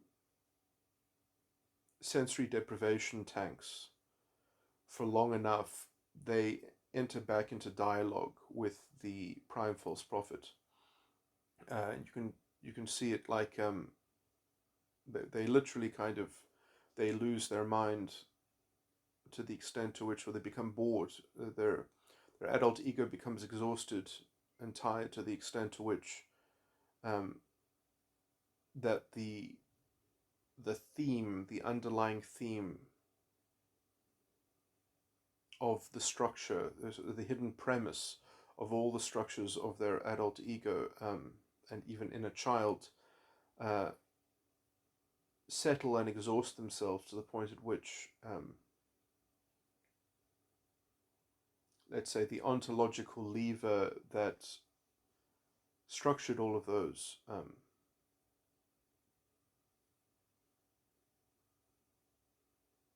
cognitive patterns emerges, and you regain dialogue with the prime false prophet. But just because you do that doesn't mean you might be you're in the similar childish mind frame when you first dialogued with it. So you're kind of, you are literally in the moment in which you committed the sort of the prime idolatry of entering into dialogue with a kind of with a fictitious mental image that abrogated your own accountability and the Nessun stuff. So essentially you revisit your kind of your that primordial sequence of baking Nessence into your character functioning, into your decision tree of cognitive operating and behavior. Anyway, so the question is, okay, I guess now the blunt thing that I wanted to get. No, wait, did I describe the second thing properly? So, I mean, I was just trying to get into talking about the subtle sort of, because the complexity of the prime false prophet is what dresses it up as being a real entity rather than just a fictitious postulated image that one concocted in one's own mind with a certain postulate, which then was basically a kind of, not itself an essence postulate, but it led to an inculcation of Nessence into your in dialoguing with that postulated entity. One was literally, as a byproduct, manufacturing a kind of baked-in Nessence into your character development, by making decisions in relation to the dialogue with that fictitious entity. But okay, so I think, anyways, and I was just trying to talk about its layers of complexity, because it's those layers of complexity that, if they are not grasped clearly in their in their in their subtle, in because it's weird that it's so slight and it's so nebulous, but yet it's discreetly particular, but it's very nebulous simultaneously. And so, without grasping that, I think it's very hard to look beyond its complexity and to understand that it was essentially a kind of a fictitious postulate, to begin with, that had weird byproducts by sort of entering into dialogue with it. Anyway,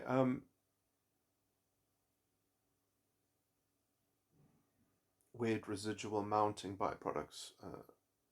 That essentially bake into the whole cascade of the domino process of the false ego complex. Okay, so I think that part of the rehabilitation of this is to redeem the dimension of psychological reality that the false prophet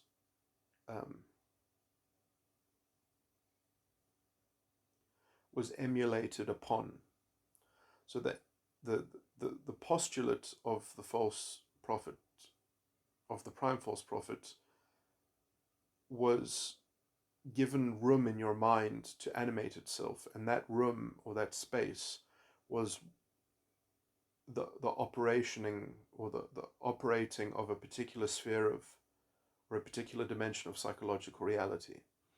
And then there might also be slightly different species which might accord to some of the subtypes in metatype. But anyway, but yeah, so there might be a more minute functional decomposition that I might be able to eventually discover or come up with that. But essentially, I think part of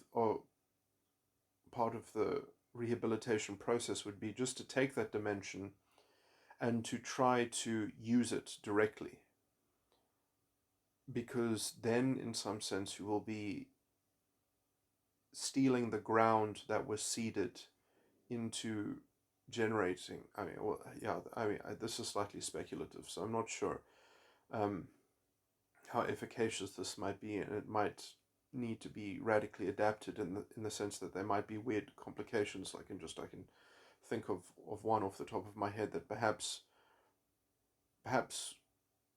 one has actually a weird kind of obsession with the dimension that corresponds to your prime false prophet, that one maybe uses that dimension in a very kind of specious way, in a very kind of weirdly corrupted way. So one might overly use it, or it might be the fact that one has relegated use of it completely.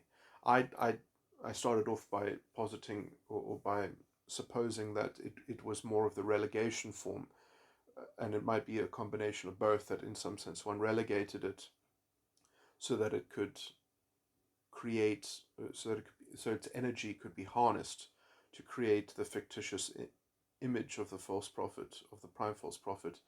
But then it could be that in dialogue with the prime false prophet, one has a kind of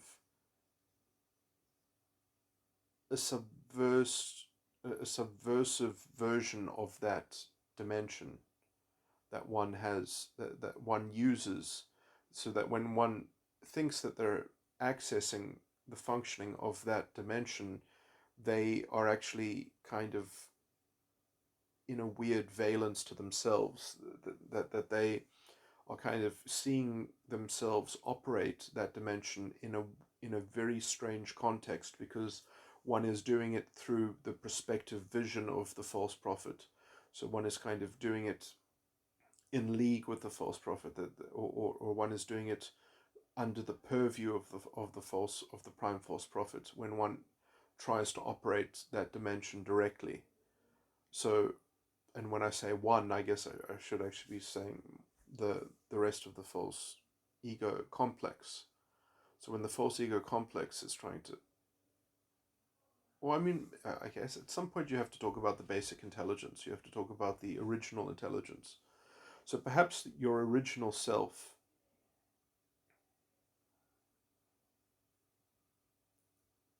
can operate the dimension that is also emulating the false prophet, the fictitious image of the false prophet. And so when you are, because it's also the basic intelligence which is entangled into the false ego complex.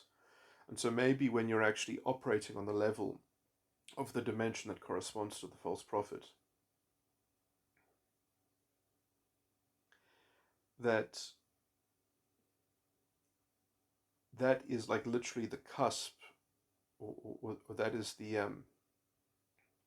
that is both the potential threat to the false prophet, or the primacy of the false prophet, but it's also, let's say, it's at, it's sort of, you're very close to perhaps discovering the truth. You're very close to uncovering that the pattern of cognition that corresponds to the false ego complex is all a lie, or is all structured on a kind of, on a weird sort of, basically I'm saying, I guess, that there's probably like a lot of cognitive dissonance baked into using that dimension.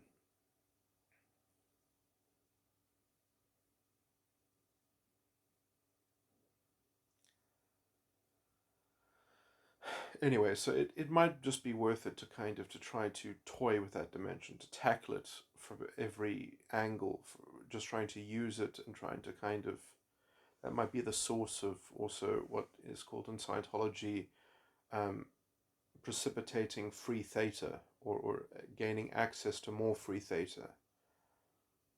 That essentially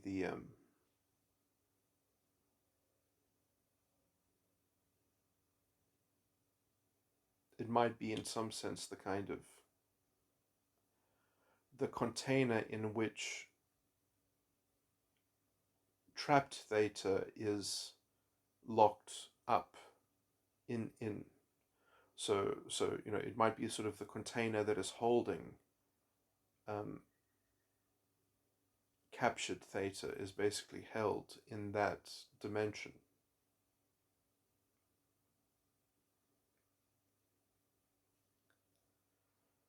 And so releasing that,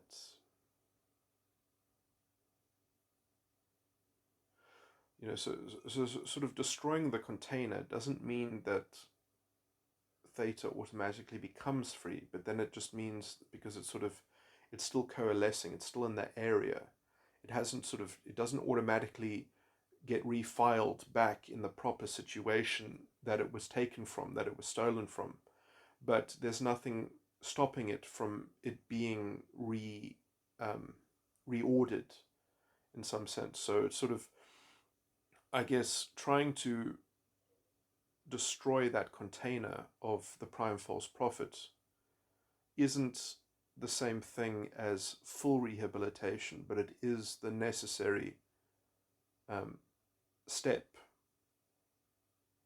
You still need to kind of actively use your basic intelligence to kind of probably fix the aftermath, the kind of the residue, because this is all internal.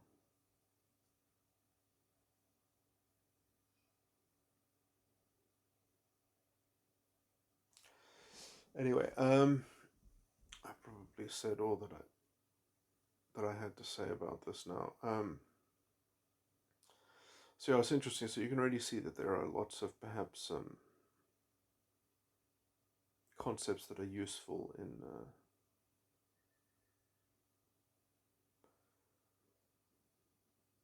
therapeutic sort of modalities and things like that. It could be used to understand this stuff. But yeah, so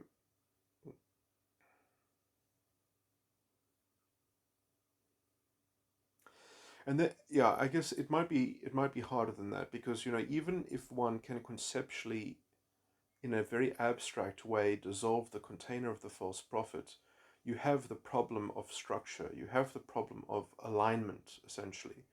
That even if you've destroyed the container that corralled the stolen, captivated thinking and cognitive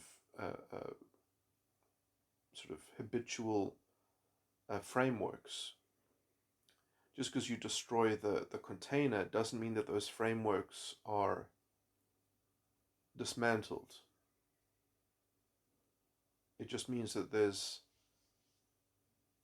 the progenitor sort of reason as to how they became captive. So there might be deeper problems of rehabilitation that, if because essentially you've got a huge bank of associations, a huge bank of sort of corrupted associations that have this theme of a kind of, that presupposes an entity, that presupposes an external locus of control, that gives you the foundation of your self.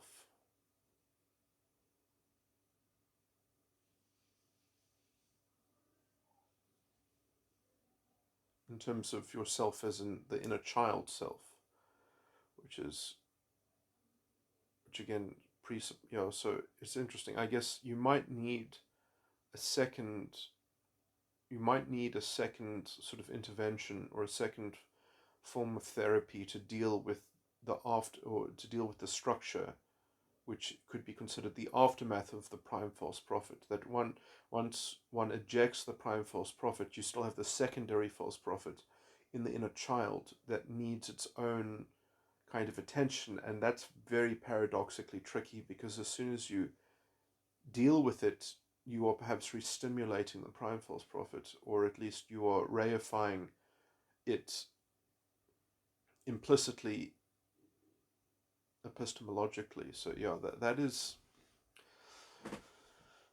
that is problematic. I mean, I guess the other way would be to actually defeat the secondary false prophet first, and then that's probably that you have to discharge the you have to exhaust or discharge the seduction of the false ego complex before one unbinds the sort of the boundary container that so it's sort of there's no point in destroying the membrane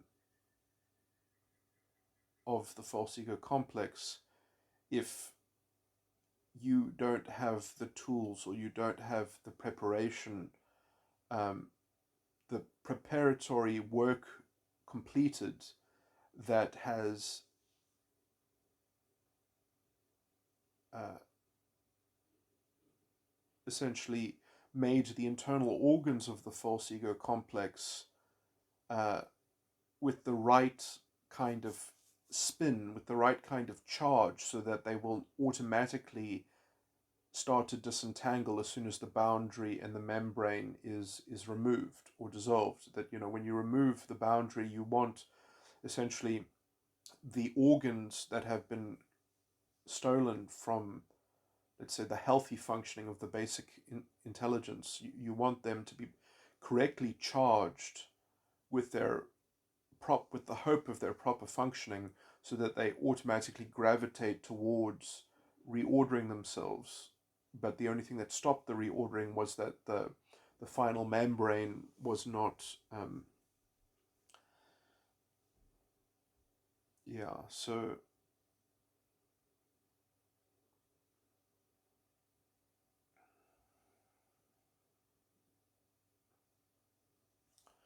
and that might make sense to a large degree in terms of the description that only the meek will inherit the earth. That that it's not just a kind of you do this and then you do that. It's not as easy as just, well, you do it in these steps. There might be a particular procedure that has to be followed, but sort of the real work has to sort of go into it, and it's not just kind of mechanical work. It's sort of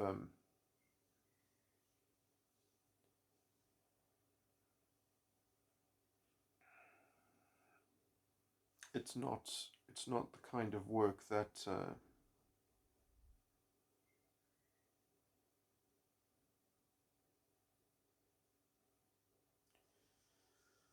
it's like it's work that you really actually have to seek, that you really actually have to want to learn about it or be taught about it. It's a teaching that you're not going to have an automatic inclination towards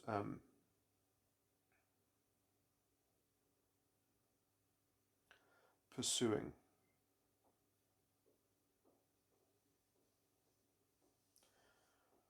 The little flock, as it's referred to in the scriptures.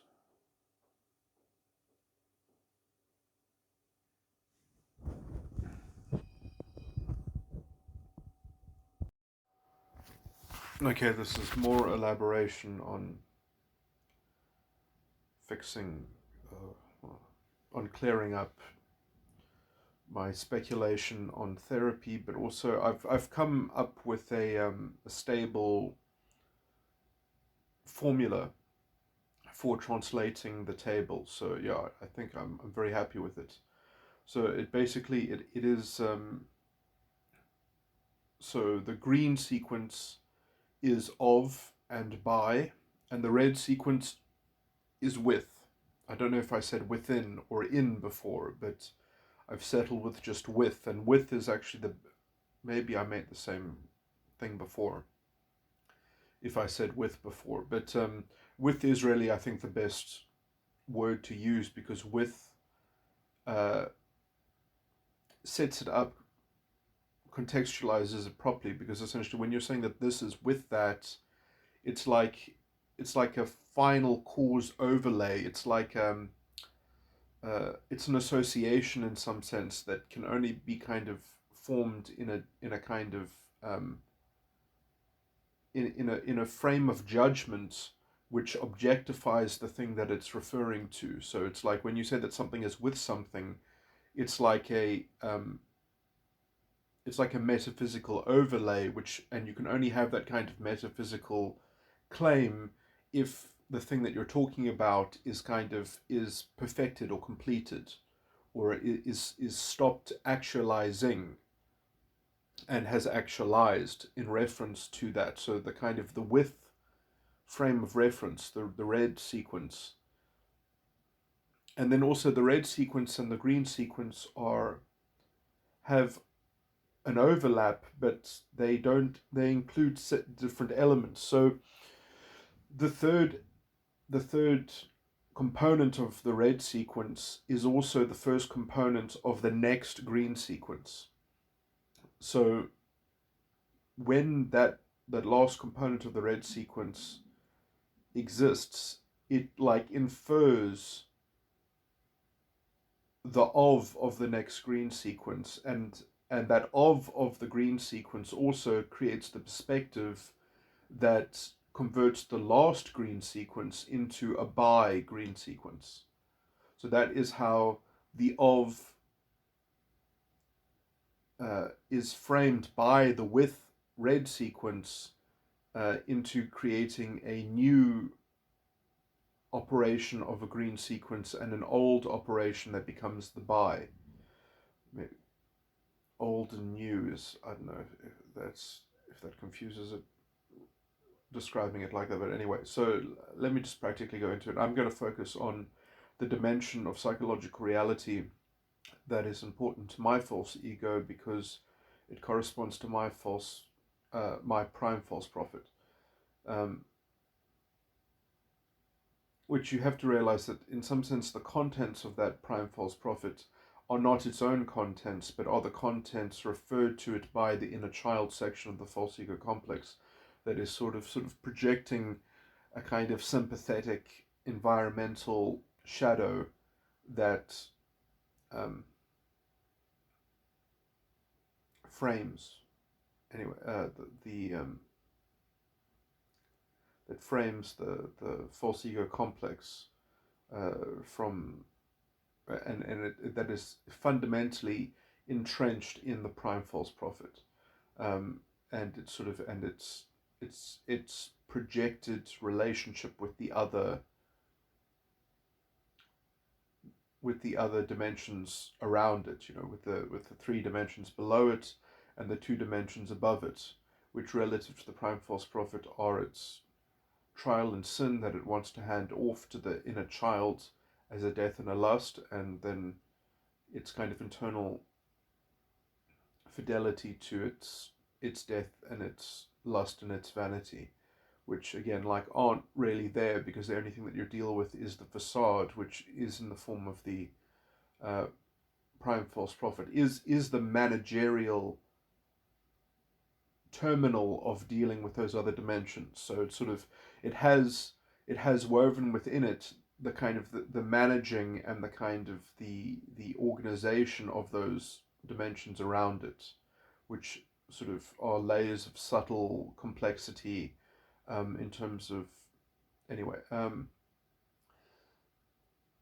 Okay, so let me talk about what the formula is. So basically, it all starts with the. So you say the novation, or the alteration, or the summation. So those are perfect because they all have the same sort of grammatical. They can all fulfill the same grammatical place.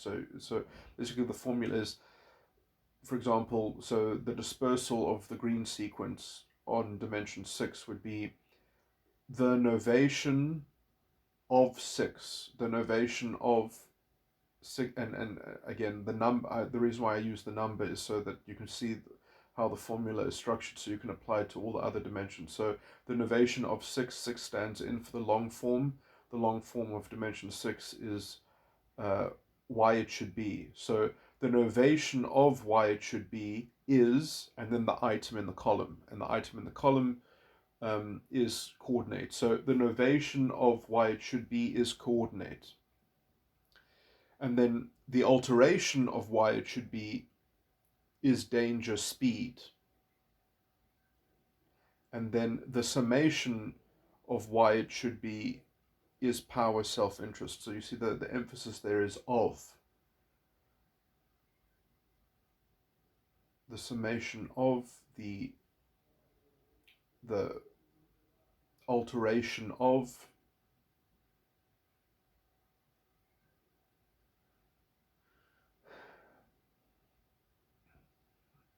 novation might sound a bit weird, but essentially novation just means that you're dealing with something that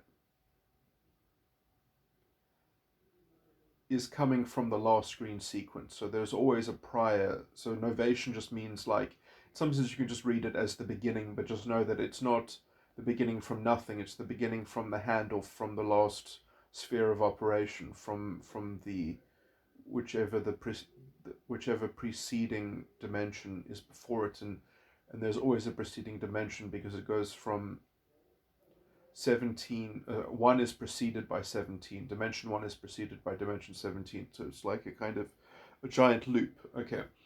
um,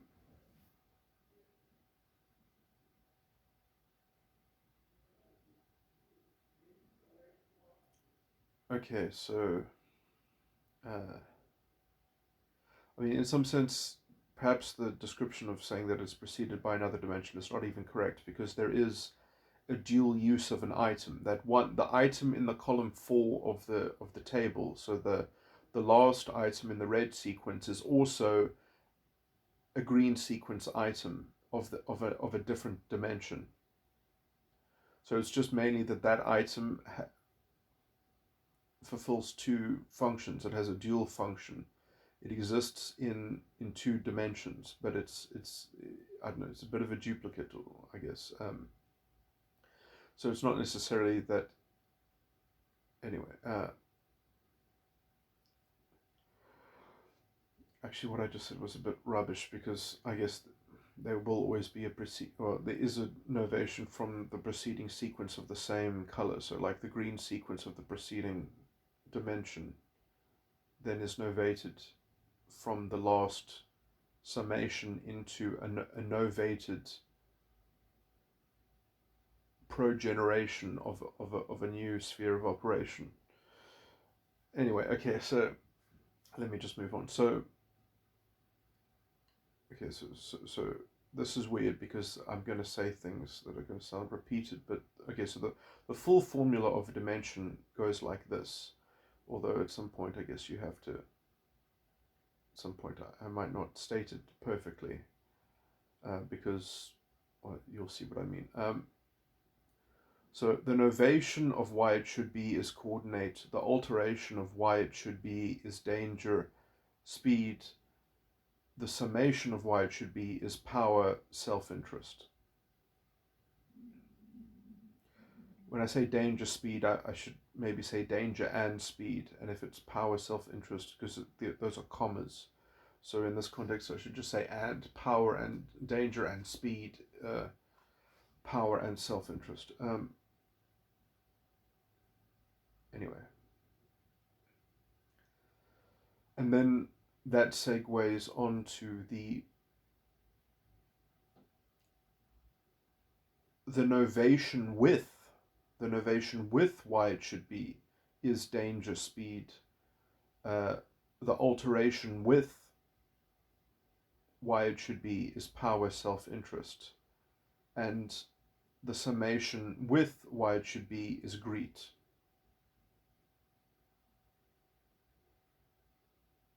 So I know that that sounds a bit weird, because with, I mean, this is a very sort of abstract thing. You're saying it's with, it's with, it's with. But you can understand that when you phrase it like this, you are actually not talking about an instance anymore. You're talking about a classification. You're talking about a kind of abstract categorization. You're talking about a kind of like an ideal form. You know, you're on the right side of you're towards the right of you're in the greater of the divided line.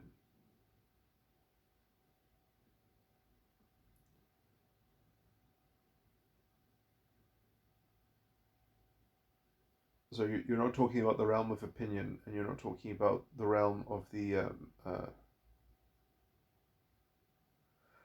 upper world, using some Platonic jargon. But anyway,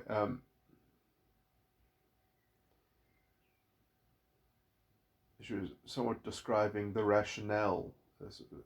This is, I think, the third segment of the divided line. Anyway,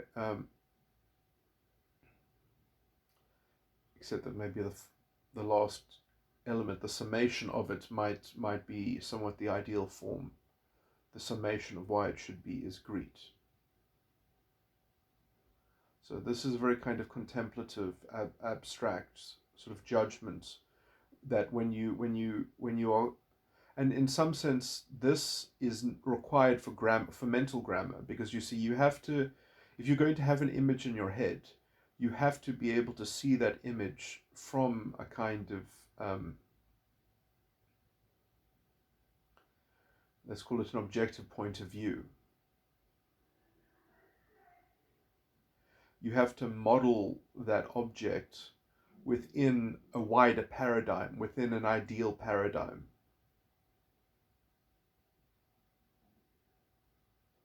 Otherwise, you can't understand it, you can't fathom it in some sense.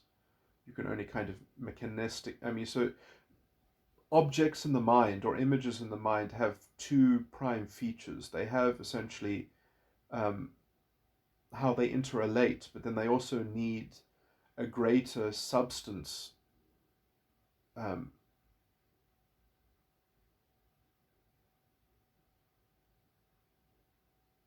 They need characteristics which are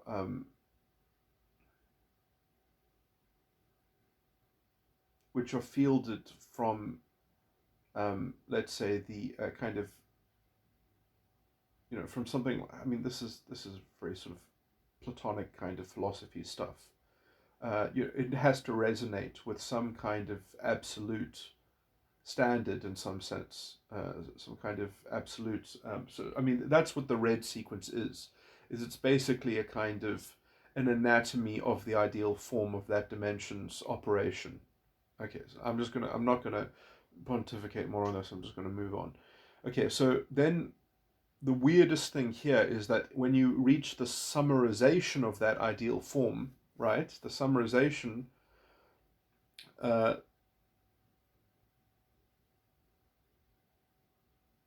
the summarization with why it should be is greed.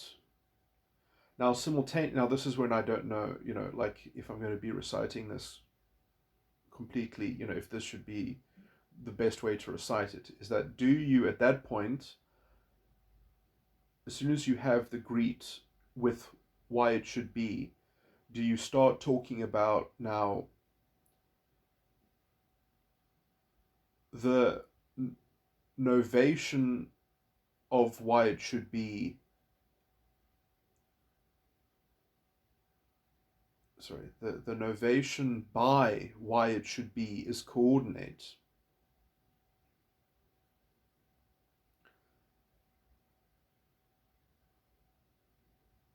So relative to the crystallization of the ideal form, do you really start giving the fleshly version of the green sequence, or should you first sort of, or is it simultaneous that the fleshly version of the green sequence happens in tandem with the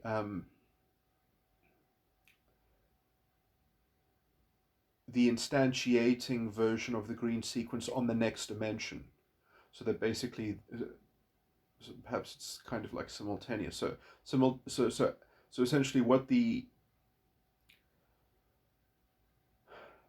summarization with why it should be is greed. Does that automatically lead on to simultaneously then happening that, I don't know which one to mention first. I guess I'll just that this is a bit unfortunate that I'm dealing with dimension 7 being the next dimension, because it doesn't have what I would call a very nice um, long form. But anyway, I'll just have to use it because it's not one of the 12. It's not one of the nice 12 long forms. It's one of the final 5 long forms. So it's the novation of I am what I am is greet.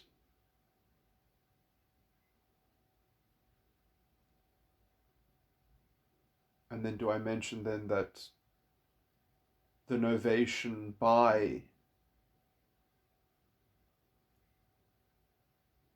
why it should be is coordinate?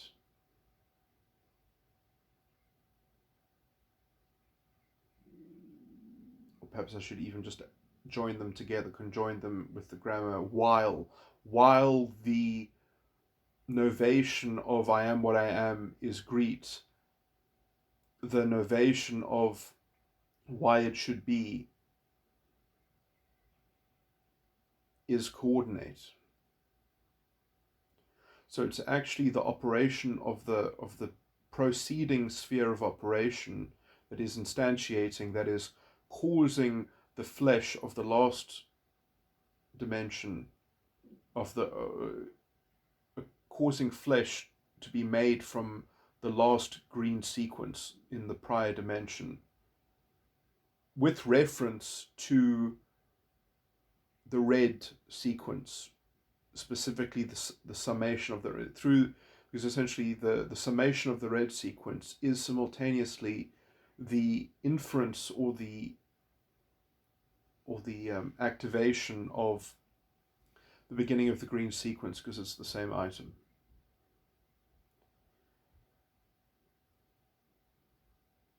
Man, ideally I would have a graphic that is looking at the table and sort of highlighting the blocks in while I'm talking about this, so it's very clearly.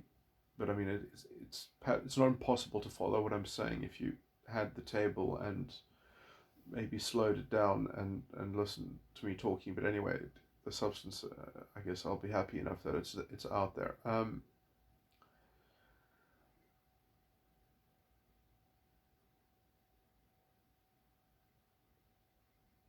Okay, and let me just move on. So the alteration of I am what I am is develop objectivity, while the alteration by why it should be is danger speed.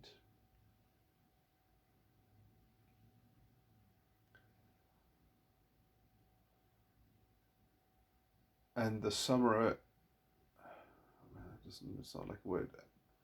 Uh,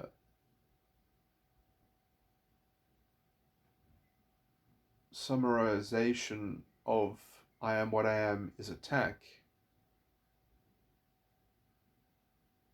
while the summarization of why it should be, sorry, while the summarization by why it should be is power, self-interest.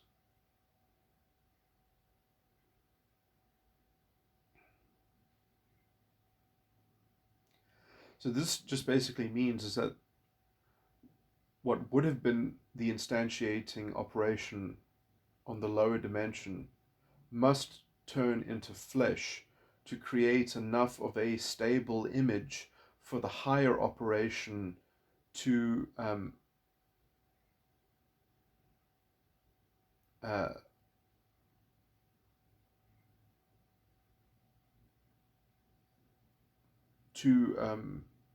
procedurally have a context to operate. So which is another way of saying that it's a sequence that occurs necessarily in a proceeding fashion.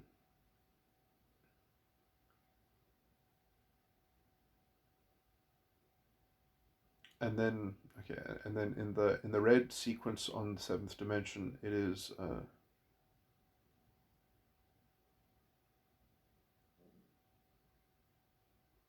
So perhaps that's something that can't be overlooked, is that an instantiating green sequence basically has to be contextualized by also the summation of the red sequence of the last dimension, and it must be read simultaneously with all the bi formula of the last green sequence, as in with recourse to the flesh of the last sphere of dimension, or the last sphere of operating on the lower dimension, essentially referencing that that sphere has completed a kind of a cognitive instantiation, so that a new instantiating can occur.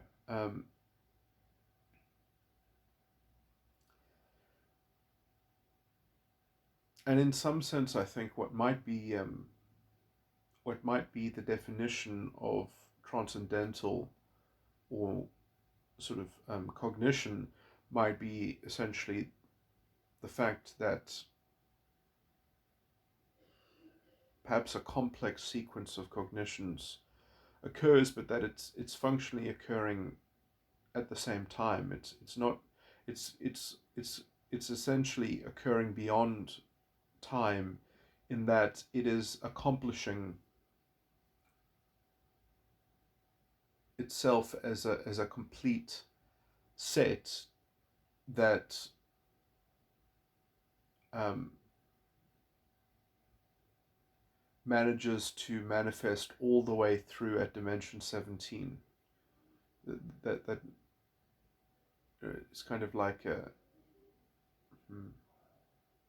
anyway, the metaphor might is a bit dangerous. So maybe I'll just jettison that thread. But trying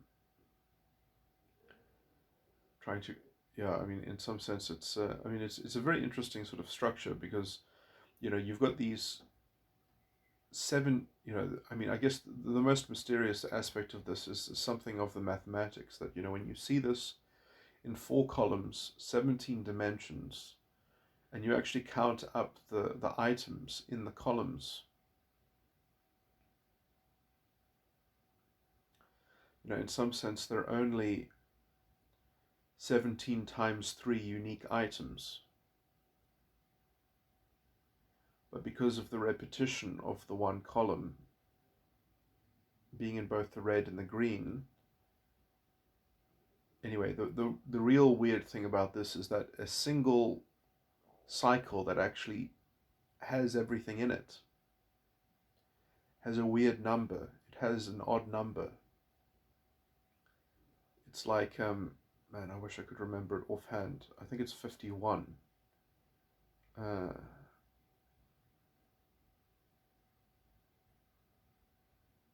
wait, no, that's just 17 times 3 is 51.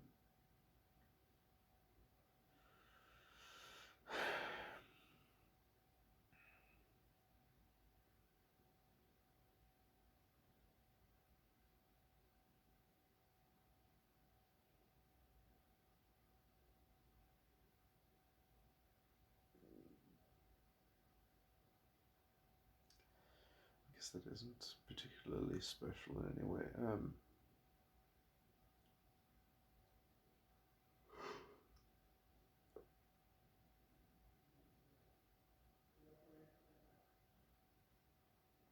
Perhaps the weird thing is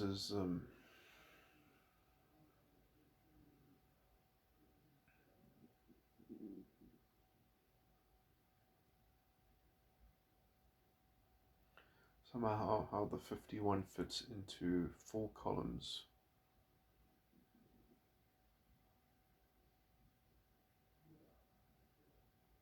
Of 17.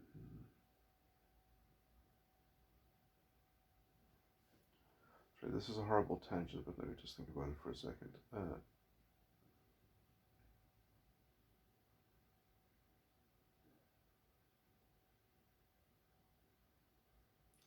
It is interesting because I remember 68 being a significant figure when I was, well, I know 24 is a more significant figure, but there were three 24s. That doesn't equal anywhere close to 68. That makes 72.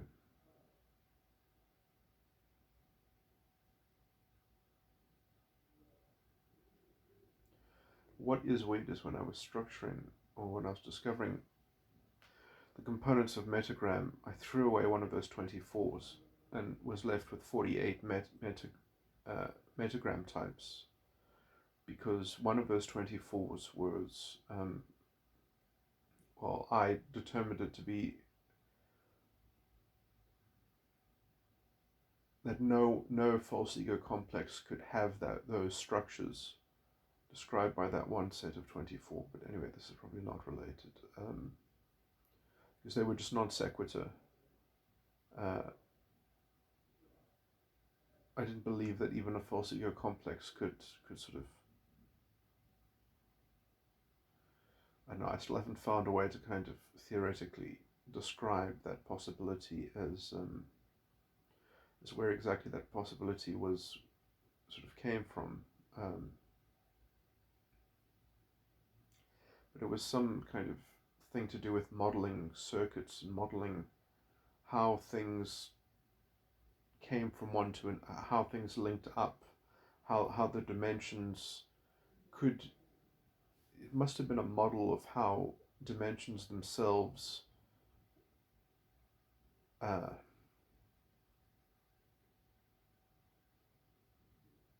of impinge on each other in order to create stable structures that I mean, it is sad that I still haven't got a very clear translation of how Metagram relates to this table in terms of how the emotional circuits in Metagram has a relationship to the metatype structure of the false ego complex.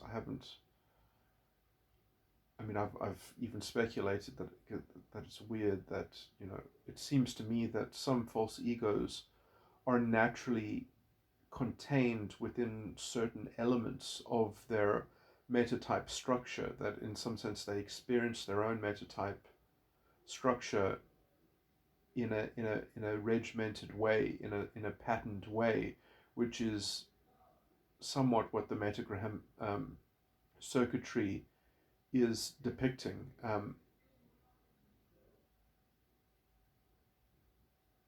In the sense that the outline of their adult ego is being tethered to and associated with and being sort of pushed out by or being occupied by the matters and circuitry in an almost fundamental way of certain prominent structures that relate to how, you know, I can only create weird metaphors, how the false prophets are interrelating to each other, between the false prophet in the inner child and perhaps also the prime false prophet, and then perhaps in some sense it might be, oh yeah, a kind of an overlaid sense of anchors and entanglements that the adult false prophet is like contracted, has sort of bound within itself. So in some sense, Metagram circuitry might literally be a kind of a technical sort of reduction of the tendencies, the internal tendency of the organization of the adult ego's false prophet, which ironically can tend it towards, or creating a very particular form of sort of self-delusion or self-obfuscation of one's, a certain insight or a certain set of capacities to even read the other sides of the mind, or to purvey or to access the other sides of the mind. It's sort of because I do think that the adult ego is the only source of, let's say, relatively unbridled agency. It's capable of being a free agent, but that agency is still bound within certain stylistic, let's say, constraints, which are the kind of the aftermath of how the earlier structures interrelated to themselves before it ended up precipitating the adult ego. Because before the adult ego emerges, you have this relationship between the inner child and the, let's say, the environmental shadow, the world section of the false ego complex. And so all of that stuff already kind of gets hardwired into the manifestation of the adult ego.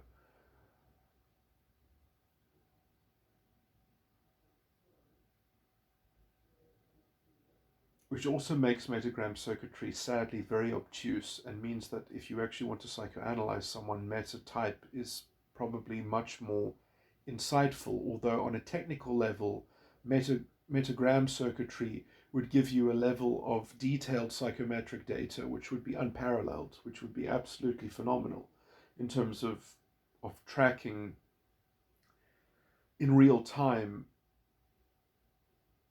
the kind of the restimulation of the structures that underpin the general sort of maintenance of the false ego complex. Anyway, okay,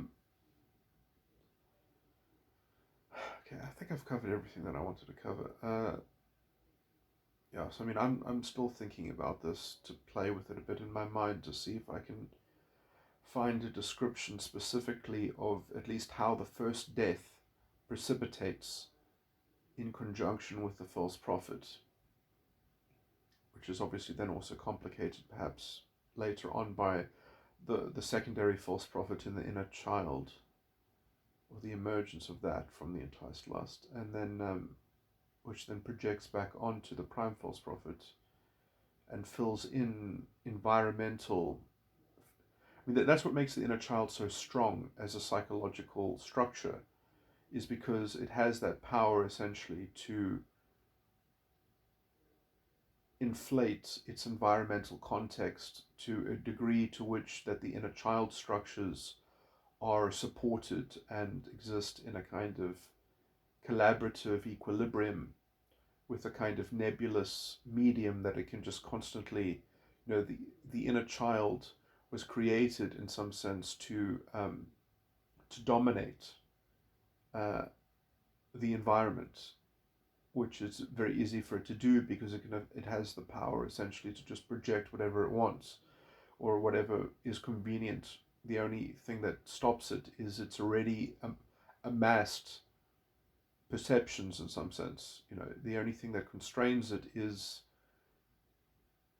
what it has already projected in the past. So its real problem that it eventually emerges is that of self-inconsistency, which is why it then tries to create the adult ego, to create a new entity, because it sees the shallowness of its own sort of gimmick, which starts becoming very boring, and as it becomes quite solipsistic, essentially. The inner child is fundamentally cursed with a kind of solipsism, which is why narcissism and borderline personality disorder, or generally cluster B, which is generally characterized as being what I would characterize it as being an inner child structure, an inner child organization in the psyche,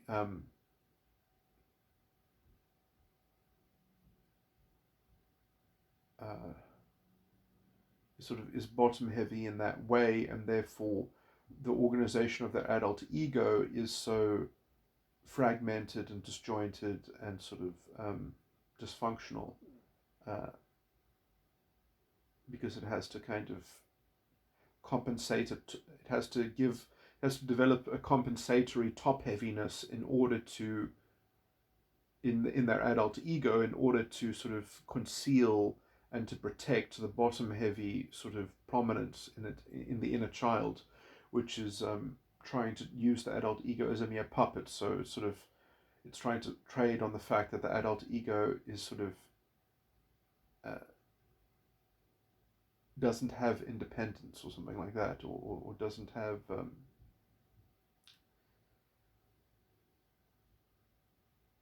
is enslaved. Uh, so in some sense, there's a kind of there's a there's an epistemological bottom heaviness, while there's an ontological top heaviness in the adult ego being able to kind of gerrymander reality in a very, in terms of confabulating reality to conveniently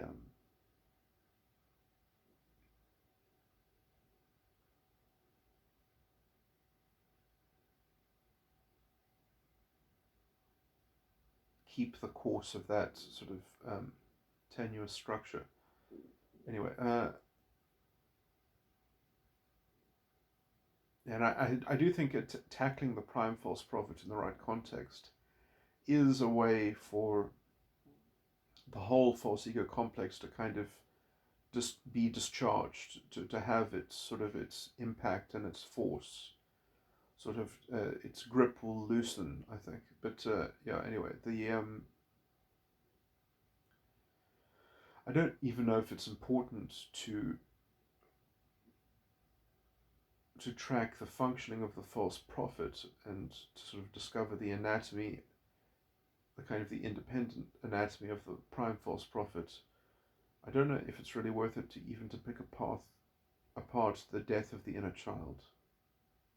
I don't know if it's important, because it's sort of just dealing with the two false prophets, I think, should be sufficient. That if you can just dissolve those structures, you don't have to dismantle the structure of the false ego complex, because the only thing that you have to dismantle is the thing that kept you contained within it. You don't have to destroy something. You just have to vacate it. You just have to exit it. You don't have to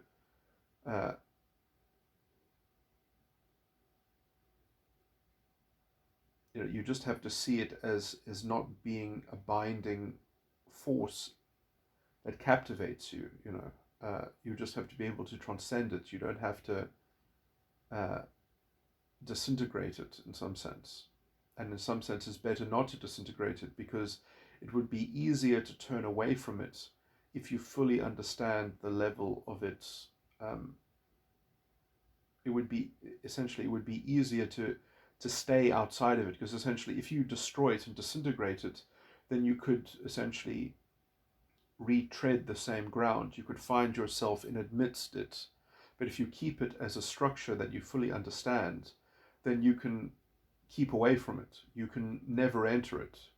You can keep it as a model of what is erroneous, and you can also keep it as a kind of signature of understanding the style of self-deluded error, which is mainly associated with understanding the structure and the functions of the false prophets, and not so much the internal, what it looks like. It doesn't matter what it looks like from the inside of being subjugated by the false prophet. It matters seeing the induction process from the outside, so that one can be immune to it from the outside.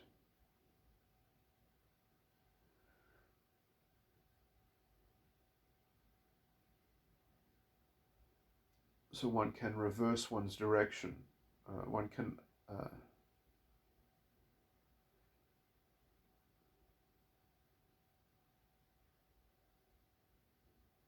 move in the opposite direction of taking the opposite course of an internal locus of control.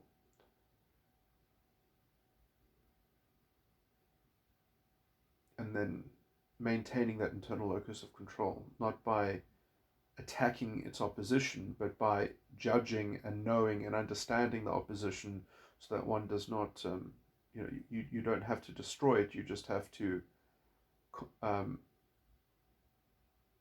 contain its field of operation and keep stepping, keep your steps beyond it, outside of it, and so that containment area would likely be the lake of fire.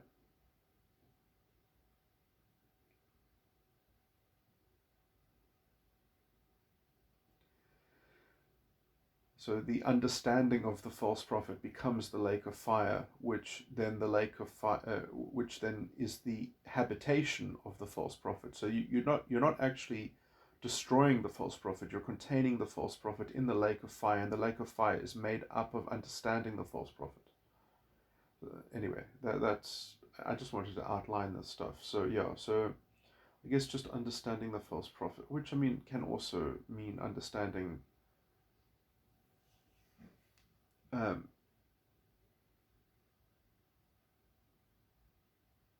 ancillary topics that are very closely related to how the false prophet functions. So I guess in the end, maybe it does end up understanding the ontology of the death. But I think that the real error of the basic intellect happened before the death mechanistically developed. It was that the death itself is almost fundamentally fictitious. So it's not the death that actually has to be defeated. It's only the false prophet. That when one fully understands the false prophet, then the death is illusory. It's just one of the elements of being misled by the false prophet. Okay.